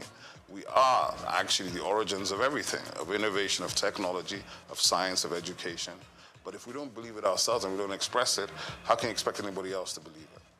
Well, I think the difference is that as a creative entrepreneur, there's really nothing to stop me, right? I can take all the risks. I don't have to worry about anything. I can decide, win or lose, we're doing this thing. But of course, as a public official, I have rules and regulations I have to go by. I have a boss, I report to people, and I have KPIs I have to deliver on. So there's a big difference in that regard. There's a difference in bureaucracy, maybe a difference in response time, but there certainly will not be a difference in my personality. So I think it's really about how you perceive what these things are. For me, it's an elevation, obviously, and it's a privilege and a pleasure to serve at this level, to do something that I believe in, to do something which is that I believe in Nigeria. I believe in Nigerians. I know our ability. I think we are world class. I don't like all this, it's good for Nigeria. I hate that. So I think for me, that is what's important. And to have the opportunity to try to deliver on some of the things we've been trying to do from the private sector for the last 25, 30 years. So there's nothing new for me in that regard. But of course, the position is new. Being in government is new. But with a lot of support from friends, family, professional colleagues, and other people in the industry, plus my co-DGs and the minister, hopefully we'll do well. We're under the Ministry of Arts, Culture, and Creative Economy, and that's very, very powerful because it means Nigeria itself has taken a decision to own the agenda. Hopefully I have a good time, have a good tenure, and I don't make any enemies. And well, for me, if you leave a place and the people that worked with you have good things to say, if they feel better about their work and about themselves, and if the brand that you're now leading is now appreciated by the people for what it does and how it brings it to the table, then I've done my job. I think Afrobeats has already established the fact that we are originally Nigerian. Some people say arrogantly Nigerian. And it was intentional. We built this thing, and it was intentional because we're not going to ever apologize for being Nigerian. We're not going to apologize for being black. We're not going to apologize for being African. And that's front of mind. Because, when you do show business, you have to validate it. So we validated the show maybe at least 10 years ago. So now we're in the business phase. So when you see the exit of Maven Records with UMG, you see Iwaju coming, Comic Republic with Universal Studios, you begin to understand where we're building to. And when you think about where we're coming from, where there was no infrastructure, no funding, no support. And I think part of what we hope to do with government at this time is, because we come from the sector, we can collaborate with everybody in the sector. We don't have to talk at them, we talk with them, we build with them. And together, I think it's limitless. Nigerians like to say the sky is your limit. I think it's limitless. There's no limit to the whole situation. One of the things I talk about all the time is what's the difference between Thor and Shango? thought it's approaching $50 billion in revenue. Shango's broke somewhere outside Lagos. And that's a lack of imagination on our part. That's a lack of us delving into the richest thing we have, which is our mythology. Our mythology is endless. If you look at the Marvel universe and the DC Comics universe, the Orisha are basically the same thing as the X-Men. But the Orisha, some people are still afraid of them, whereas the X-Men are north of $100 billion in revenue. So I think we have to understand and reimagine our mythology, our history, our stories, and how to bring them to the world in new formats. It's not just film. It could be live action. It could be gaming. There's so many different ways to action these things. And when you do them, and you do them right at the right level, as Iwaju is beginning to show you, our stories have always been world-class. Our characters are world-class. What we have not had is the resolve and the confidence to finish. But I think that is coming now. For me, I think it's still the fact there's more to do. My young brother, Misan Harriman, is nominated at the Oscars, the first Nigerian nominated for a director for a short film, because I know what that will do for the next generation of Nigerian directors, right? So for me, there's still more to do. There's so much more to do. When we see our first $100 million movie in the global box office, we need to celebrate it. When you win a Grammy, you need to celebrate it, because these are stages that we were locked out of. The technology and new media has allowed us to invade these spaces we were not even invited to. But now we're beginning to enter them and dominate. So even when you do that, you have to do it with grace and dignity, not with arrogance. And that's something that some of us have to learn. But the truth of the matter is, the greatness of the Nigerians is just beginning to come. And I feel strongly that this century, we're already in the African century, and the soft power that we hold here is what will define the future of the century. I think the most important thing, the first thing to think about is IP protection, because the minister is working strongly, intellectual property. The US, if you take the state of California, California is probably in the top 5 economies in the world, and 70% of the economy of California is driven by intellectual property, by 2 core industries: Silicon Valley, which is coming out of Stanford University, and Hollywood, which of course is the music and film industry. Now, that is for anybody that says, oh, what is this thing that they're talking about? We don't understand it, it's grammar. The grammar is the money, okay? The narrative is the money, the story is the money. So any of your children or your nieces or nephews that have talent, visual art, performing art, arts and crafts, adire, all of these things that we've been taking as vocation, they are occupations. They are extremely valuable. And with digital technology and platforms, we can scale these things and generate incredible revenue. The point being that Nigeria has so much to bring to the world in terms of these things. I think Nigerian cuisine is going to be on the level of Chinese and Indian cuisine worldwide in the next 10 years. And if you understand that, then you understand that the Indian restaurants in the UK, as far back as 2009, were generating more money than the UK automobile, shipping, and metal, steel industries combined. That's just restaurants on the high streets. So that is why we must invest and we must put our energy into this sector, because this sector will provide the jobs, provide the revenues, and provide the global dollars that everybody's looking for. Oh, I think it hasn't even started. The Maven Records deal is giving you an indication of that. The reason why that valuation of $150 to $200 million has been done is because of the upside potential of Rema, who's 23, and Arya Star, who's 20. So they're looking at the fact that in 10 years' time, these guys could have generated $1 billion each. Do you understand? So it's a safe bet when you already have a built global talent at 23, when it normally takes years and years and a lot of money to build the talent, right? So what has happened is that we Nigerians have been able to build global talents, global following, with a percentage of the money it takes people in other places to do the same thing. So because of that, the value and the valuation is much bigger, right? So I would say the Afrobeats wave, it's not even a wave. It's been going for 15 years already. So when you encounter it is when you encounter it. If you think it's an overnight success in 2024, that means you were not around in 2008. 2006, I'd say, is a good time to think, when the sort of continental, because we took Africa first, working very closely and collaboratively with South Africans, Ghanaians, and Kenyans.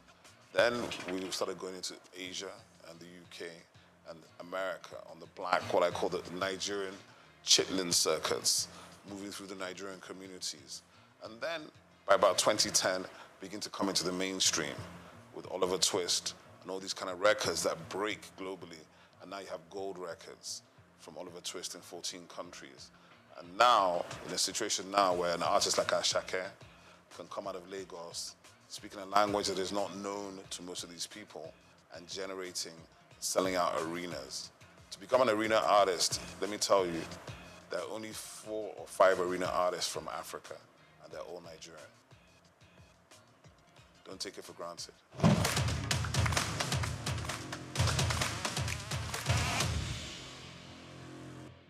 I think a lot of people feel that, but what I should tell the rest of the country is that the rest of the continent is also trying to get to Lagos as well, right? It's not just the rest of Nigeria. From Accra, from Luanda, from everywhere on this continent, they're trying to get into Lagos, because if they can break in Lagos, they can break anywhere else in the world. But what I would say is this, from the perspective of my agency, our purview is national and global. We have 10 regional offices. We'll be visiting all of them. And our duty is to spotlight and showcase everybody. So we can't deal with just Lagos. And I think as we go forward, people begin to see the activations and plans coming. But the easiest way to do it, and the way we're going to do our best to do it, is to provide digital platforms to give everybody the opportunity to be seen. Because in this world, you know, we live in the attention economy. So to be seen and to be noticed is very hard if you're not in the place where all the noise is being made. But I know for a fact there's significant talent in all parts of Nigeria. I was watching last week, a gentleman called Ehi Benite was showing me all this content from Jos with these guys rapping, serious stuff. They're rapping in Hausa, they were doing ciphers. And he was like, what do we do about these guys? I said, just keep pushing them, because there's an audience for everything. There's an audience for everything. Don't be worried about that. There's an audience for every single thing, including the thing that you may be doing in your bedroom, but you think is not important. Somebody's interested in it. My label was a hip-hop label. I even refused to sign singers. There's almost every singer you could name was trying to get us to sign them. And I used to do it based on, can you rap? If you can't drop a freestyle, don't bother, right? It was that simple. And we helped all the other singers get signed to labels that we thought could help them and develop them in that direction.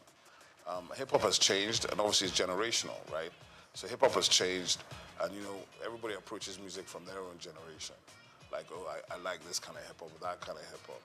What I feel is that Afrobeats became overwhelming, and it overwhelmed every other genre here. So the hip-hop guys had to fight for relevance, but the best ones always rise to the top. That's just the simple truth. So I don't worry about that. And I've heard enough guys. I even saw there was a whole Instagram series some guy was doing about a year ago, where he was just bringing out fresh rappers every day, from Enugu, from Jos, from Kaduna, from Kano, from Benin. I love it. I think there are incredible MCs in Nigeria. A lot of times they need to focus on doing better songs, right? Not just being a freestyle rapper. If you want to get paid to rap, you got to do better songs. You can't just do the freestyles. And that's something they got to think about. You got to balance the commercial side of it with the business side of it. And what has happened is, to a large extent, the commercial side has won because you got to pay bills. But hip-hop, it never dies. I think, first of all, obviously from the perspective of I'm sitting in government, so I'm not in a position to tell government what to do or what not to do. But what I can say is this, is that the agency, my agency will be the home for the music industry, for performing arts, visual arts, fashion, gaming, recreation, festivals, culinary arts, film and television. We're kind of a convening agency for the ministry. So we have a lot of work to do, a lot of places to touch, but we're also going to collaborate with all the other MDAs in the ministry and heavily with the private sector and the developmental sector. Because to answer the question, I've worked in all these spaces for, it's not quite 40 years, but it's a long time. I've worked in all these spaces for a long time. In the situation, we have positive relationships to bring to the table to change the approach and to change the destination of where we hope to go. What I will say as well is that the reality of it is we're just beginning the journey. And there are no magic wands. I'm not going to wave a wand and everything's going to be fixed overnight, and neither is anybody else. But we will be bringing fresh energy, fresh ideas. a fresh engagement. And we're obviously open to collaboration. And that's really important for me to say that, because people feel there are gatekeepers, but in my agency, there are no gatekeepers, right? We're not interested in whether you have the biggest reputation or the smallest reputation. We're interested in the value you're bringing to the table. Because the truth of the matter is Nigeria is massive. There's a lot of stuff going on in Nigeria. We're going to try to aggregate those things and bring them into one platform so that even as Nigerians, we can know what we're doing. Because to be honest, if you don't know and you don't follow, there's no way you can know 90% of what is happening even in Lagos before you talk about the rest of the 36 states and the FCT. So for me, from my perspective, the journey continues. The objective remains the same. We want to see Nigeria win. But in order to do it this time, I don't think government should ever be disinterested in the nature of the industries in which it is operating. But we also don't need to be owning the space. We want to enable, partner, collaborate, and see how we can push people to do more. You know, because there are already people doing a lot, and maybe they haven't been recognized, they haven't been brought out, they haven't been celebrated. All these kind of things we can help to do, help to get news stories and people to bring these things to the fore, right? Like I said today, a Nigerian who was nominated for an Oscar as a director, the first Nigerian. It's up tonight at the Oscars. It's not news in Nigeria. That's a problem. We have to be able to tell the stories that are of greatness of our people, because if you don't do that, you can't inspire anybody.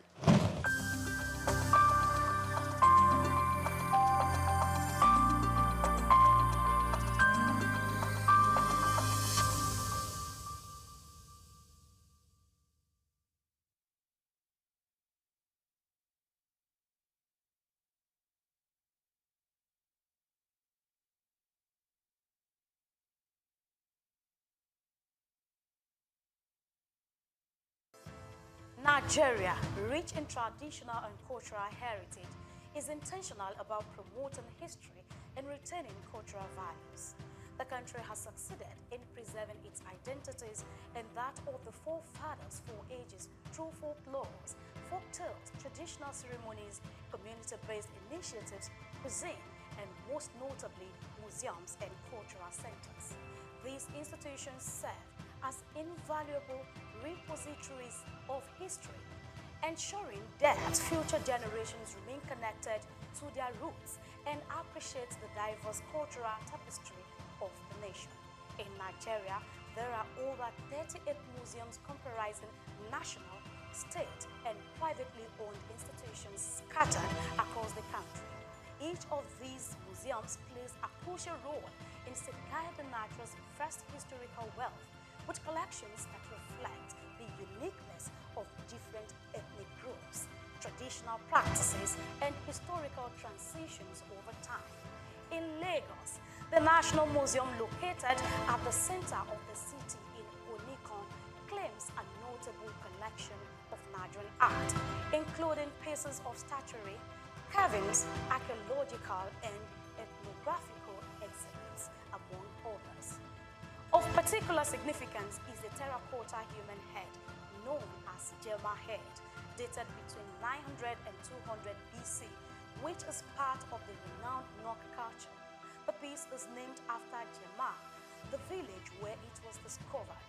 The museum is administered by the National Commission for Museums and Monuments and remain a key educational and historical attractions for visitors. Another prominent artifact housed within the museum is the famous Benin bronze head, an evidence to the artistic excellence of the Benin Kingdom. The museum has a lot of functions, some of which are to educate, to entertain, research, interpretation, conservation and preservation of our cultural heritage. And then the museum was established, Lagos Museum particularly, was established in 1957. It was formerly referred to as Department of Antiquities. So, well, the journey so far has been interesting because, we are here, to showcase our cultural heritage, not just to the country, but to the world. And we have series of, events that we do that involves the community. And because of that, we create that awareness that this is where you can come and, see and feel your cultural heritage, your traditions, your history. Because it is said that a people without a history is a people without identity. So the museum portrays this to the people. And over the years, that is what we've been doing. Through education, community participation, we have galleries, that we display some of our objects, our antiquities, that showcase our patrimony and all there is to know about our cultural inheritance. And so the museum, has been doing that over the years, and, we still keep doing more. The Lagos National Museum was founded in July 1957 by English archaeologist Kenneth Murray, following the submission of textural sketch in 1948 at a conference on museum policy in Nigeria.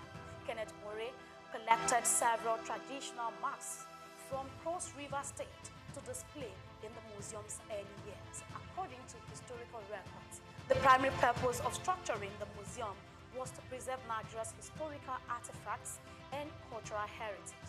Fortunately, that vision has remained alive to this day. The museum serves as a significant tourist attraction for Lagos residents and international visitors alike, offering an immersive glimpse into the nation's past. Some of the remarkable artifacts currently on display at the museum include the bullet-ridden car in which former Nigerian head of state, General Murtala Muhammad, was assassinated, pictures of previous rulers and presidents of Nigeria from different eras, a diverse collection of cultural drums, tools, and ceremonial staffs from various ethnic groups, historical crowns and caps of revered traditional rulers symbolizing their power and authority, photographs of Queen Elizabeth II and her entourage during her visit to Nigeria, reflecting moments of colonial history. It's so immense. Museum is a reminder of what the society is all about, because a number of us are missing the link. We don't even know the role, the significance of the society we find ourselves because of foreign influence. But when you come to museum, it will bring your mind back to the original habitat, the way of life of people, how things should be seen in the society, and how we should react to phenomenal changes in our environment.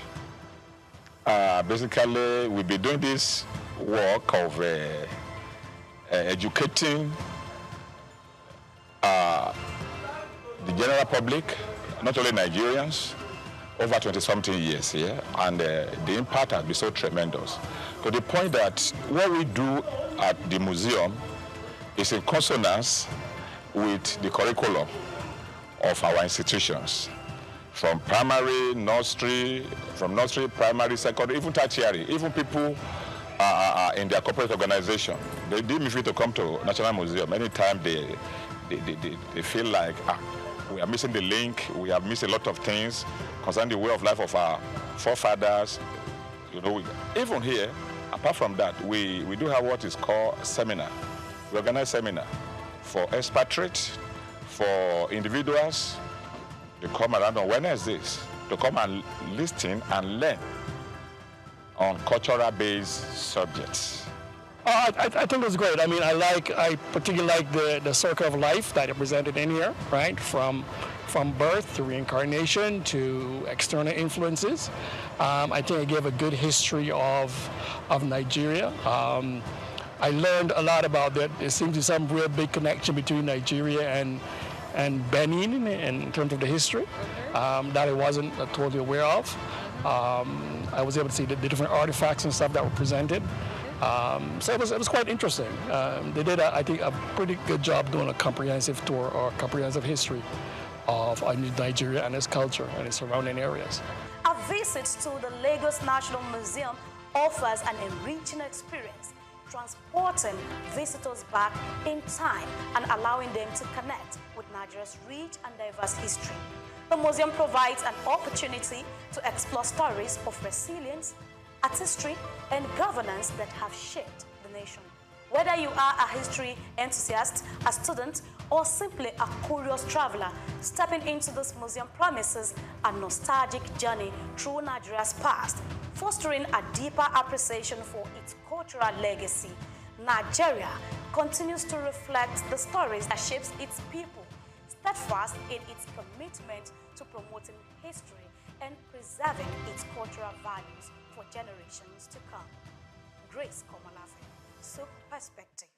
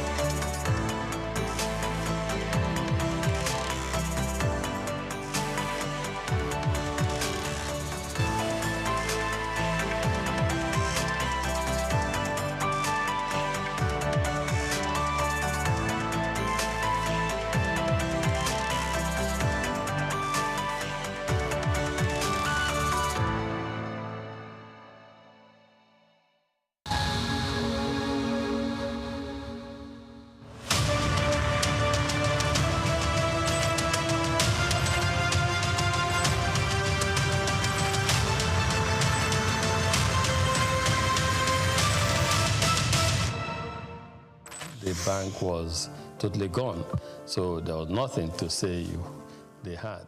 But we still approached them and said we would like to take over this bank.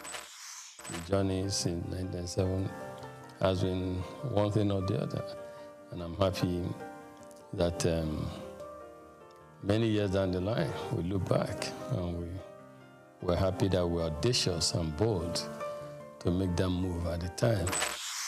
That's why today in UBA, perseverance, resilience is a core virtue, a core attribute, a core value of ours, because we apply that early on in this journey. So that's how it all started.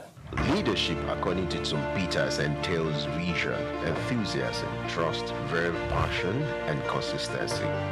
If there's one man who graciously combines these virtues, the name Tony Elumelu comes to mind. They say that success to a large extent is dependent on being at the right place at the right time.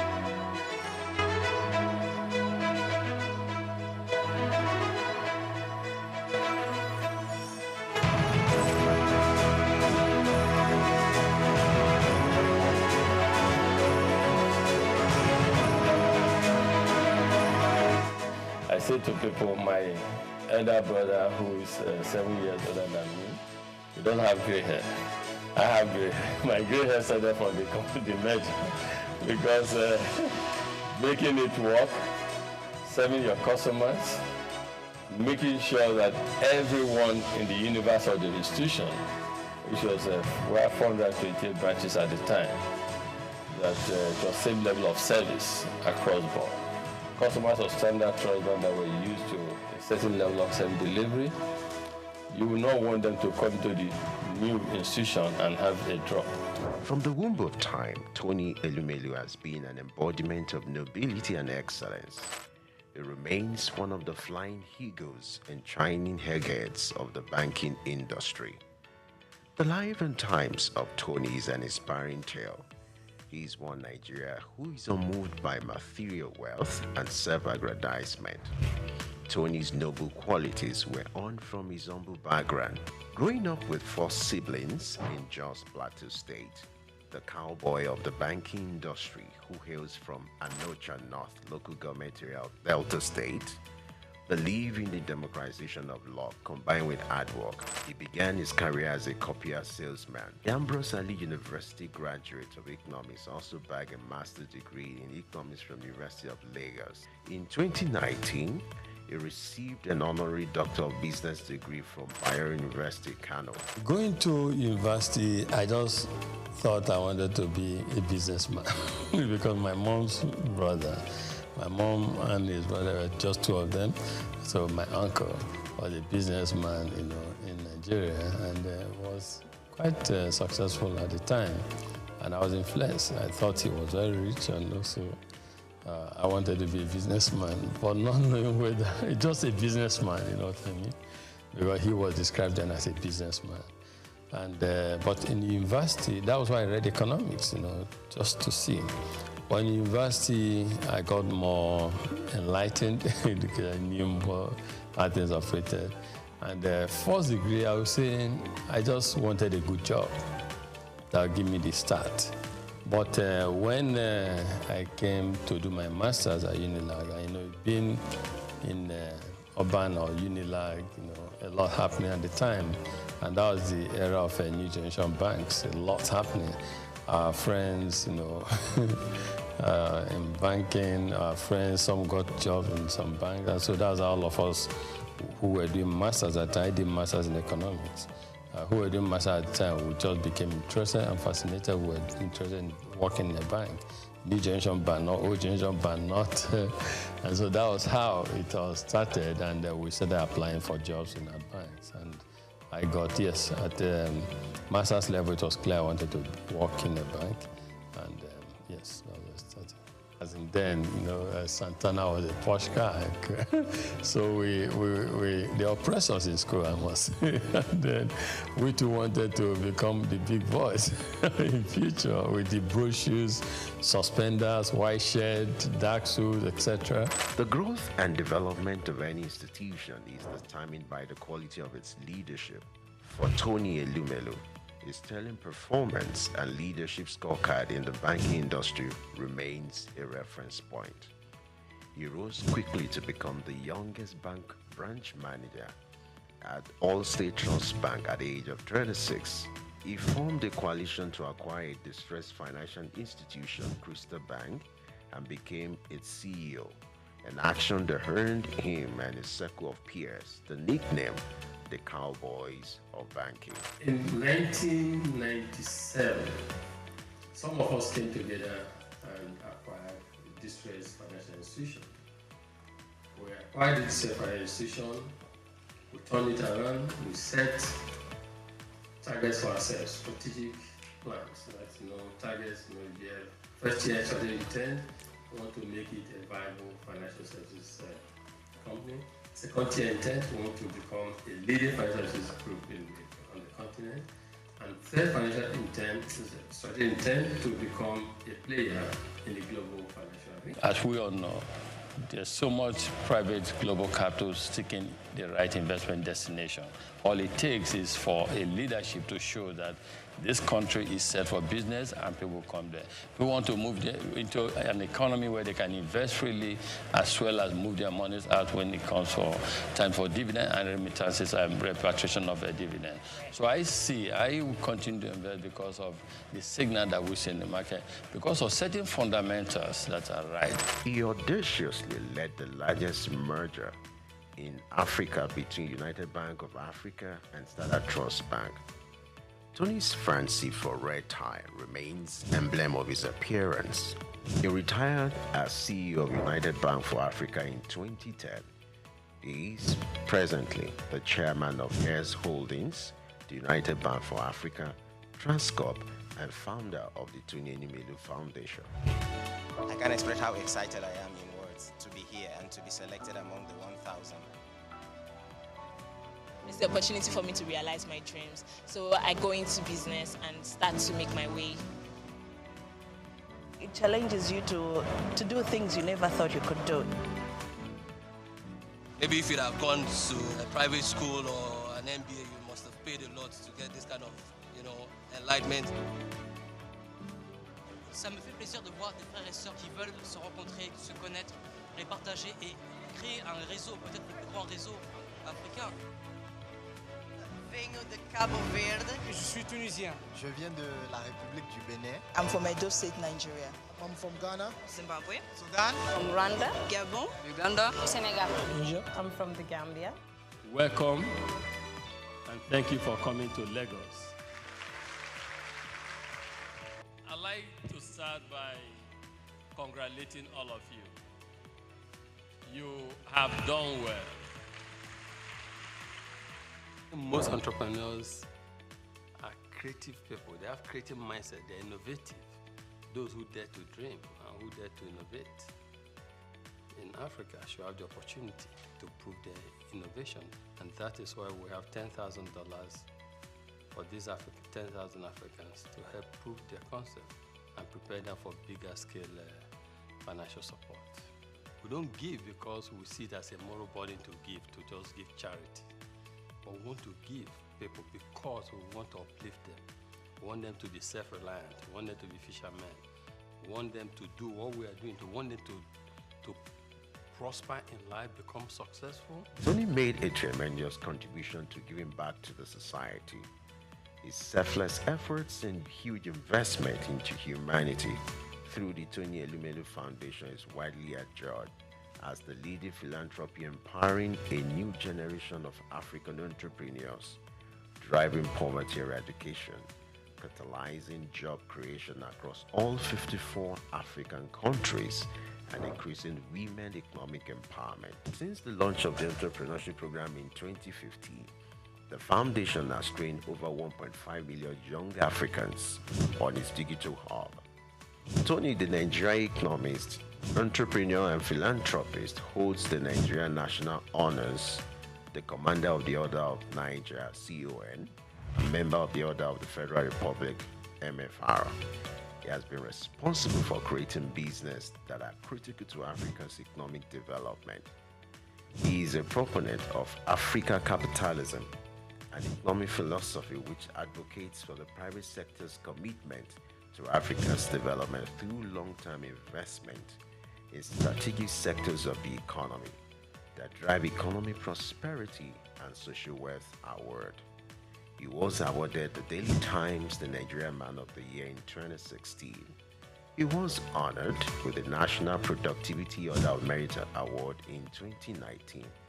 He is also on the list of Time magazine's 100 most influential people of 2020. On October 11, 2022, Elumelu received the National Honor of Commander of the Order of the Federal Republic of Nigeria. Tony, as a staunch professional and chairman of Foremost Bank, may understandably runs a busy daily schedule like that of a bee, but he balances the equation with creating time for sports. His love for lawn tennis and football stands undeniable. My good workout favorite, I think I would say that I like to jog on the sport. I love yoga, as you said. Yeah. But these days I'm trying to get in the group of planting. Tony is not just a champion in the bank here. He equally balances the equation when it comes to family life. For me, as a family man, though, I try to make sure I balance things. I try to make sure my family side is not so bad. In that process, I was also growing a family, having my kids and co. So, but everything came together. Tony is happily married to Awele Vivian Elumelu, who is the chairperson of Harvey Medical Practice Limited. Vivian also oversees the healthcare investment of his holdings. She holds a Bachelor of Medicine and Bachelor of Surgery degree from the University of Benin. The marriage was consummated in 1993 and blessed with 7 children. According to Forbes' list, Tony is among the top 10 richest entrepreneurs in Nigeria with a net worth estimated at $1 billion. We don't just preach. We don't just theorize, we practice. Tony has stooped to conquer not just in the banking industry, but in life. The strides of this living legend, popularly referred to as the Lion of Africa's financial industry, remains iconic. So entrepreneurs who are listening, quick one, short one, straight to the point. Entrepreneurship is a long-term journey. Stop seeing it as a short-term goal. Long-term journey. Great companies, great and accomplished entrepreneurs did not make it in 1 year. They didn't make it in 3 years. It's a long-term journey. So move in, dare to dream, implement your dream, and stay Focus.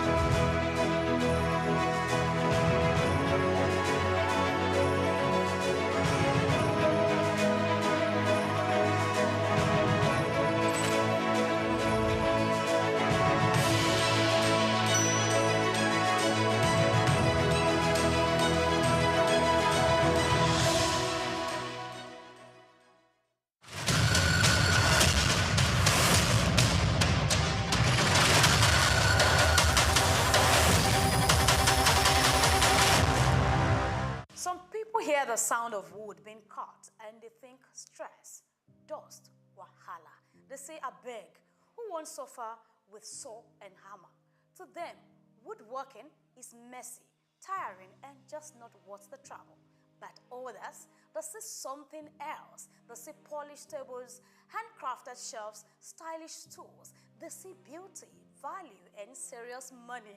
Because yes, cutting wood may be tough, but the hustle can turn into pure profit. My name is Grace Komolafe. Welcome to Cash Craft, where we show you how every skills can become money-making ventures. Today, we are talking woodworking, from basic tools to beautiful designs, and how to turn timber into treasure. Now, let's cut into it. Step 1. Pick your project. Before you saw your first board, ask yourself, what do you want to build? Furniture, shelves, decorative wall panels, or maybe customized kitchen boards. Start small. A simple stool or bookshelf can teach you the basics and still fetch good money. Let's move to step 2. Tools, timber, and a plan. You don't need a massive workshop to start. Basic tools like a measuring tape, hand saw, drill, clamps, and sandpaper will do. Choose durable wood like teak, mahogany, or poplar for long-lasting products. And don't forget the blueprints. Sketch your project or download free woodworking plans online. A clear-cut list saves you time, wood, and costly mistakes. Let's move to step 3. Cut, build, finish. Measure twice, cut once. That's the golden rule. Then assemble carefully. Use wood glue and screws for strong joints. Once it's built, sand smooth and apply a finished varnished wax or paint to protect and beautify. That rustic table or wine rack, it just went from workshop to showroom. Let's move ahead. Step 4. Sell like a pro. Now the magic part is turning your craft into cash.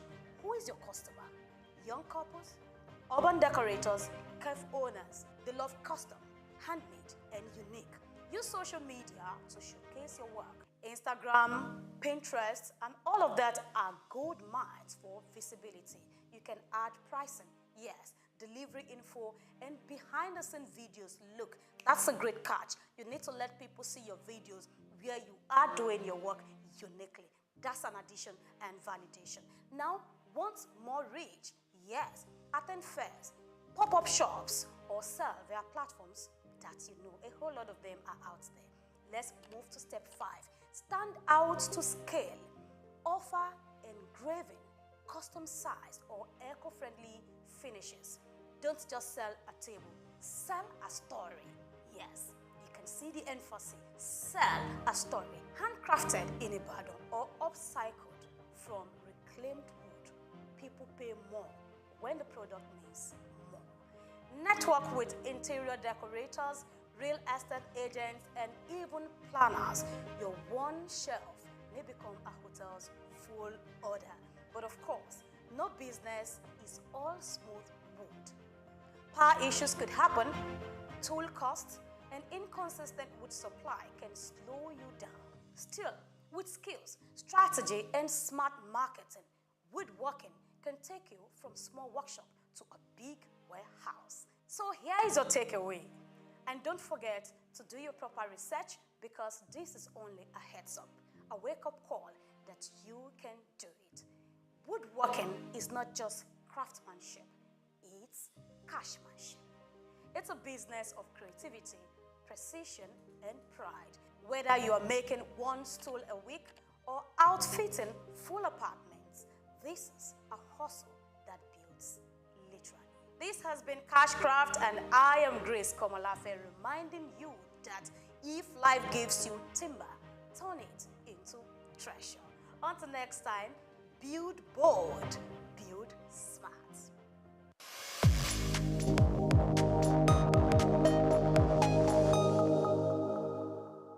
The Eyo Festival, also known as the Adamu-Orisha, is a traditional Yoruba festival unique to Lagos Island in Lagos State, the center of excellence. It is one of the most iconic cultural events in Lagos and serves as both a spiritual ceremony and a public spectacle. Eyo dates back to the 19th century, though original traditions suggest its origin may be older. It began as a rite of passage for the transition of a diseased Oba or High Chief in Lagos. In today's special report, Bayo Olaoye traces the antecedent and the genesis of this renowned cultural event. The first recorded Eyo festival was held in 1854 to commemorate the passing of Oba Akintoye. Over time, it also became a celebration for the installation of a new Oba or to honor prominent Lagosians. The Eyo festival is rooted in Yoruba religion and spiritual practices, specifically those of the Orisha cult. It is particularly associated with the Adamu-Orisha, a deity representing ancestors and spiritual guardians. The Eyo festival is essentially a masquerade festival. The masqueraders are called Eyo, and each represents a spirit of the ancestors. These Eyo figures are customized in flowing white robes with large hats and face coverings. They carry okpas, known as batons or staff, used to generally discipline those who break festival rules. The Eyo festival can also be described as a spiritual cleansing of the land and people and used to escort the soul of a deceased noble into the afterlife. It invokes blessings and peace for the community, purges the city of evil spirit and misfortunes. The festival is organized by 5 major Eyo groups or Igas, also known as palaces, each with its own color and significance. Eyo Adimu, black, is housed in Iga Adimu. Eyo Laba, which is recognized by its red color, has Iga Idungoron as its palace, while Eyo Oniko, renowned for its yellow color, stays at Iga Oniko. Iga Ologede, with its green color, will reside at Iga Ologede, and Eyo Agere, with its purple color, stays at Iga Agere. The main day of the festival is called Oye Day, which falls on Saturday. Prior to this, there are several rituals leading to the Akoko Day, where announcements are made and various traditional rites are performed. What are the rules, regulations, and etiquettes? During the festival, what are the do's and don'ts? During the festival, certain items and behaviors are prohibited, such as wearing of sandals and shoes, since everyone goes barefoot during this period. Also prohibited is the use of motorcycles and bicycles, while public smoking is not allowed, as well as the wearing of hats and caps. Violators are often corrected gently with the okpa by the Eyo. What about the modern evolution of Eyo Festival as a potential for tourism development? While originally a sacred rite, the Eyo Festival has become a major cultural attraction, prominently showcased during Nigeria's independence celebration in 1960, and in subsequent years, it has been used to honor dignitaries and promote the heritage of Lagos. It does not occur annually, but rather on special occasions, often at the discretion of the Lagos monarch or Oba of Lagos as the custodian of the tradition. The festival combines ritual, theater, music, and community spectacle, and it is often considered a precursor to the modern Nigerian carnival. The Eyo Festival has inspired modern performances and literature in Nigeria and reflects the depth of Yoruba spirituality, the importance of ancestors, and the interplay between tradition and modernity. Olumide Shokoya reporting for SOUQ News TV.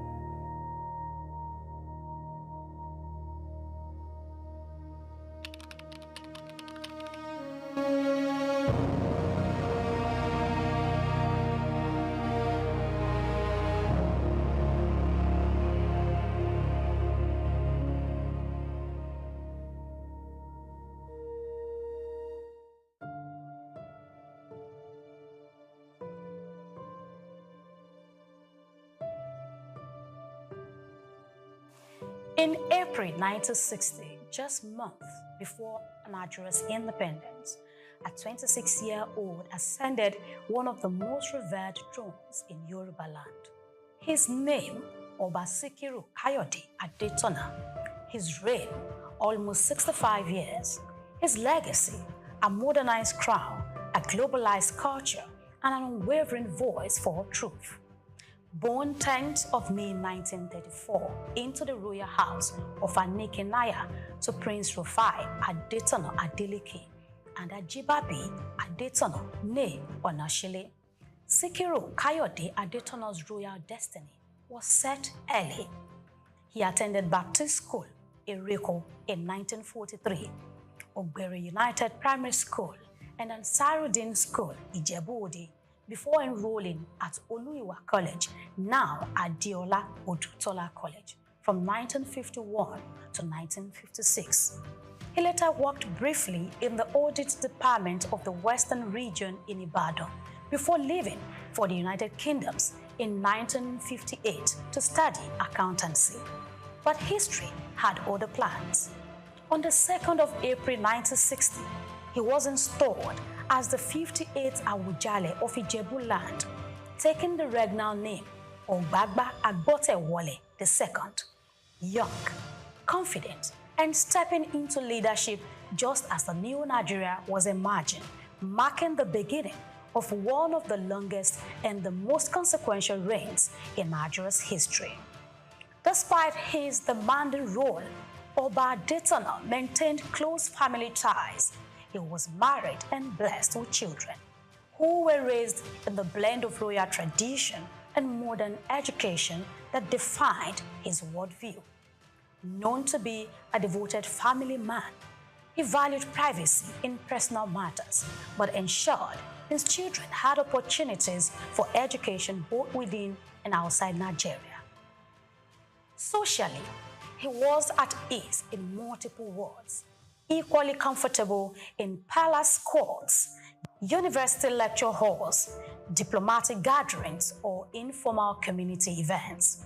He cultivated friendships across business, politics, and academia, yet was deeply rooted in his hometown, often mingling with his people during festivals and communal projects.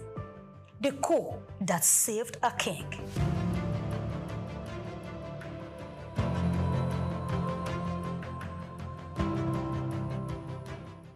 But destiny tested him. In the early 1980s, a government commission of inquiry moved against him. Suspension and deposition loomed. The order was to take effect in early 1984. Then came 31st December 1983. A military coup swept away the civilian administration, and with it, the threat to his throne. The Awujale returned more respected, more resolute. Beyond royal ceremonies, Oba Adetona built a reputation as a monarch unafraid to challenge authority. He spoke plainly on governance, justice, and public accountability. In 2016, he institutionalized those ideas by endowing a 250 million naira professorial chair in governance at Olabisi Onabanjo University, OOU, the first of its kind by a Nigerian traditional ruler. It was a deliberate investment in shaping ethical leadership for generations to come.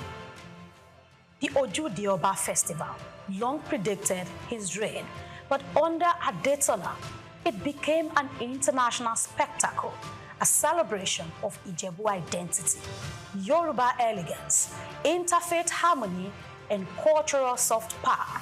It drew politicians, captains of industry, global tourists, and the diaspora to Ijebu-Ode each year, making it both a cultural statement and an economic engine.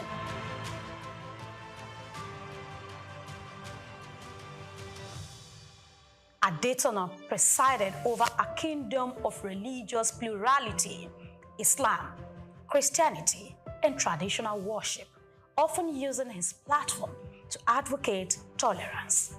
Though a devout Muslim and president of the United Muslim Council, he regularly attended Christian events and encouraged interfaith harmony. And now, the final chapter. On 13th July 2025, Oba Sikiru Kayode Adetona Ogbagba Agbotewole II passed away at the age of 91. He was buried according to Ijebu customs in solemn rites, shielded from public view.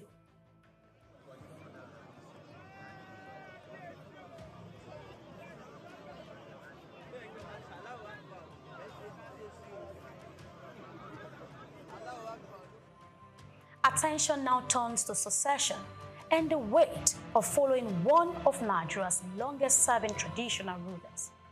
Oba Sikiru Kayode Adetona reigned across 3 Nigerias: the colonial twilight, the start of military rule, and the promises and failures of democracy. He proved that a throne could be modern without losing its roots, bold without losing its identity, and proud without closing its doors. His voice will echo in the university lectures he inspired, the festival he globalized, the cultural pride he nurtured, and in the personal values he instilled in his family. As Ijebuland turns the page, one question lingers: whether or not the next Awujale will match relevance with integrity and tradition with transformation, following the path of the past hero. Grace Komolafe, SOUQ Perspective.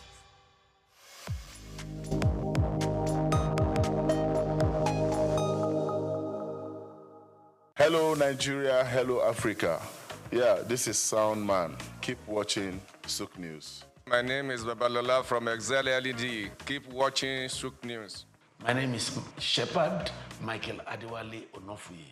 I enjoy you all to watch, always watch SOUQ News TV. Hi, I'm Tom Bogaballs, and please keep watching SOUQ News. Wale Seriki, SLG Lagos Island East, SOUQ News.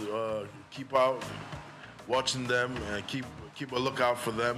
They're up and coming, and we're proudly to be affiliated with them. You alone where they make me go crazy. This your love in the cool of my brain.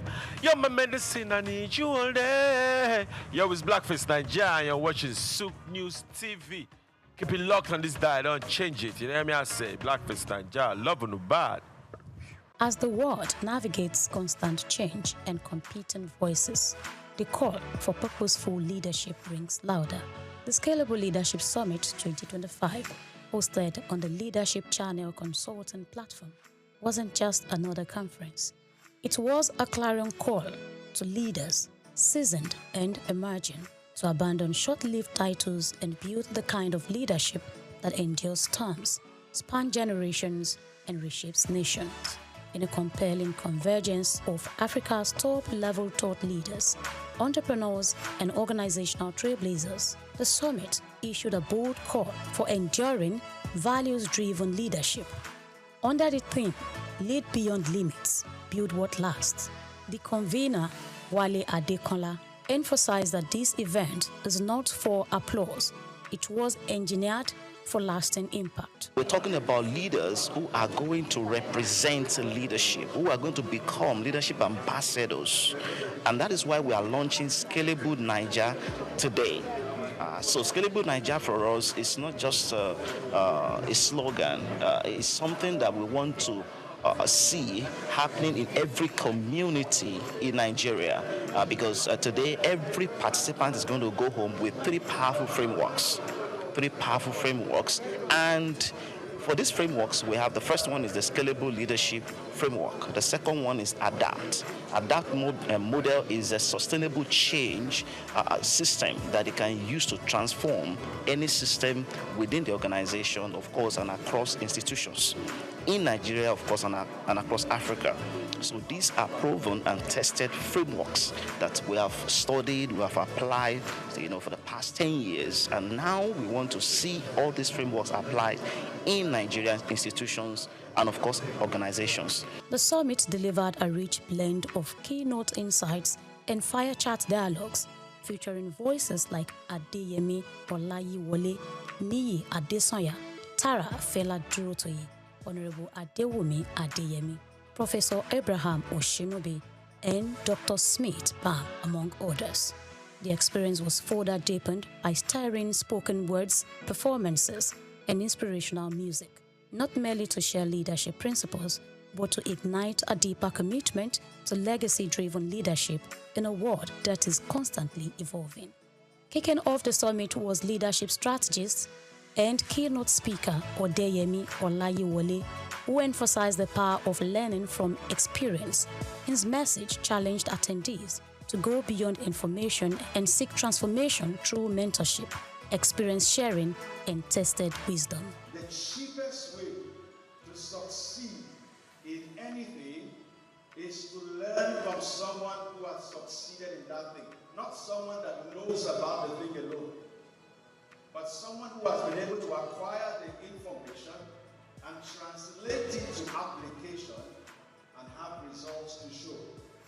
And so that's why many years, in 1996, when I knew that my assignment was in the leadership space, one of the first questions I asked is, who is doing what I want to do? And who is the best at what I do? Every year I pick 3 case studies: a country, a company, and a corporate leader, every single year.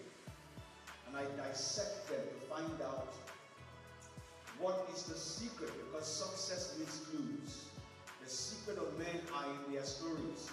So one of the cheapest ways to succeed at anything is to find out who has succeeded at what I want to start. Renowned beauty entrepreneur Tara Fela Durotoye, in her keynote session and during a fire chat with a convener, shared lessons from her leadership journey in building the House of Tara brand, from humble beginnings to a systemized enterprise. She spoke on navigating growth, people development, and succession planning. What is it that I do that delivers the same outcome? What is it that makes my customers buy every time? Write it down, because you have now found a framework. Then you amplify and multiply that framework so that every time you meet a House of Tara person, there is something about them that reminds you of the person you met in Lekki. Why? Because we have created a culture. The policies are designed to protect you, not just the company. If you don't remember everything else that I said and you are an employee here, hold the policies and embrace them in your chest. Know them by heart. If anybody says anything, you just ask, what does the policy say? And we've all found that if you don't have policies, what you are basically saying is that you're allowing your people to do anything. From academia, Professor Oshinobi of Lagos Business School brought a compelling perspective on national transformation governance, innovation, and faith-based leadership. The Nigerian paradox: we are rich in resources, yet poor in trust. True of us, bursting with talent, yet starved of opportunity. A land of faith, yet a desert. Governance is a structural foundation that enables accountability, transparency, and the rule of law. But the crisis is this: 83% of Nigerians is strong public institution. True or true? That is the basis of our problem in this country. Trust deficits. The summit was not all talk. It was also artfully immersive, as Esosia Wilson rendered soul-lifting inspirational songs, creating moments of reflection between sessions.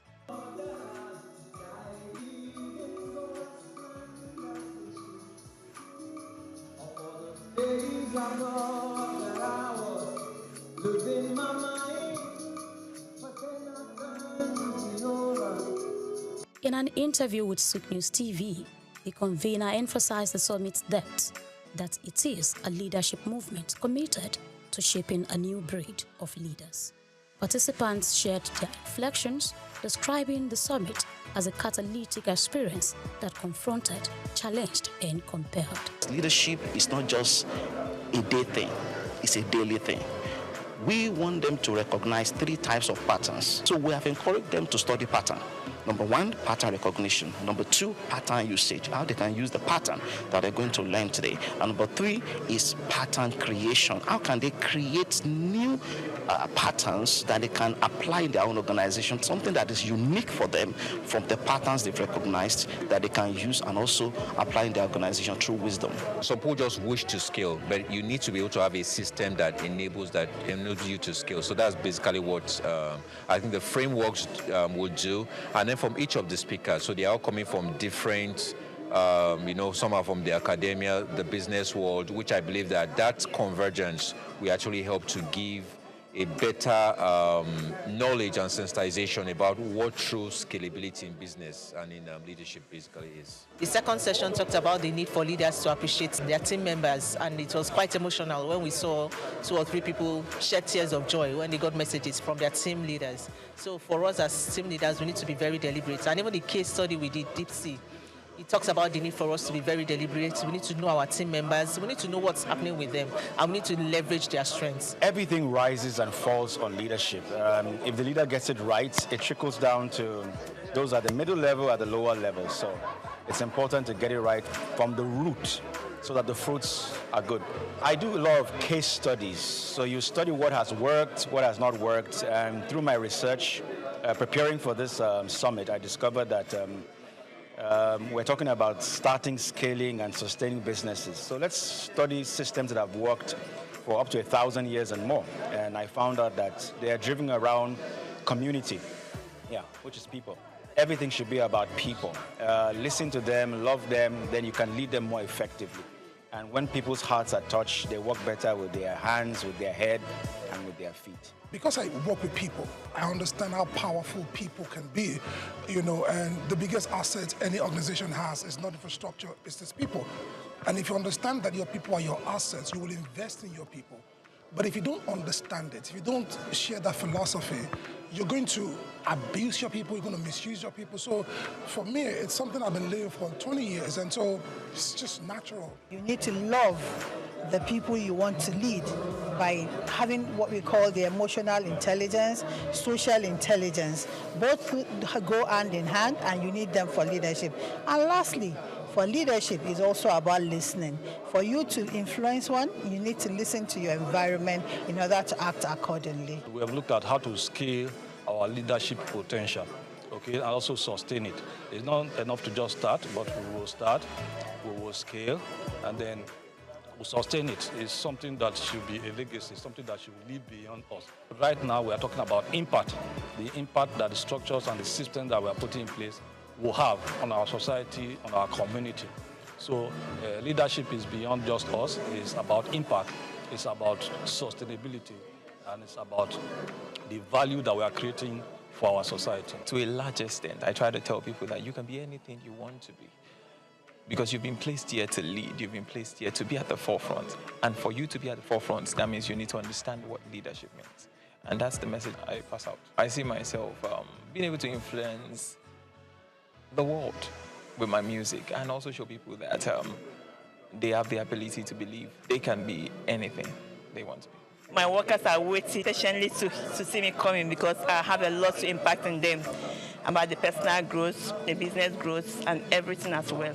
Everybody needs this, especially if you're an entrepreneur. You don't need to miss out this kind of program. You need to connect. No matter the money you spend here, it's worth it.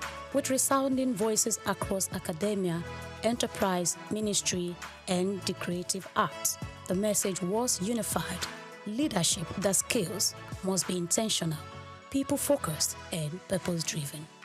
Grace Komolafe, SOUQ News TV.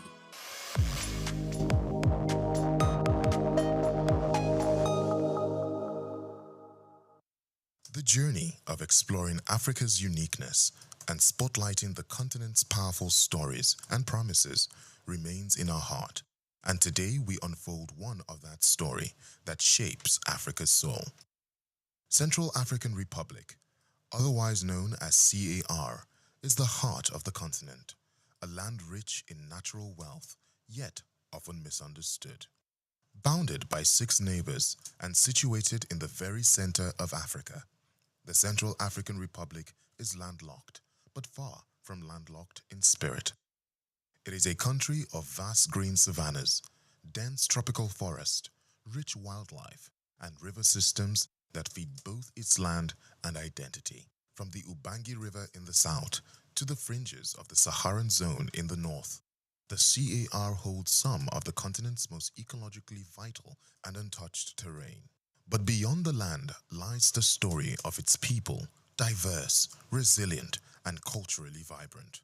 The Central African Republic is home to more than 80 ethnic groups, including the Baya, Banda, Mangia, and Sara, each with its own language, dance, craftsmanship, and oral traditions that have been passed down for centuries. Despite a history marked by conflict and political fragility, the spirit of community and cultural pride runs deep.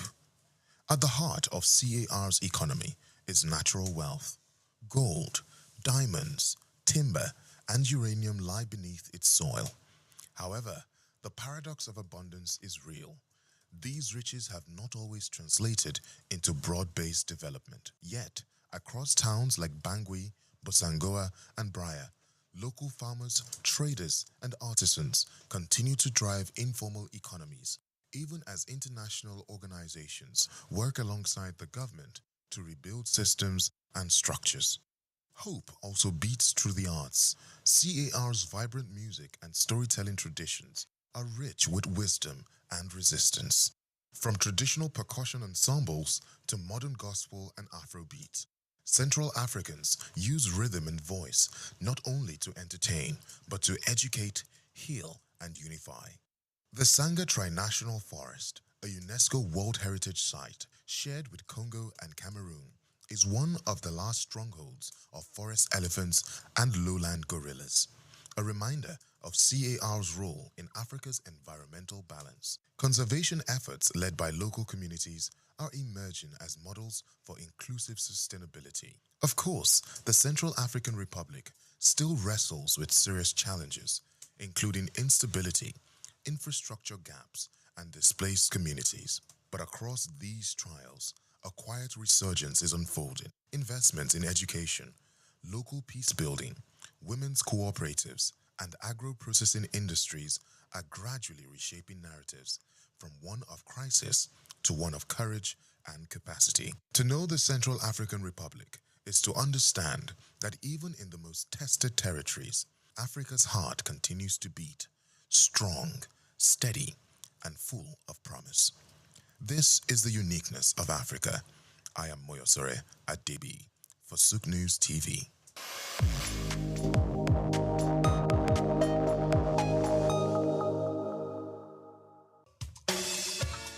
Fellow Nigerians, did you know that constituency and executive projects in your communities are not gifts from your legislators? They are projects sponsored by the legislators and funded by the federal government to improve your life and the lives of those around you.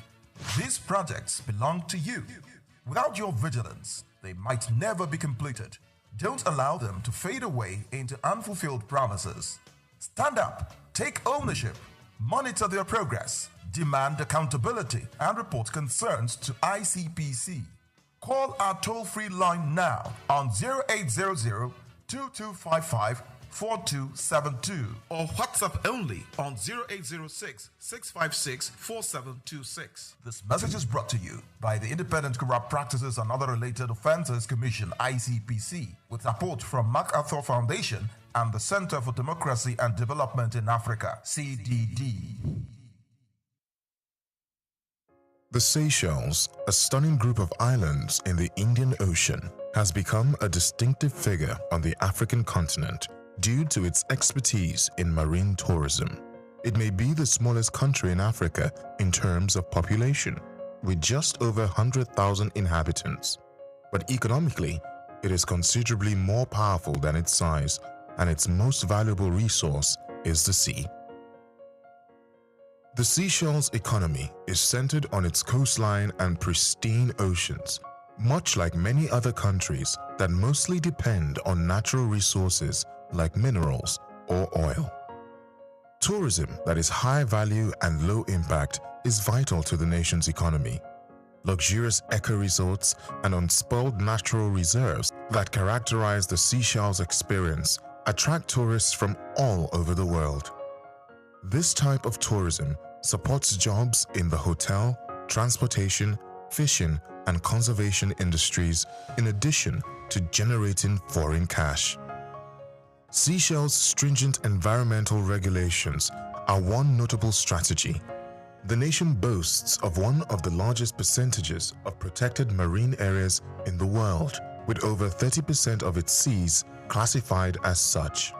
In addition to protecting marine habitats, this keeps tourism viable and attracts eco-aware tourists and foreign partners. Seychelles has also adopted blue economy practices, using the ocean to spur innovation in marine research, sustainable fishing, and renewable ocean energy. Through these initiatives, Seychelles is positioned not just as a tropical retreat, but also as an example of how tiny countries may prosper by protecting and enhancing their natural environment. Seychelles has been a continental leader in the blue economy idea, which uses ocean resources responsibly to boost economic growth in addition to pleasure. By issuing a blue bond in 2018, it raised $15 million to finance sustainable fisheries and marine initiatives, making it the first nation in the world to do so. Additionally, the nation has set aside almost 400,000 square kilometers of its oceanic territory, roughly 30% of its exclusive economic zone, for regulated usage and conservation. In addition to protecting the Seychelles' beautiful waterways, these programs help the country's standing as a climate-conscious travel destination worldwide. By doing this, Seychelles has shown that preservation of the environment and economic growth do not have to conflict. On the contrary, they may support one another when handled with care and foresight. I'm Moyosore Adebi, and this is Just Africa. From the heart of Lagos, where history, royalty, and commerce intersect, Lagos once again comes alive with chants, color, and culture.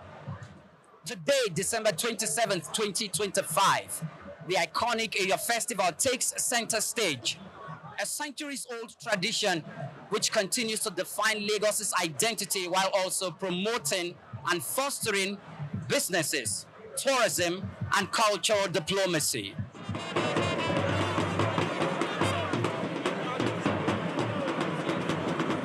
Wide-flowing abbadas, broad-brimmed hats, and the rhythmic tap of the ceremonial staff. The Eyo masquerade, also known as the Adimu Orisha play, has once again taken over the streets of Lagos Island. Rooted in history and tradition, the Eyo Festival is one of Lagos's most revered cultural events, held to honor prominent figures, commemorate milestones, and preserve the city's indigenous heritage.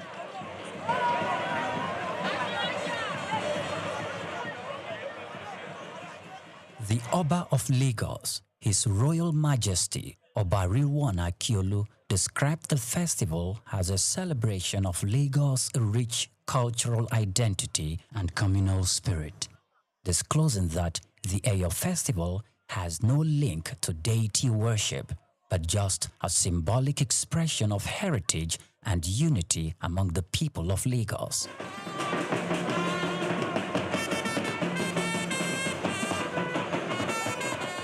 The monarch said that the Eyo Festival remains the largest mass cultural gathering in Nigeria today. It draws people from all parts of the country and beyond, and it showcases the peaceful coexistence, inclusiveness, and collective aspiration of Lagosians. Oba Akiolu added that hosting this year's edition in honor of the distinguished personalities would promote renewed economic activities through tourism, commerce, and hospitality, while also boosting social cohesion and contributing to a reduction in crime and violence in the state. Beyond its cultural symbolism, the Eyo Festival has evolved into a major economic driver for Lagos State. From hospitality and transportation to fashion, food, and creative services, the festival stimulates economic activity across multiple sectors.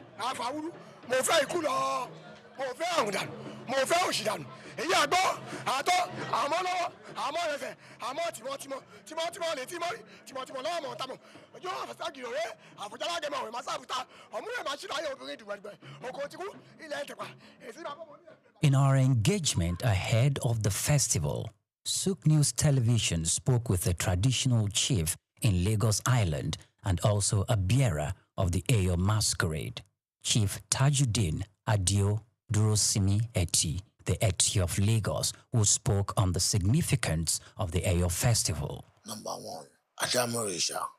Number one, Eyo in Lagos State. Tí ẹ bá wo ìjọ Saturday, ẹ rí pé Eyo Adamorisha ló gbé ọ̀pá jáde tó ń pè ní ọ̀pá àǹbàtà ló jẹ́ kí everybody mọ̀ pé Eyo ti ṣe é ṣe. Ká tó wá sọ̀rọ̀ nípa Adamorisha, máa sọ̀rọ̀ nípa ọba Èkó, olówó Èkó himself, aláṣẹ Èkó fún gbogbo ọba Èkó tó dẹ̀ lè sọ nípa ìṣe àti àṣà Èkó yìí tí ó jẹ́ pé Eyo ló jẹ́ number one ńbẹ̀. Eyo yẹn ni Adamorisha, ìyẹn ló jẹ́ lẹ́yìn òun ló kan Eyo alákẹ̀tẹ̀pá tó ń jẹ́ Làbà, ló kan Eyo oníko, ló kan Eyo ọlọ́gẹ̀dẹ̀, tó kan Eyo aláǹgéré, tó wá kan àwọn Eyo tó kù káàkiri, tó fi kan Eyo tèmi, Eyo Ẹtì, tó jẹ́ gbòógì nínú Eyo lẹ́kọ̀ọ́ yìí. Ìta bá rí ọmọ kékeré kan tó wá fẹ́ sọ̀rọ̀ nípa Eyo tí ò tí mọ̀ nípa Eyo, akọ ọba ní kó karò ánúmọ̀ ẹlẹ́tì ń sẹ́tì àlùmọ̀ ń sẹ́tì. Ó ń sọ nípa Eyo tèmi nìyẹn o.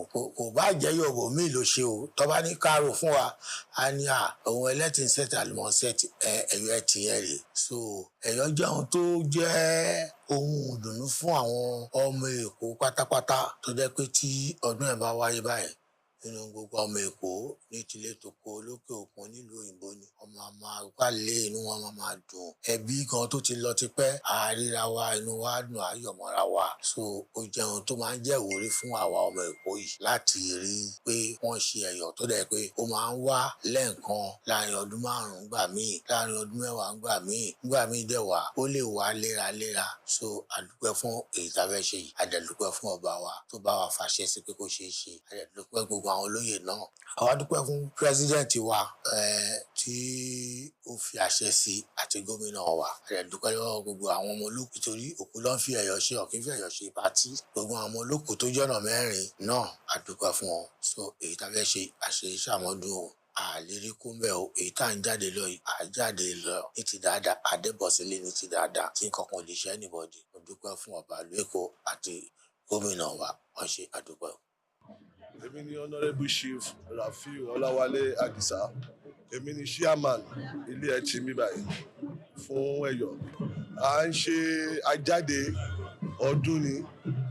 Eyo ó wà fún eré dẹ̀ ó wà fún. Ìyẹn ló ṣe ń pè ní Adamorisha play. Èní yìí sìn a máa ń gbé Eyo jáde láti fi ṣe ayẹyẹ fún àwọn òkú wa tó ti kú. So láti fi ṣe remembrance wọn. So Eyo tún wà fún yí pé a fi ń bring unity àkọ́pọ̀ gbogbo ọmọ Èkó, gbogbo ìlú káàkiri àgbáyé, gbogbo wọn máa ń wálé tó jẹ́ ọmọ origin Èkó, wọn máa ń wálé láti wá ṣe Eyo. Ìdọ́gbẹ́ Eyo yìí ó yàtọ̀ sí gbogbo masquerade àbí Eyo tó ń ṣe. Kò ń ṣe ohun tá à ń ṣe lọ́dọọdún. Ó lè jẹ́ once in 10 years, once 7 years. It's not something that a máa ń ṣe all the time. So ó jẹ́ kí Eyo unique. And lára nǹkan tí Eyo wà fún, wọ́n máa fi ń gbá aburú jáde nílùú. Wọ́n máa fi jẹ́ kí ó tún jẹ́ fún nǹkan tó ń jẹ́ kí business economy Lagos State go boom. Because gbogbo nǹkan tá a ra yìí, àgbà yìí tó fi ṣe, aṣọ tá a rà, gbogbo nǹkan tá a fi ṣe, ó fi boost economy wa lẹ́kọ̀ọ́ ni. This is one of our pride. The 2025 edition has also drawn tourists, culture enthusiasts, and members of the Lagos diaspora, reinforcing the city's reputation as Africa's cultural and commercial hub. For the Lagos State government, the Eyo Festival remains a strategic cultural asset, promoting tourism, preserving heritage, and contributing to the state's creative economy. I'm based in the UK, and I actually came home for Christmas, and when I heard about the Eyo Festival, I was so excited about it, and I said I was going to attend it because I grew up in this community, and I've known Eyo to be a very nice festival, and it's one of the festivals that I always look forward to. And while growing up, we have the Eyo, the Orisha, we have like 5: the Adimo, the Laba, Oniko, Ologede, and Angere. Like 20 years ago, this is usually where Angere usually wear their costumes. I feel like they should do more of it because it's been 8 years, if I'm not wrong, since 2017. So that would really, promote tourism in a way, because a lot of people are there, they want to come home, they want to see, and it's been a while. So, and I'm excited today to be here, and I'm looking forward to see them and take pictures and post on social media. Yeah. Your festival, it is based on barrier those people that they have contributed immensely in the society in Lagos. Like the one that they're doing today is meant for Alaja Abibatu Mogaji, late former governor of Lagos State, Lateef Jakonde, Mobolaji Johnson. Those two people, they are former governor of Lagos State. So whenever any Eyo festival must be, they are doing it for those who have contributed a lot. And before they can't do any Eyo festival.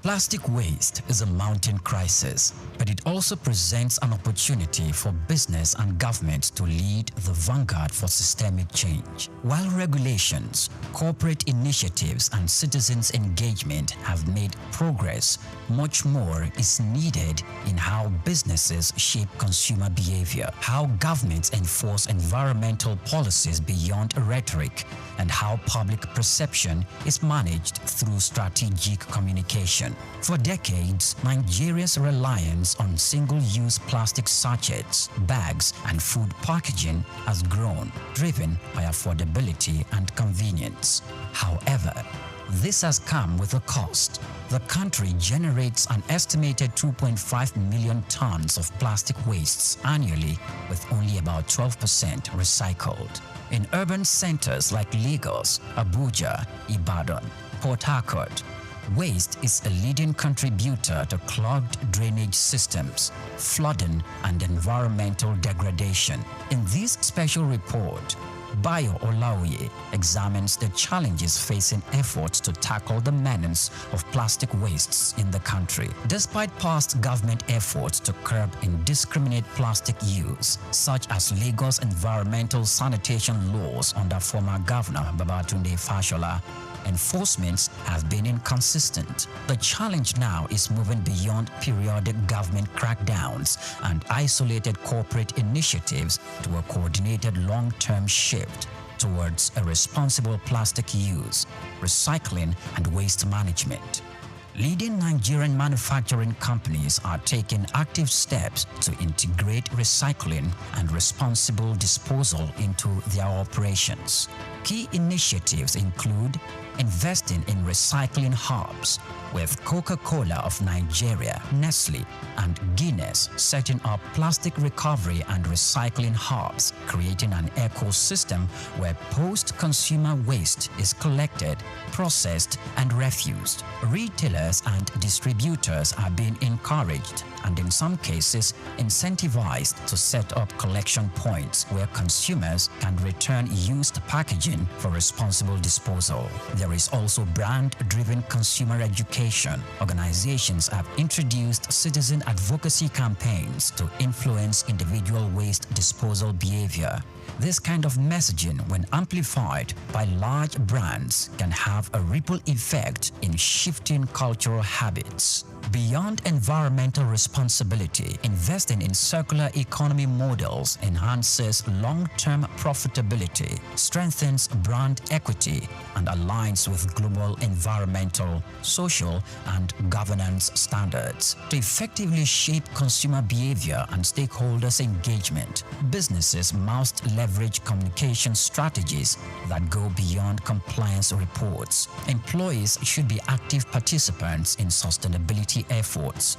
Companies can integrate sustainability training, incentivize waste reduction, and implement office-wide plastic reduction policies, engaging suppliers, investors, and partners in sustainability commitments such as reducing excessive packaging or co-investing in recycling solutions to create an ecosystem-wide impact.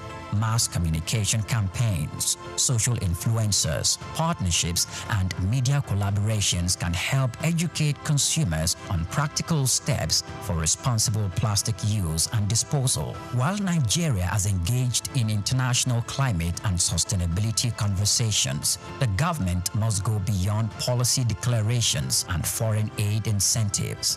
The priority should be local, long-term economic and health benefit. Rather than reactivate bans that are often poorly enforced, the government can provide tax incentives for businesses, investing in recycling infrastructure while enforcing stricter regulations on reduction and disposal, expanding waste management facilities, establishing more government-led recycling centers, and integrating waste picker into a formalized economy can improve efficiency and create jobs. The administration of Governor Babatunde Fashola demonstrated that when the government takes waste disposal seriously with clear penalties for violations, citizens pay attention. The government must invest and consistently engage public education on the economic and health impact of plastic waste. A cleaner environment leads to a lower public health costs, fewer disease outbreaks, and increased workers' productivity due to better air quality and more usable public spaces. The Nigerian plastic waste problem is not just an environmental issue. It is an economic and reputational challenge for businesses and a government issue for policymakers. By adopting strategic communications, businesses can shift consumer behavior, governments can enhance enforcement, and citizens can embrace a cleaner and more sustainable future.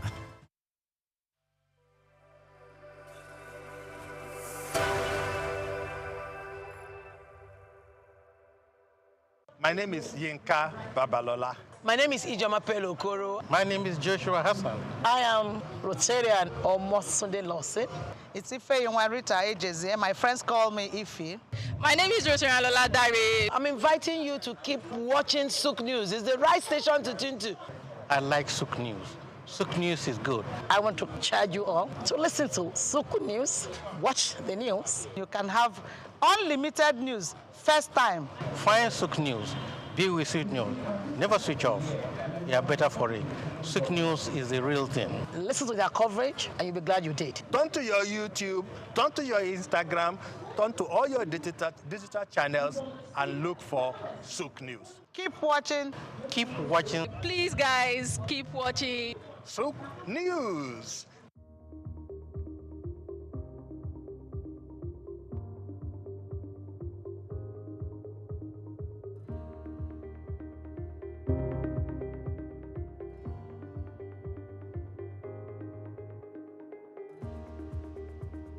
In the heart of Africa's growing hospitality landscape, where service and professionalism go hand in hand, the Hotel Managers Conference Africa 2025 unfolded in grand style.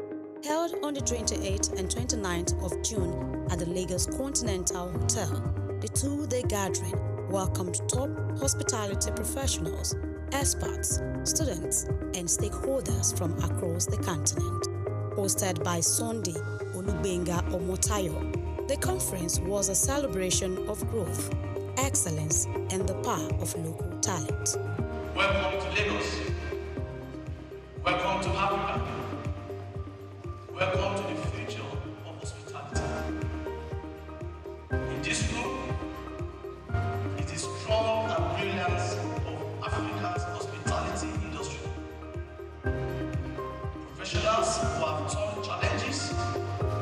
courses, created unforgettable guest experiences, and driven measurable growth. You are not here by chance. You are here because you recognize that the hospitality landscape is evolving faster than ever. What worked 5 years ago may be obsolete today. But those in this room don't just keep up with change. You lead. Talk to someone, you lead. This is more than a conference. It's a movement. A movement to raise the standard of African hospitality and prove that we don't just follow global trends. We set them. Put your hands together for yourself. So, be present. Don't be distracted. I've seen distractions already. Hard questions. The first professor of hotel management and tourism is here, Professor SOUQ walked up to him and said, I asked him hard questions. Dr. Belinda is here, who's a big name when it comes to hospitality in the world, the global player, asks hard questions. Build connections. Make at least 10 friends, not hold one, not new friends, from different countries. They are in this room. Welcome to Hotel Mafias Conference Africa 2025.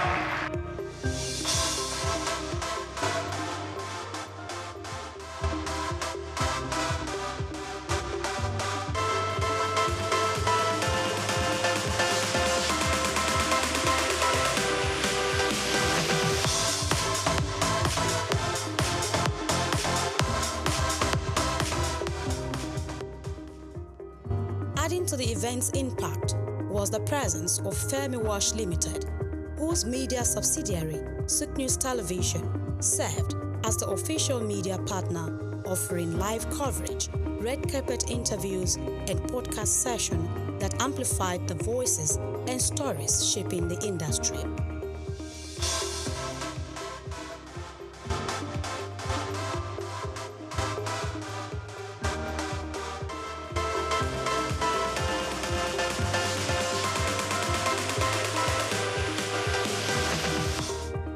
One of the event's high points was a series of insightful keynote sessions that tackled key challenges and emerging trends in hotel management. Professor Wasiu Babalola, SVP Africa at Content Worldwide Hotels, Turkey, and Academia with Atiba University, Oyo State, Nigeria, shared a thought-provoking address.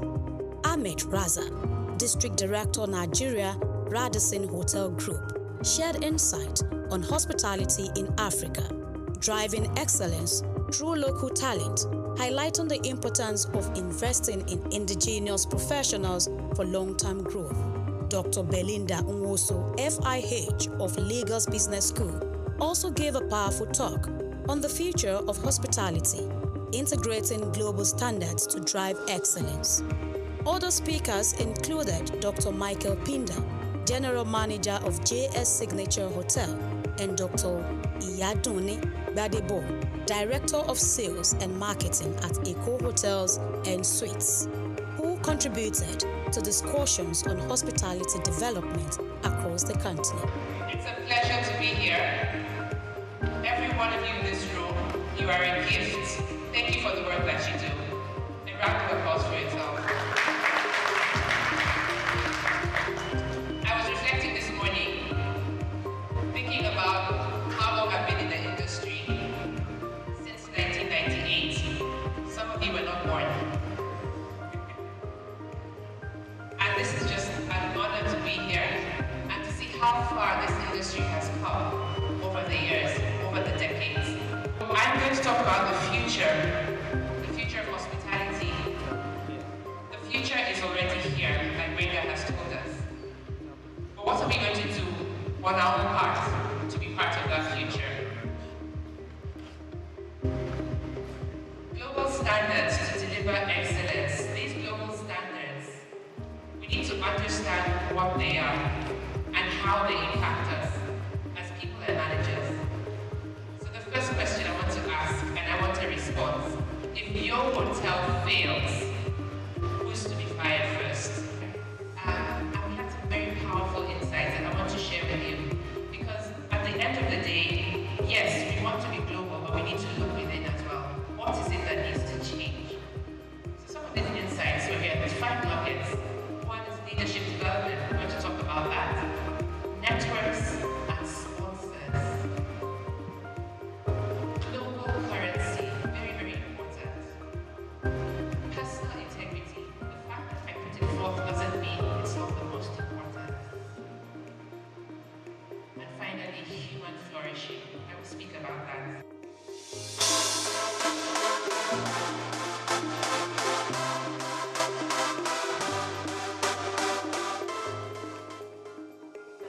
Event has been very good. It's growing every year.